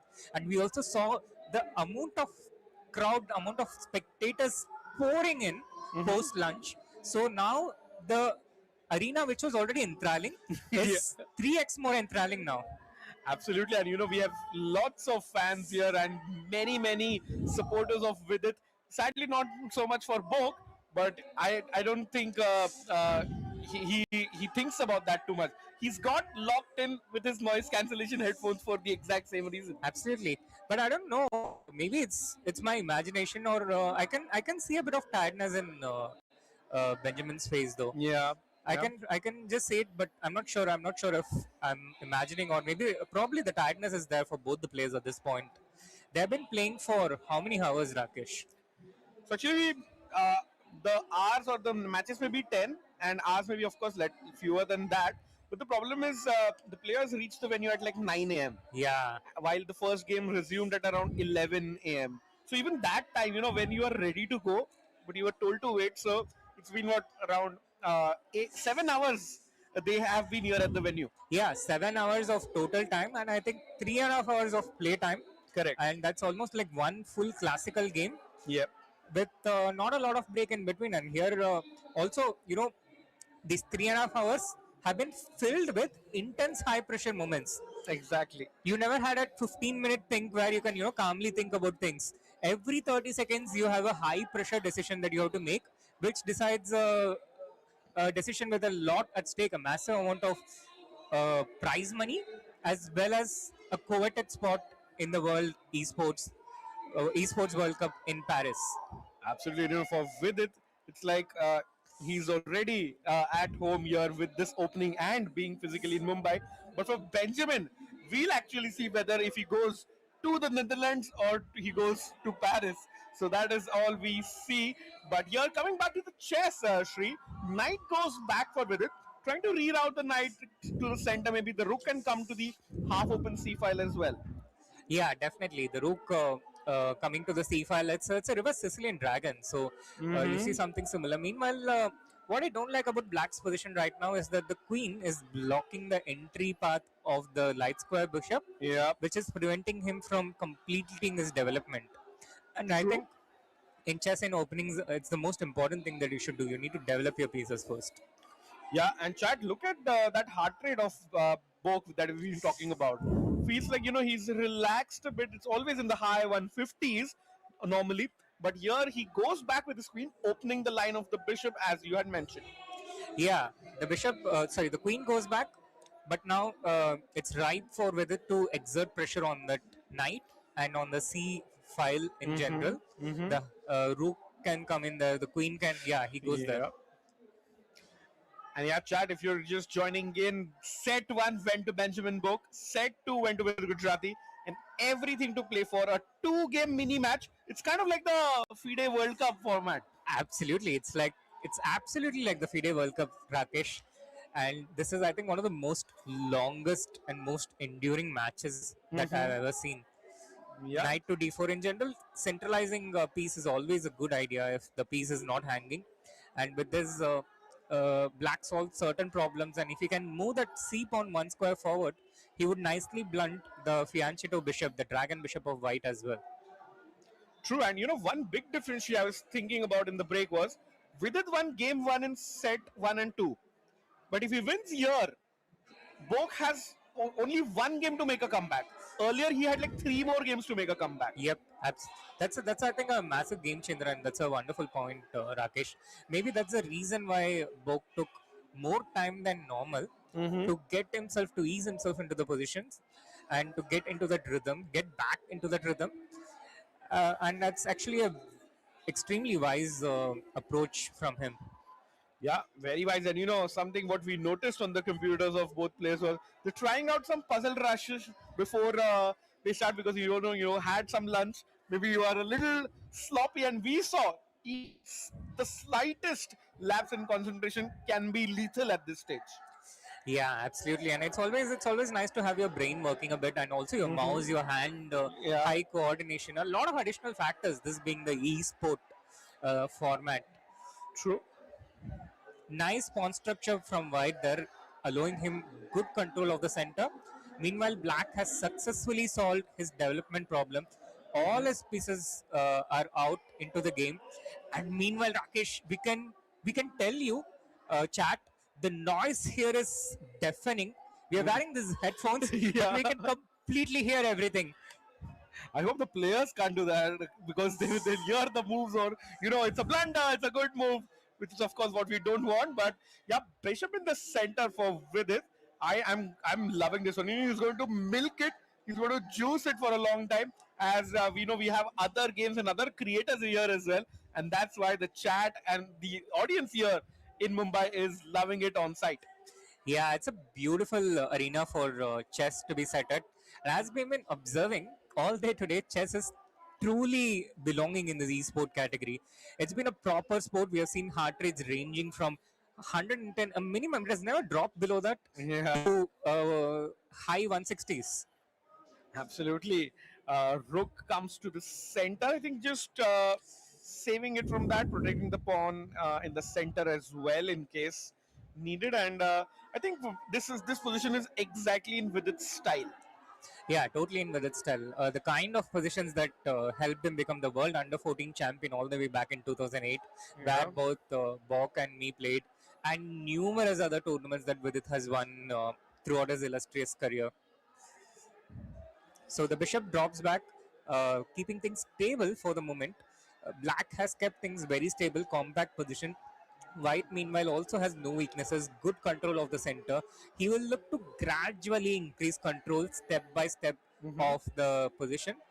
The next question is where to improve the knight, and he takes it to the c4 square, gradually increasing pressure on the center. Yeah. What would Black do here? Can he move one of the pawns on the left-hand corner to try and create some space? I think that's definitely possible. If you just allow Vidit to, slowly grind you out, it's going to be tough for Bok. He might have to, make things happen. And with 5 minutes on the clock, it's going to be pressure. And Shri, you're talking about the FIDE World Cup briefly earlier. I think similar to that, the strongest player doesn't necessarily win. It's always going to be who makes the first mistake. Absolutely, and also who converts the opportunities they get. Yeah, I think there are two important factors when such equal competition is held. One is who defends better in bad positions and converts those 0 points into half, and who takes those half chances and converts those half points into one.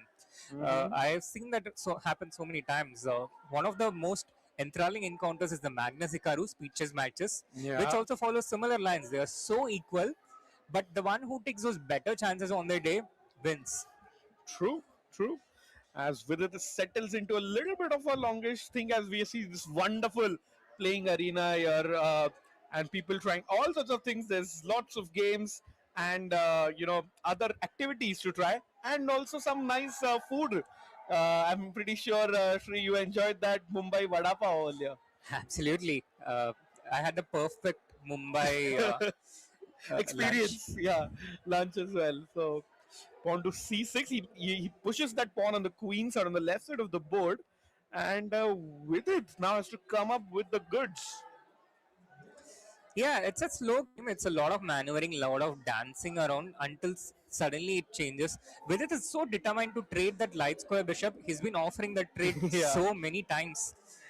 And a very good technique. Give a check, throw the king to the corner, so just in case an endgame arises, the king will be one step away.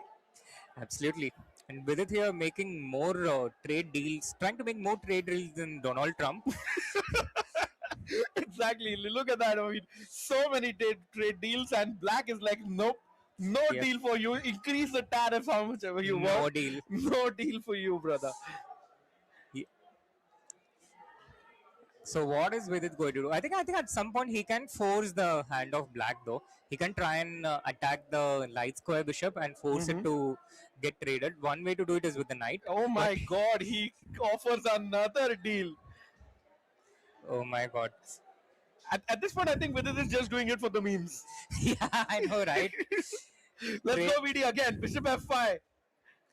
I liked attacking that bishop with the knight on the previous move and forcing the trade, but I think Vidit doesn't want to move any of these pawns on the center. He likes the construction the way it is. And also, what a beautiful pony on c4, Can't be attacked ever because the other pawns start crumbling. And it's always keeping an eye out on the bishop and the central pawn of black. Yeah, and he ups the pressure. He sends another pawn. He's forcing black to make a decision in the center. Yeah, and look at those pawns, those 6 pawns of white on the dark squares. I love it. It's like a stone wall structure in a way, Sri. Yeah, absolutely. The pawns are sewed together. One pawn gets traded. I think Vidit will capture the center pawn, so the central file gets opened. Yeah, the rook is opened up. The queen has to be a little uncomfortable because the bishop can jump, and now you are in trouble. Yeah, so the queen has to move, and I guess the queen will definitely move a bit forward and try and create threats against White's king, or at least try and be a menacing presence. Yep. Yeah. But what Vidit has done with these pawns is he has created a lot of control on the central squares, which allows his knight to move even more forward than it is right now and truly hop on towards Black's territory, the 5th rank. Ooh, Benny goes a little passive, and I'm somehow feeling it, Vidit slowly taking over the game and the momentum right now. It does seem so, Rakesh, even though the evaluation bar is, another trade. And finally, so persistence does pay off. Absolutely, no. This is one example I'm going to show my kids, where never take no for an answer. Yeah, never take no for an answer. That's the topic of Vidit's autobiography, I guess. Yeah.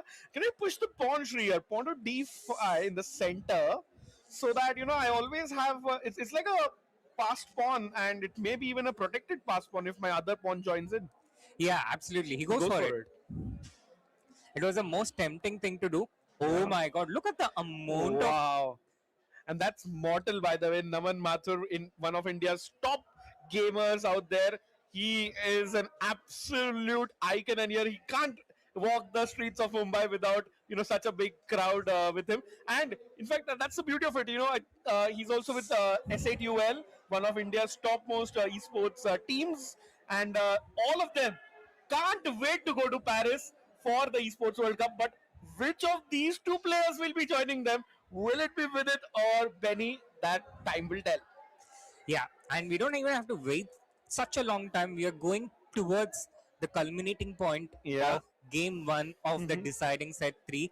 The d5 pawn is under a little bit of threat right now. Black is looking to move the f pawn forward, attacking the rook, which is protecting the d5 pawn. He will try and capture that pawn with a check. Meanwhile, Vidit doesn't mind giving up that pawn. He wants to go all in on the e file. He's ready to take the initiative. He's ready to amp up the pressure. And with time ticking down, Benjamin has a very tough decision up his way. Yeah, absolutely. And if Benjamin just pulls up one of his rooks, Vidit will swoon in on the E line in the central file, give a check, and that's game over. Absolutely. And the bar shows a stoic equal, and that's a very good queen trade offered by Bok, because the queen on f5, White's queen's position was causing a lot of issues for Black. It was the root of all the tactics related to the back rank weakness that Black had. And now Black forces White to either trade the queen or move away the queen from such a nice and cozy spot.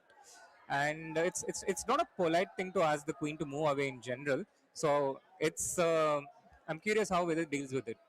Yeah, and he's invested about 30 seconds on this decision already.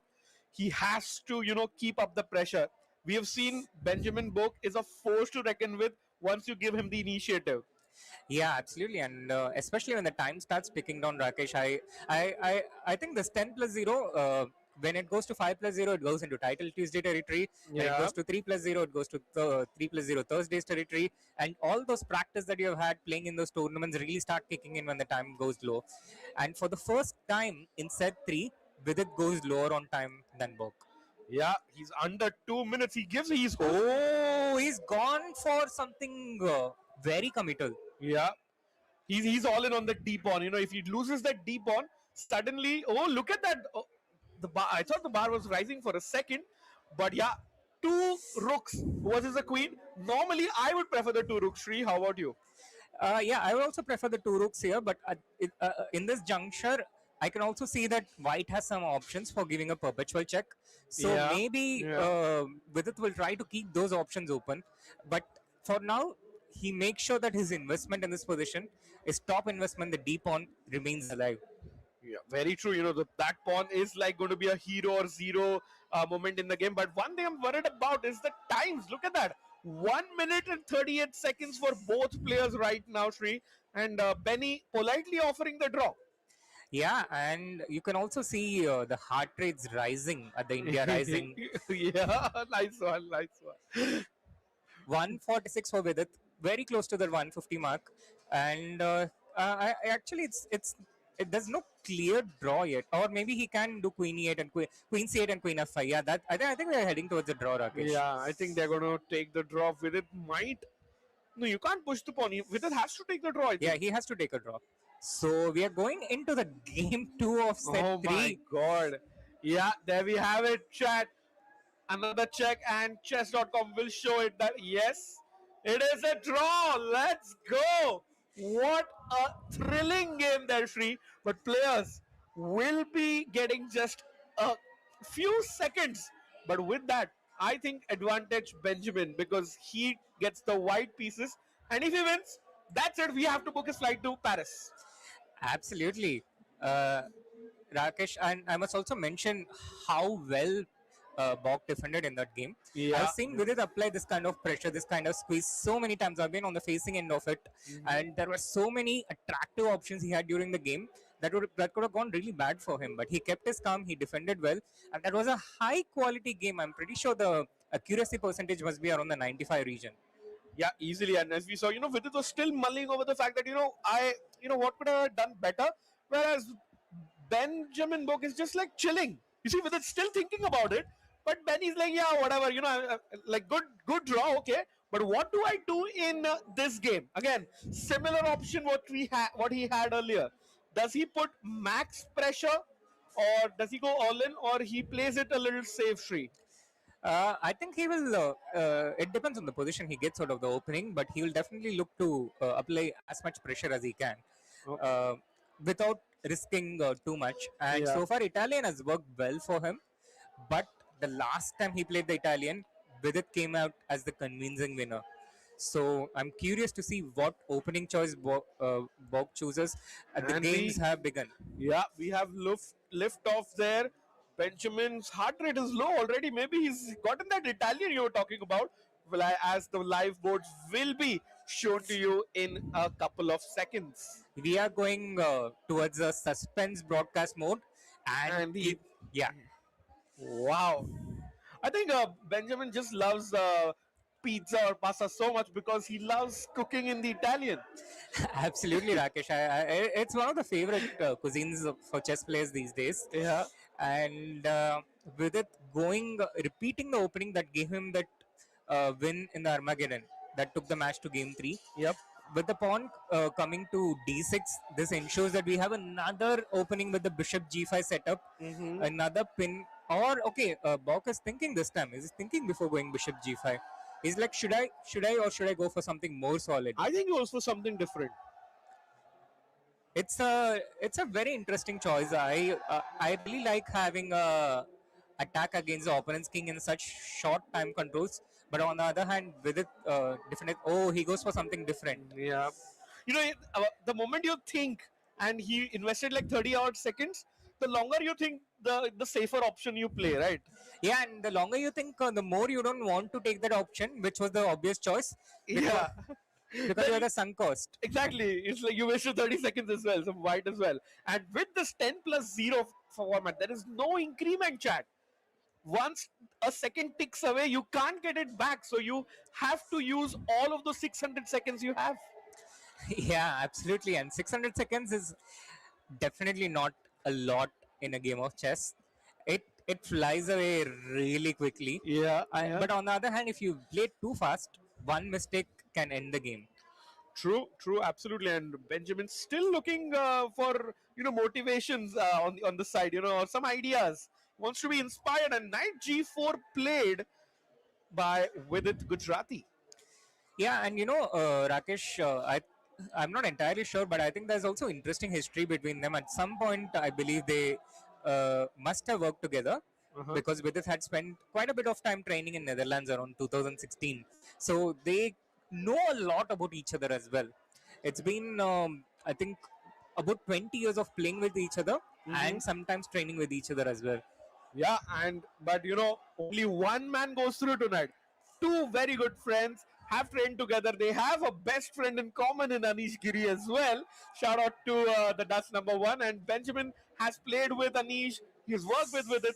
But here, Shri, it's a knight popping up, hitting the weak f2 point, and Benjamin having a really long thing. How do I block it? Because the bishop, like a sniper, is attacking the weakest point. Absolutely. Absolutely, Rakesh. He can defend with the rook, he can intercept with the knight, or he can intercept with the bishop. These are the three options that he has.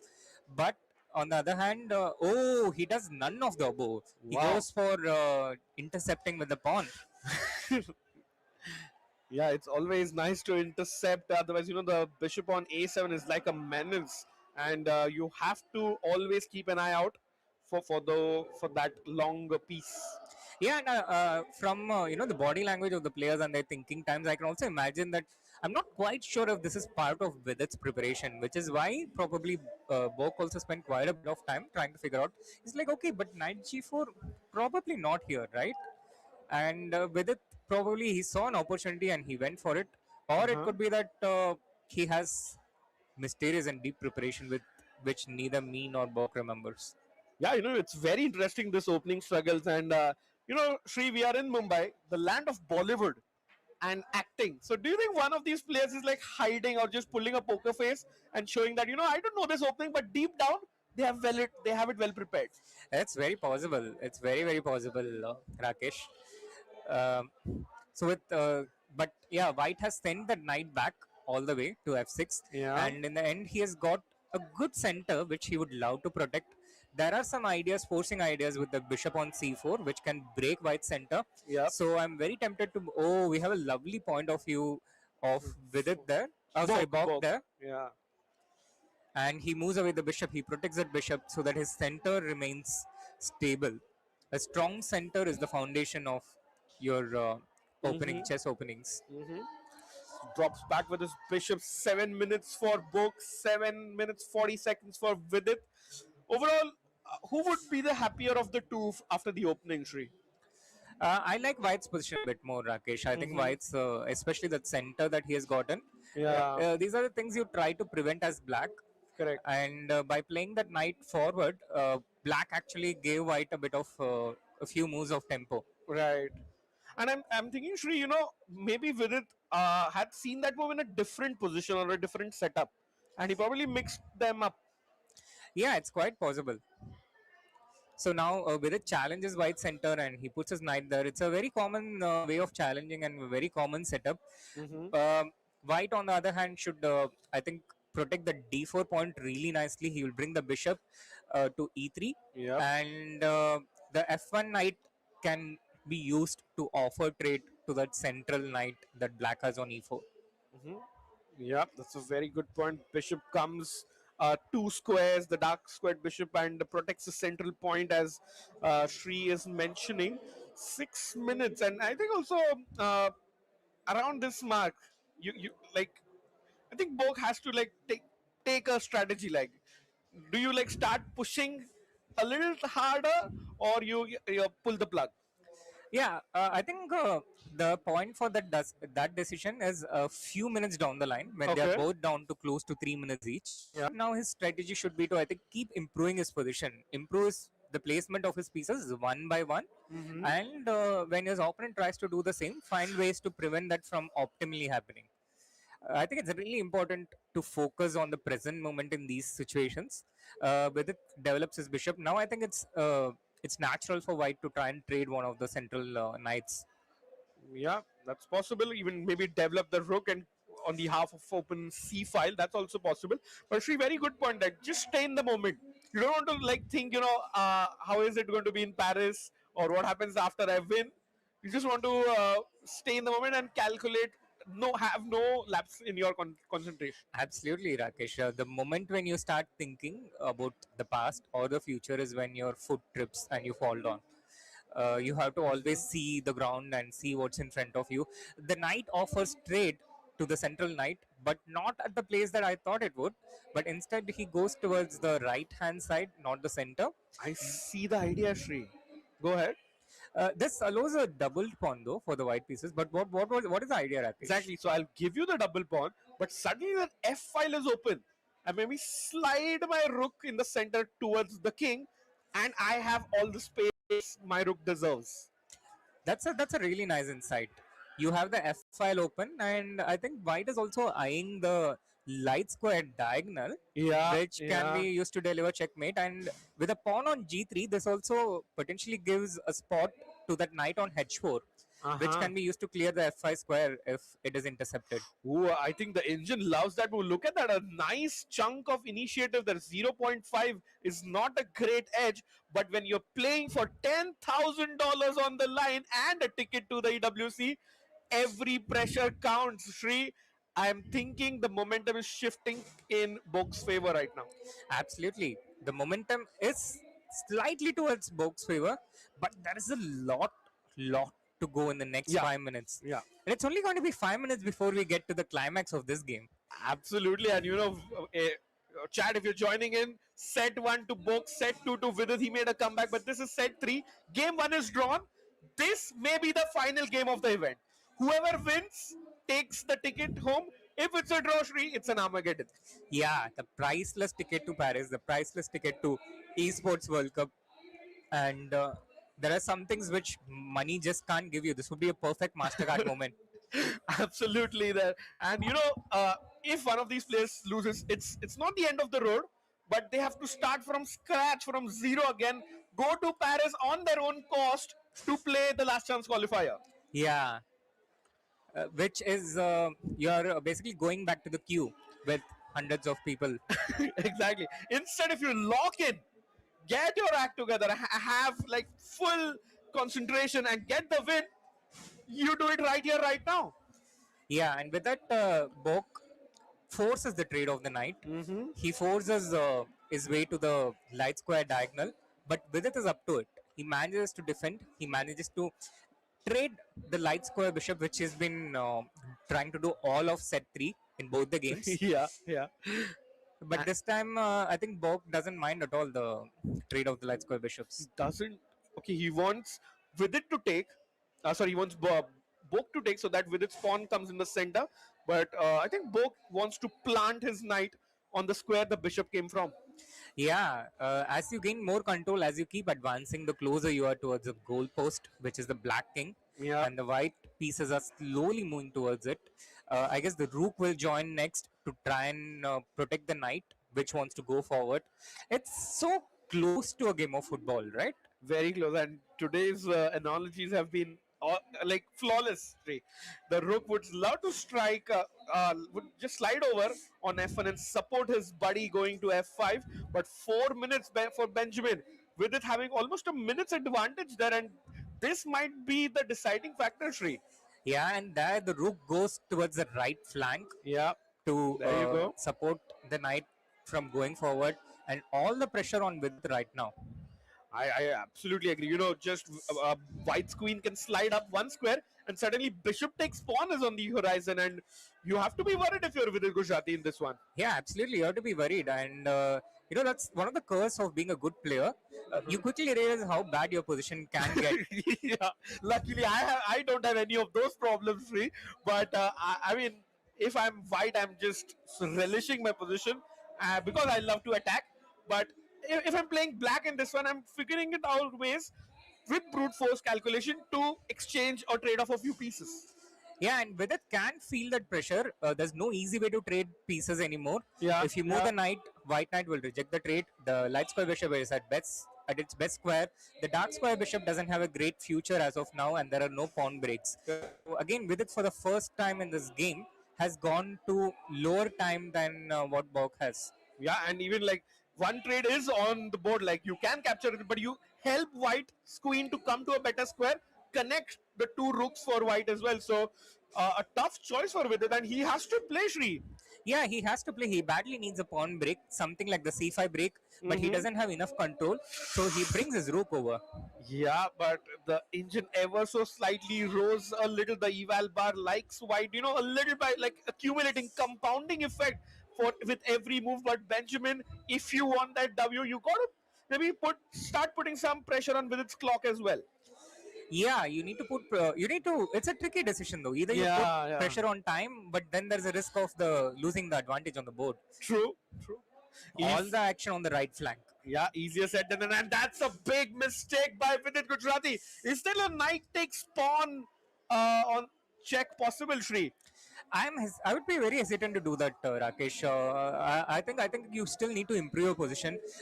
If the queen is backing that attack, I would do it in an instant, in the blink of an eye. But I need the queen support.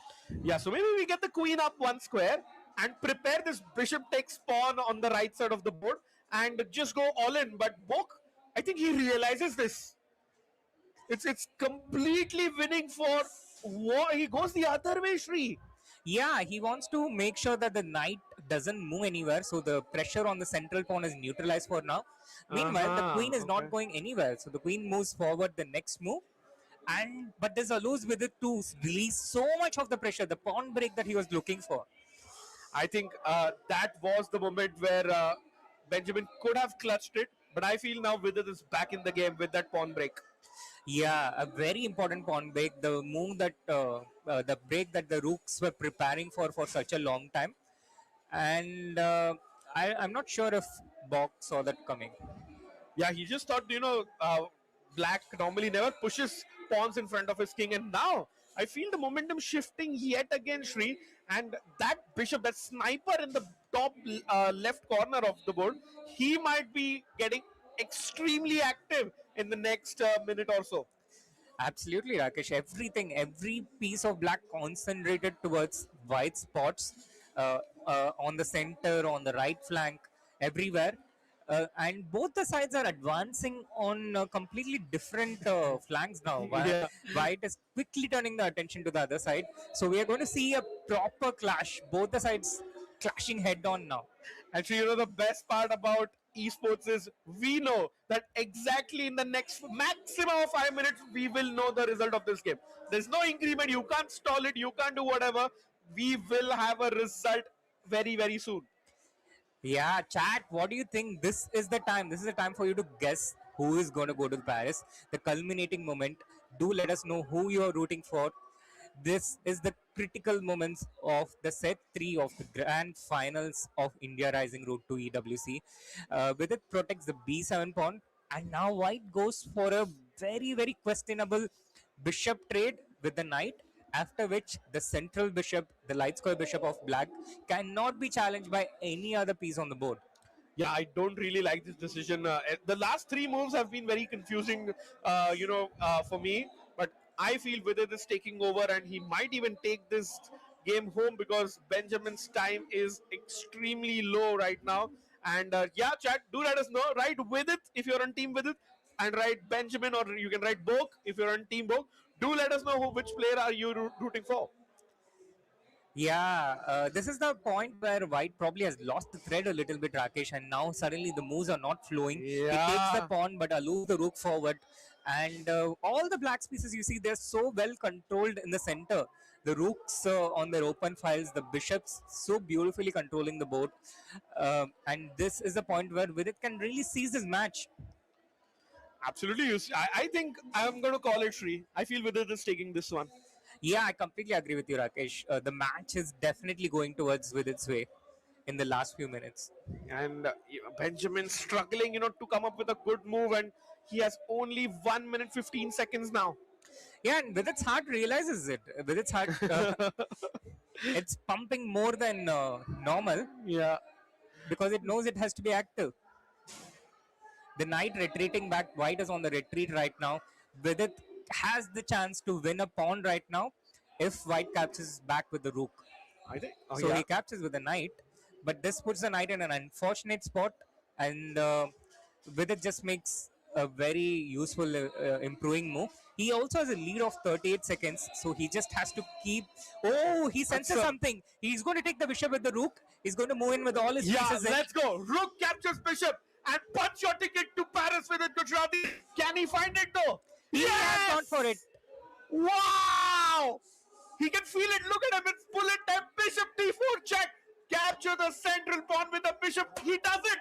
He does it, and now he's going to bring the queen. The queen is going to come all the way smashing into the white king's territory, and white has no way to stop it. I like a check with the queen on the f file. He does it. And if you block with the knight, black can just move the pawn and win a piece. Oh, that's a big mistake, Shri. Damn. Queen into pawn? Yeah, and you bring the other rook as well. This is crazy. Both the players are brilliant at finding their resources, and Bok gets back into the game. The game is back to equal. Oh my god. I think he deserves a round of applause.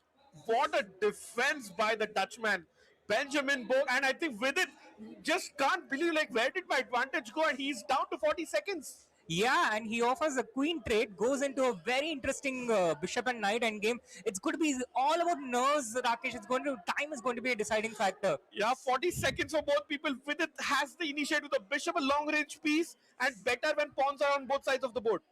Yeah, but how quickly can you move? How quickly can you move the mouse? How quickly can you play with the seconds? And Vidit using that extra pawn on the left flank, I think Vidit is once again back on top. Yeah, but 30 seconds for both. And remember, the knight is a tricky piece in the end game, especially in bullet. Yeah, the knight is a super tricky piece for sure. And Vidit has so few pawns. So white goes after the pawns. The more pawns that get traded, the better defensive chances for black. Smart by Vidit. He wants to get a passed pawn. If you take, I won't recapture. I'll just push and keep your check. Oh, that turns around for black. Vidit is winning. Vidit is completely winning. 13 seconds for Benny. This is over. This is over, yes. Vidit Gujrathi is about to punch his ticket to Paris. 10 seconds for both players. This match has gone down to the wire. The final critical moment, Vidit just has to make all forcing moves. The bishop protects one pawn. The king takes care of the other pawn. And at this point, are they going to flag? Oh, no! Oh, my God! Vidit Gujrathi had a look at his reaction. He can't believe he blew it. He was a piece up, but he fell into a threefold repetition there. Benjamin Bok is the new Minister of Defense. Call him up right now. What a defense, Srinath. That was an extremely tight spot, Rakesh, and you can immediately see Vidit looking for the win that he had. But on the other hand, you had only 4 seconds to take the decision. It was a very tight spot. And now they will have only 4 seconds to another decision, submitting their bids. Because Shri, we don't allow people to walk away with a draw. We want a winner, and we want it today. With set 1 going to tie breaks, set 2 going to tie breaks, I think it's befitting that this match between two stalwarts will be decided in an Armageddon. It's a true battle of endurance, Rakesh. It reminds me of this, one of the fights in Rocky. Both players trading punches, both players going till the last moment. And it's only a question of who lasts longer, who can take more of those punches and keep moving forward. Absolutely, man. What a game that was, man. I thought with the bishop coming around, protecting the pawn, the game is done. But kudos to Benny. He didn't give up, and Benjamin went after Vidit's pawn, and that is what caused Vidit to fluster a little bit, and he got the draw. I think he deserved. Absolutely, the draw that he deserved, but it's hard to say, Rakesh. It's really hard to say who deserved what. In Vidit's mind, I'm pretty sure he felt he deserved that win. He had a better position for most of the time. Yeah, and I think I'm just saying Benjamin will feel, because of finding those resources in the end, a draw is done. But Shri, what is not done is the Armageddon. We'll be getting the bids of both players as we see Awadh collecting those results. Our local arbiter here, and of course the country director for chess.com India. So he definitely has his work cut out because he has gone to the stage every time for these Armageddons. I'm predicting Vidit does something like 7 minutes 10 seconds, because every time he has made a bid, he puts that in that 7-minute range, just enough for him to get black. And Vidit is someone who is a creature of habit. He likes to stay with his approach, and he's very confident with his approach. So he's not someone to change his approach just because it didn't work for one game. Yeah. Bok, on the other hand, I think would also be happy to play as white, because he's been, I think he's been more comfortable punching with white than defending with black. That's right. Like just this game that we saw, and Benjamin was just checking out the game review on chess.com, and he realized something. Maybe he realized what he missed, or maybe he just realized how lucky he was. Absolutely. But 4 seconds each, 30 seconds each. Clock plays an important role. Mouse skills play an important role. Absolutely. And that's the beauty of esports format. Yeah, and the bid should be in any minute here, chat. And Sri is predicting that with it puts in a bid in the 7.5 minute range to get the black pieces and the odds of the benefit of 2 results. Yeah. 2 results versus 2 minutes. Yeah, that's what you get. And with it still thinking about that missed win. Yeah, he's probably still thinking about all the history of close chances that he has had throughout this match, and then at some point, at some level, his brain is thinking, okay, no worries, we still got it. Just one more game, the last game, and it will truly be over. Yeah, and in this high pressure situation with so much on the card, apart from just the $10,000 here for first place, I think to recover from such a game, Vidit will be really banking on his 1,000 days plus meditation streak to calm things down and just focus on the present. Absolutely, Rakesh. All the training, all the meditation, all the sports, all the openings, everything will come together at this point. Wow, look at with his head in hands. He's really thinking. And he's thinking about the bet here. You can see the pen in his hand. Yeah, I've seen that pose before. And his eyes speak a lot. Yeah, there is a little bit of tiredness, a little bit of disappointment, and a little bit of determination. And a lot of nerves, Sri. What do you write? I am pretty sure Vidit was never so tense with while writing any exam, but while writing these minutes and seconds, it can be a life-changing moment here right now. Absolutely, a life-changing moment. And what is the optimal amount of time that he can bid for that ensures he has the black pieces, but he also has the most time? Yeah, and look at Benjamin. What is he thinking? Does he go for white, or does Benjamin like to maybe get the odds of 2 results?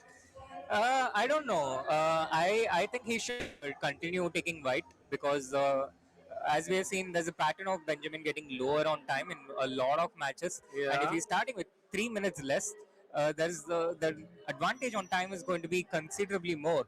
So I think True. that's a strategy which has worked for both players. I can't imagine them not sticking to it. But you never know. This match has been filled with surprises. Yep, absolutely. And yes, indeed, SLK Chess is reminding the chat, Armageddon coming up with it still hasn't made its decision. And Tan Don is saying 13 games was the maximum we could have played today. And this is the 13th game. But for whom will it be the unlucky 13th game? We will know in the next 20 odd minutes. Definitely, Rakesh. Just 20 more minutes. Actually, it will be less than 20 minutes considering the bid. I think 17 minutes. Yeah.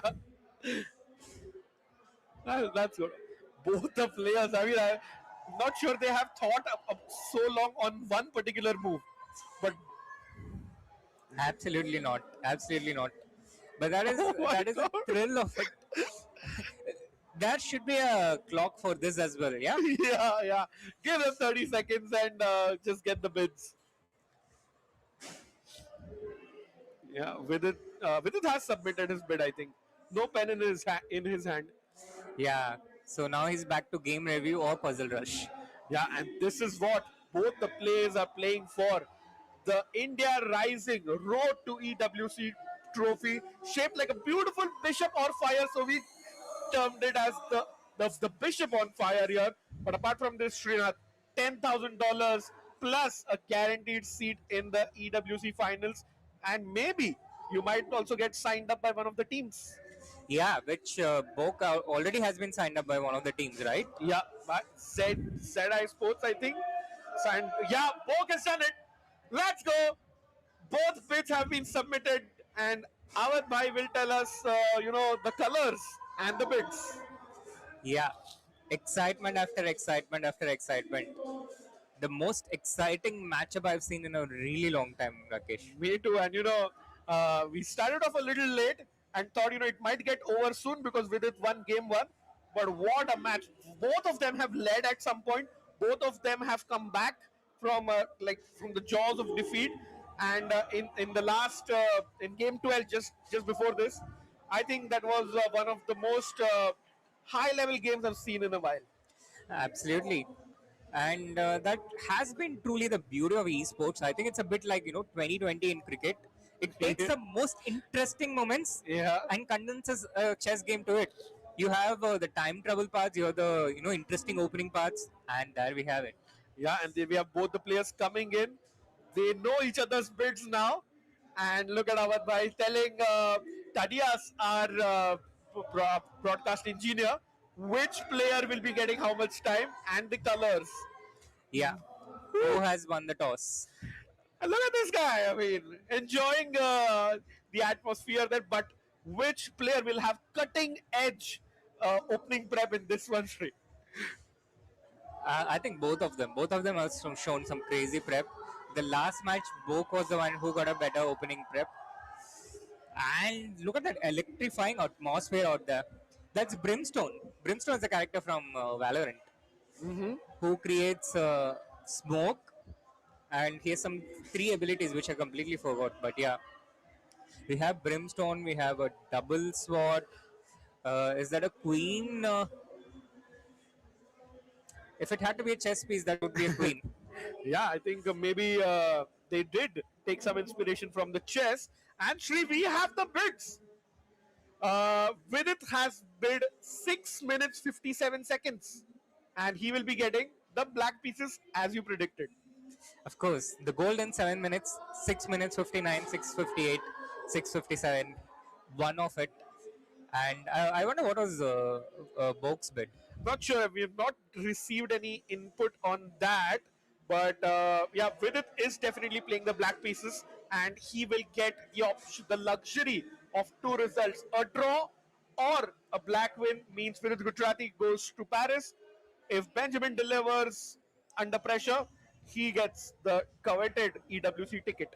If only Rakesh bhai, if only the Armageddon bid wins also counted as points, Vidit would be a clear favorite. Yeah, for sure. And shout out to Tadias again, who's handling all the back-end work here. He has let us know that Vidit's first bid in set 1 was also 6 minutes 57 seconds. So superstitious much, I guess. Absolutely.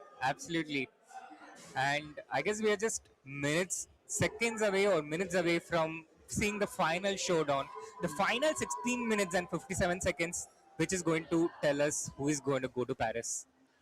So, wow. What a match this has been. I mean, Shri, I feel tired. Like commenting. I know. Absolutely, it's the same. I think we all feel tired.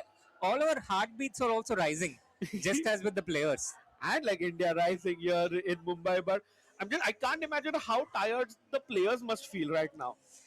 They are going to be crazy tired, but I'm sure the break would have helped a bit there. Yeah. But in the end, all the tiredness, all the misses, all the one more misses, all those things come down to the exhaustion of taking these decisions under high pressure. We saw a lot of nerves happening in the game 2 of set 3. The game kept going back and forth, and then in true esport fashion, got decided in the last 5 seconds of the match. Yeah, very true. Everything like years of prep can be decided in those few seconds that actually matter. And as we have, oh, that's so nice to see people dressing up in like this is a coolie costume. There. Yeah. The coolie costume back in the times when suitcases did not have wheels. Yeah, they were a very integral part of travel, and they still are. And you also see loads of people getting photos and autographs from their favorite creators and gamers out there. Yeah, I think that's Shark She, if I'm not mistaken. But correct. Loads of creators and influencers here, gamers as well, because it's of course the EWC qualifier event. Yep.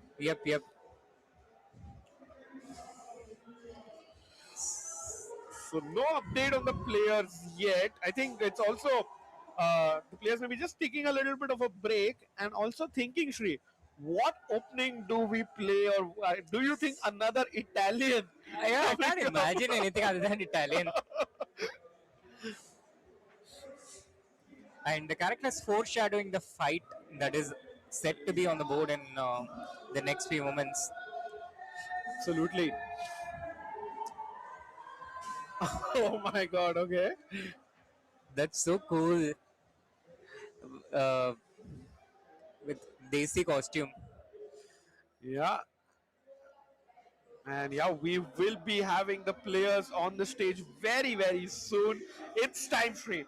It's time to get into the Armageddon. It's the moment of truth, the moment of endurance. It's about who lasts longer, who keeps their nerves the better. It's no longer about sophisticated strategy and deep plans, but who reacts in that moment better in the last few minutes. Yeah, and we hear that Vidit is back and in his booth. He is locked in.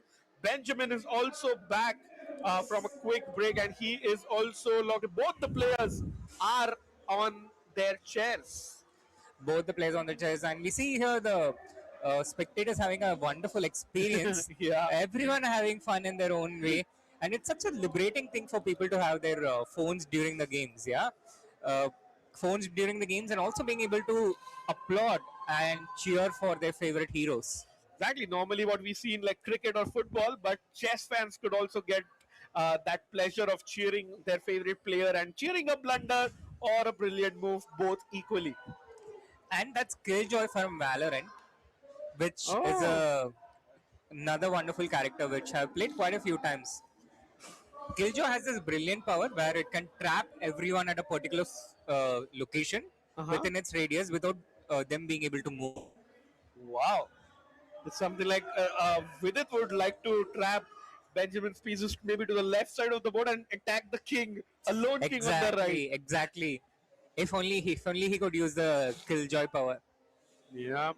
And both players are seated. There we see Benjamin Bok locked in for the all-important Armageddon here. It's everything to play for. Everything to play for. The last spot for the... it's not the last spot for the Esports World Cup, but the last match of the India Rising, the grand final, and once again the coveted spot for the Esports World Cup. Yeah, and this is the grand final of the grand final in a way, Shri, and it will be decided by Armageddon. Chat, in case you're joining us, black, that is Vidit Gujrathi, gets 2 results, a draw or a black win. Benjamin Bok gets 3 minutes extra. So it's very similar to the same Armageddon that we have in Norway chess, 10 versus 7. Increment. Without the increment. Most beautiful aspect of it in the esports. And the games have begun. The first few moves are on. Italian. Is it Italian? Yes, it is Italian. Of course, Italian. Another Italian. But Vidit goes with the bishop on e7. A completely different setup from what he has been using so far. Yeah, very interesting choice there by Vidit. Why would you change something? Is there some prep that I'm smelling? He's actually been into uncomfortable positions in the last 2 games, Rakesh. Although he has won them, he won one and he drew one. but he was under pressure in both those matches. So I think he just wants to change that up a bit. And this setup with the bishop on e7 is actually a safe and solid setup, which will ensure that he gets a game. Yeah, and we see moves coming thick and fast. Benjamin maintaining that 3-minute advantage, which he rightfully gets, because remember, chat, he has to win. The word draw does not exist in Benjamin Bok's dictionary right now. Yeah, a must win, a winner takes it all, if any, is this match. And both the players still in their preparation. The knight on f1 eyeing the d5 square there. And yeah, there we have the position. We have the board. The knight goes to e3. So far, both the players still in their preparation. A lot of action in the center there, Rakesh. Yeah, a lot of action. The knight looking to jump on one of those two beautiful squares with the support of the central pawn for white. And I'm also reading some comments in the chat, and they're saying, of course, kudos to the winner, but how hard or how difficult it might be for the loser of this It's match. soul crushing. It's soul crushing. Wouldn't want to be on that side later today. It's definitely, I think, easier to cope up with a one-sided defeat than a defeat like this when you're so close to the cake. Yeah. 7 hours of chess. And what a day this has been. I wish, both players could qualify, but sadly that's not possible. But it's definitely a winner takes all here. Yep. It's every man for himself, winner takes all, like the Royal Rumble. And this is like the last two warriors in a wrestlers in a Royal Rumble match. Exactly. Yeah, after so many hours, both the players are so tired, but just one player who gets it over the rope. Why? The engine doesn't really like that one. The position from a strategic perspective looks quite comfortable for white right now in general. The d5 square is up for the grabs for both the bishop and the knight, the central outpost. And he has also opened the a file, which the rook can use as an avenue to enter in the future. So I'm not too thrilled with the kind of position that Vidit has out of the opening. True, and you see him, he's struggling a little bit on the clock as well, Shri. It translates, if you are down on position, you start to think more. And it's like a ripple effect. Absolutely, the chicken and egg situation. And I think the rook now goes into the 7th rank. White can consider infiltrating on the a file, but he goes for the h file, an unexpected direction. Wow, we've seen Benny do this. He plays, we think he's going to do on one side, he makes a move completely on the other side. And the Alpha Zero move, just h4, h5, and force with its hand. Vidit can't push his corner pawn because the knight gets into a beautiful square. So I think a very nice move here by Benjamin Bok. Yeah, and things are looking scary for Vidit right now, Rakesh. The time advantage is massive. It has only increased since the start of the match. Yeah. And also the position, he's under pressure on all sides right now. The king side, white is going to advance that pawn on the corner and create weaknesses, create squares for infiltration for white's pieces. And with it for now, he makes sure that the defense in front of his king, those precious pawns, they remain. Yeah. But on the other hand, he also has to fight with these pieces in the center and the prospect of rook joining in the attack from the horizontal line. Yep, Vidit makes like a multi-purpose move. He gets his king out of the way, which means the bishop for white is a beautiful piece, but it at least not attacking my king. But on the flip side also, Vidit's rook is active on the f line, but Benjamin, is he planning something like king up and swinging the rook in the bottom right corner? Absolutely, he's completely planning that, which is why Vidit moves the queen forward. So if the king moves forward, the queen will swing all the way to the last vertical file and give a check to the white king supported by his bishop. So with this, the queen ensures that the vertical last file is covered and the horizontal 7th rank is covered. Both beautiful. But now the bishop on black's bishop has never moved, or the light squared one, and I don't see a prospect for that here. Yes, that is the unfortunate side effect of that lovely move. And if the bishop cannot move, also the rooks cannot go to the open file on the A file. True. But on the other hand, the king comes first, and with these last few moves, with it secures the king for the moment, which ensures that the game continues without him having too much of a bad position. Will Bok now switch sides? Will he go towards the left flank and pile up there? Is the question I have right now. Probably, and with it, maybe getting a little bit of the time disadvantage back because the seconds are ticking down for Benny. And yeah, we think of the left, Benjamin plays something on the right. Yeah, maybe that has been his USP today. He's been able to hit where his opponent cannot anticipate. And this time you are feeling Benjamin is not holding by any punches. He's going full against the king. Yeah, no more of this slow maneuvering, slow dancing and stuff. It's for him. It's time for the Armageddon. Yeah, he knows. He's tried that slow approach. He's saying, "I'm not doing none of that. I want to go and I want to go hard." And look at that heart rate once again, 110 for Benjamin, and with it, it's 125 and rising.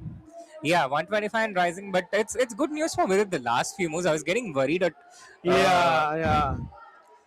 how quickly and confidently White was playing for Vidit's fans. But now Vidit is back in the game, and it seems like Bok has made a few suboptimal moves.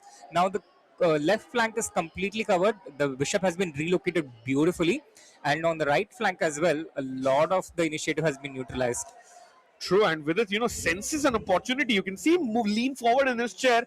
He feels there's something concrete. Is it like a pawn push, or I don't know what he's looking at, but he looked excited for a second.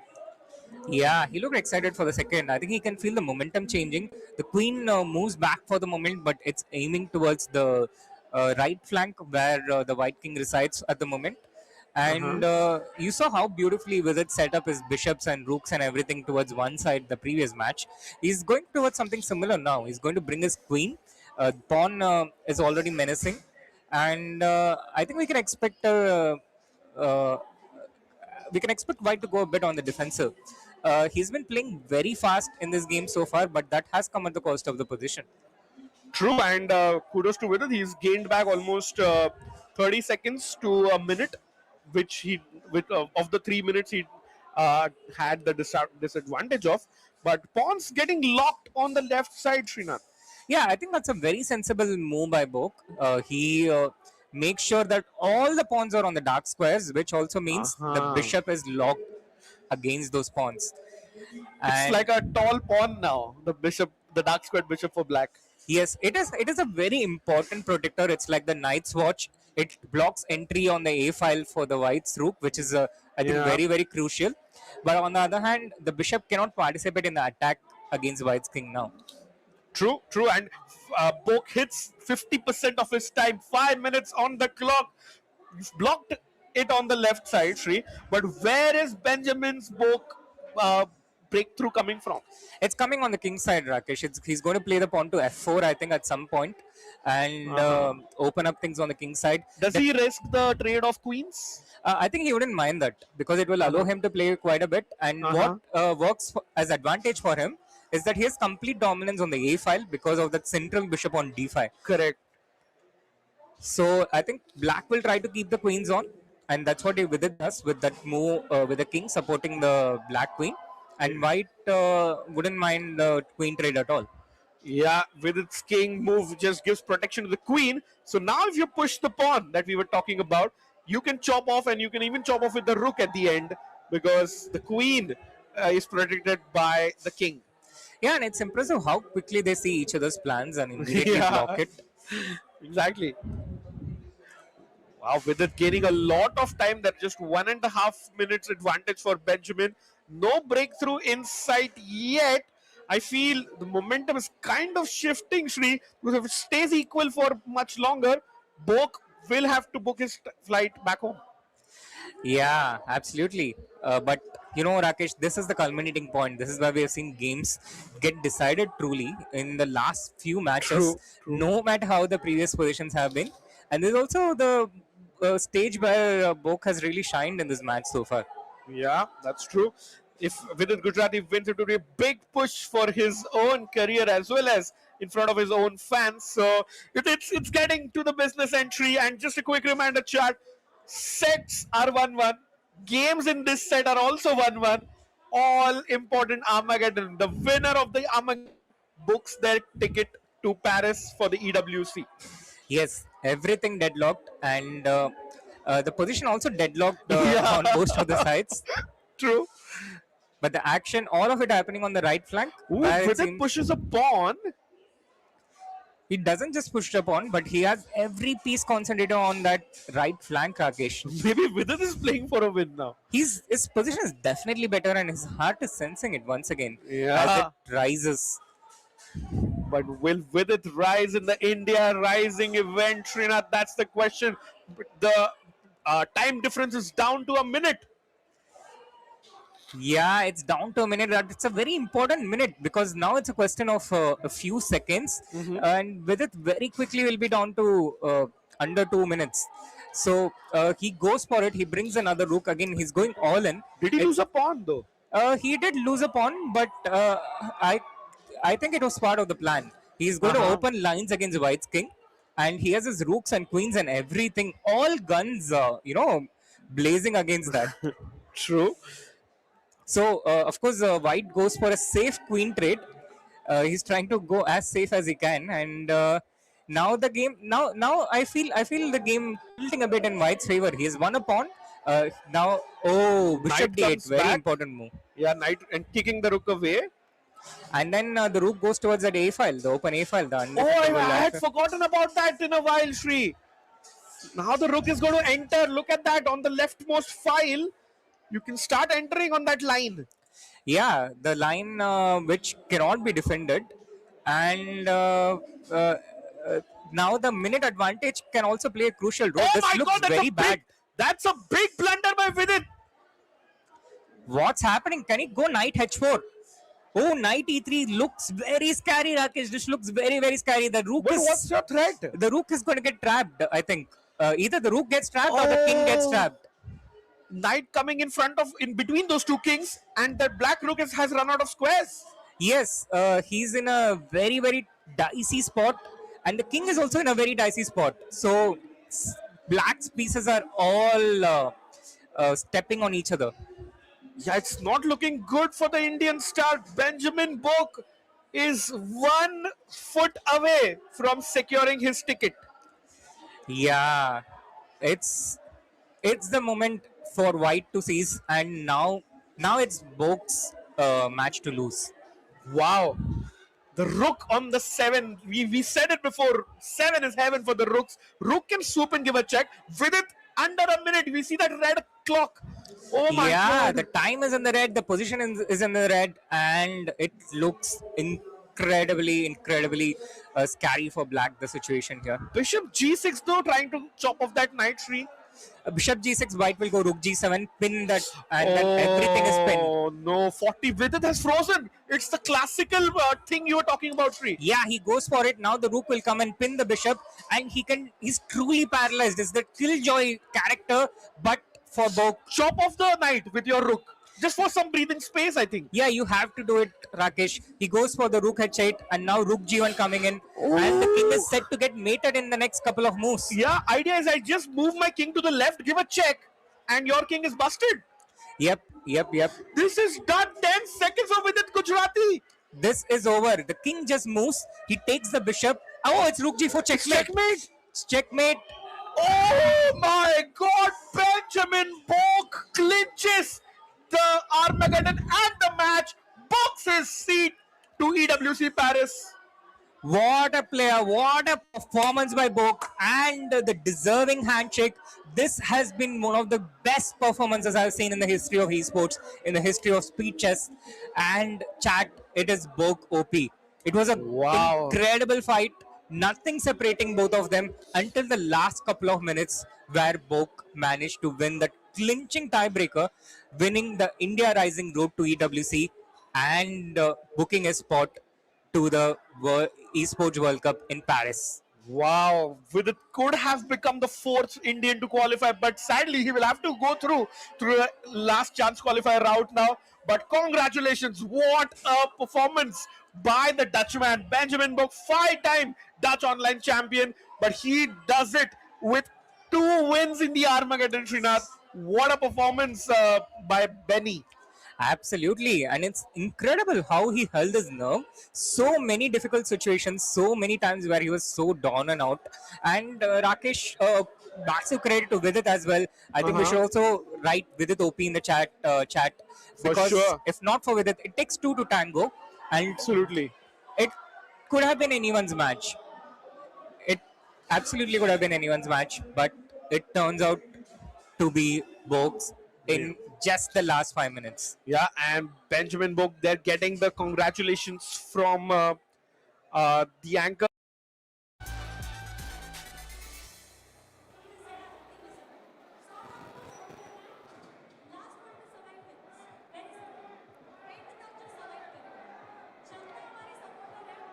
All right, ladies and gentlemen, let's hear it for our winner, who has crossed that road to EWC.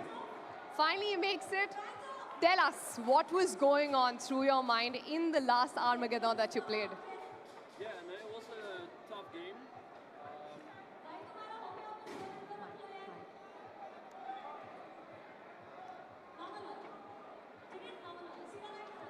All right, so a clear decider. It went on to the last match, the last Armageddon. Of course, it has been a crunch game. It has been an intense game. Of course, we could see the beats per minute of your heart, and it was shooting up and down, up and down. But what a ride it has been overall. We'll get a mic in the meantime for Benjamin, and Yeah, if we can get a mic, probably we'll be able to speak with Benjamin because and I'm get to know his so thoughts sure as there's well. so much to talk about. Okay, that's better, yeah. Yeah. Now that we have the mic and now that we can hear you, Benjamin, walk us through that Armageddon. Yeah, so he's an amazing player. I think I was very lucky in many games to win or escape with a draw. In that last game, I also felt like I was getting outplayed, but I was just trying to hang in there. And in the other Armageddon games, I felt like I did not keep my time advantage, but in this one, I really tried to do so. And yeah, I thought I was struggling, but when I won a pawn, I had pretty good hopes for my position. And then at some point, it just fell apart for him. So yeah, I just thought like, okay, I just gotta try to keep the time advantage, and that will always give me some edge, some chances. But yeah, once again, yeah, Vidit played amazing. He, like I said, I got very lucky in a couple moments. So yeah, sorry to him, but obviously I'm very happy to make it to the EWC in Paris. You know, coming to India, playing against an Indian grandmaster in front of the home crowd, did that add the pressure? Not really. I just try to focus on the games and just play chess. You know, just focus on the 64 squares that are ahead of me, and yeah, just try to do my best. And I felt like, well, maybe it also adds a little bit of pressure to him. So he has to try to win in front of the home crowd. Of course, sorry to cut you short, but I really want to know, Benjamin, because so much happening with the crowd, with the interaction, and of course, this is what you have been waiting for, the key to EWC. So let's have the amazing key to the Esports World Cup. And can we please call upon stage? And to give away the key, I would like to call on stage Mr. James Cunningham from the Esports World Cup and Awad Shah from chess.com to please join us on stage. Thank you. Thanks. That's the key. That's exactly what Benjamin was playing for today. Do you mind holding that? Yeah, thank you. He'll be signing the key, his probably key to the EWC when he goes there in Paris and plays against the best in the game. Ladies and gentlemen, to make it official, Benjamin holds the key to EWC. Congratulations, Benjamin.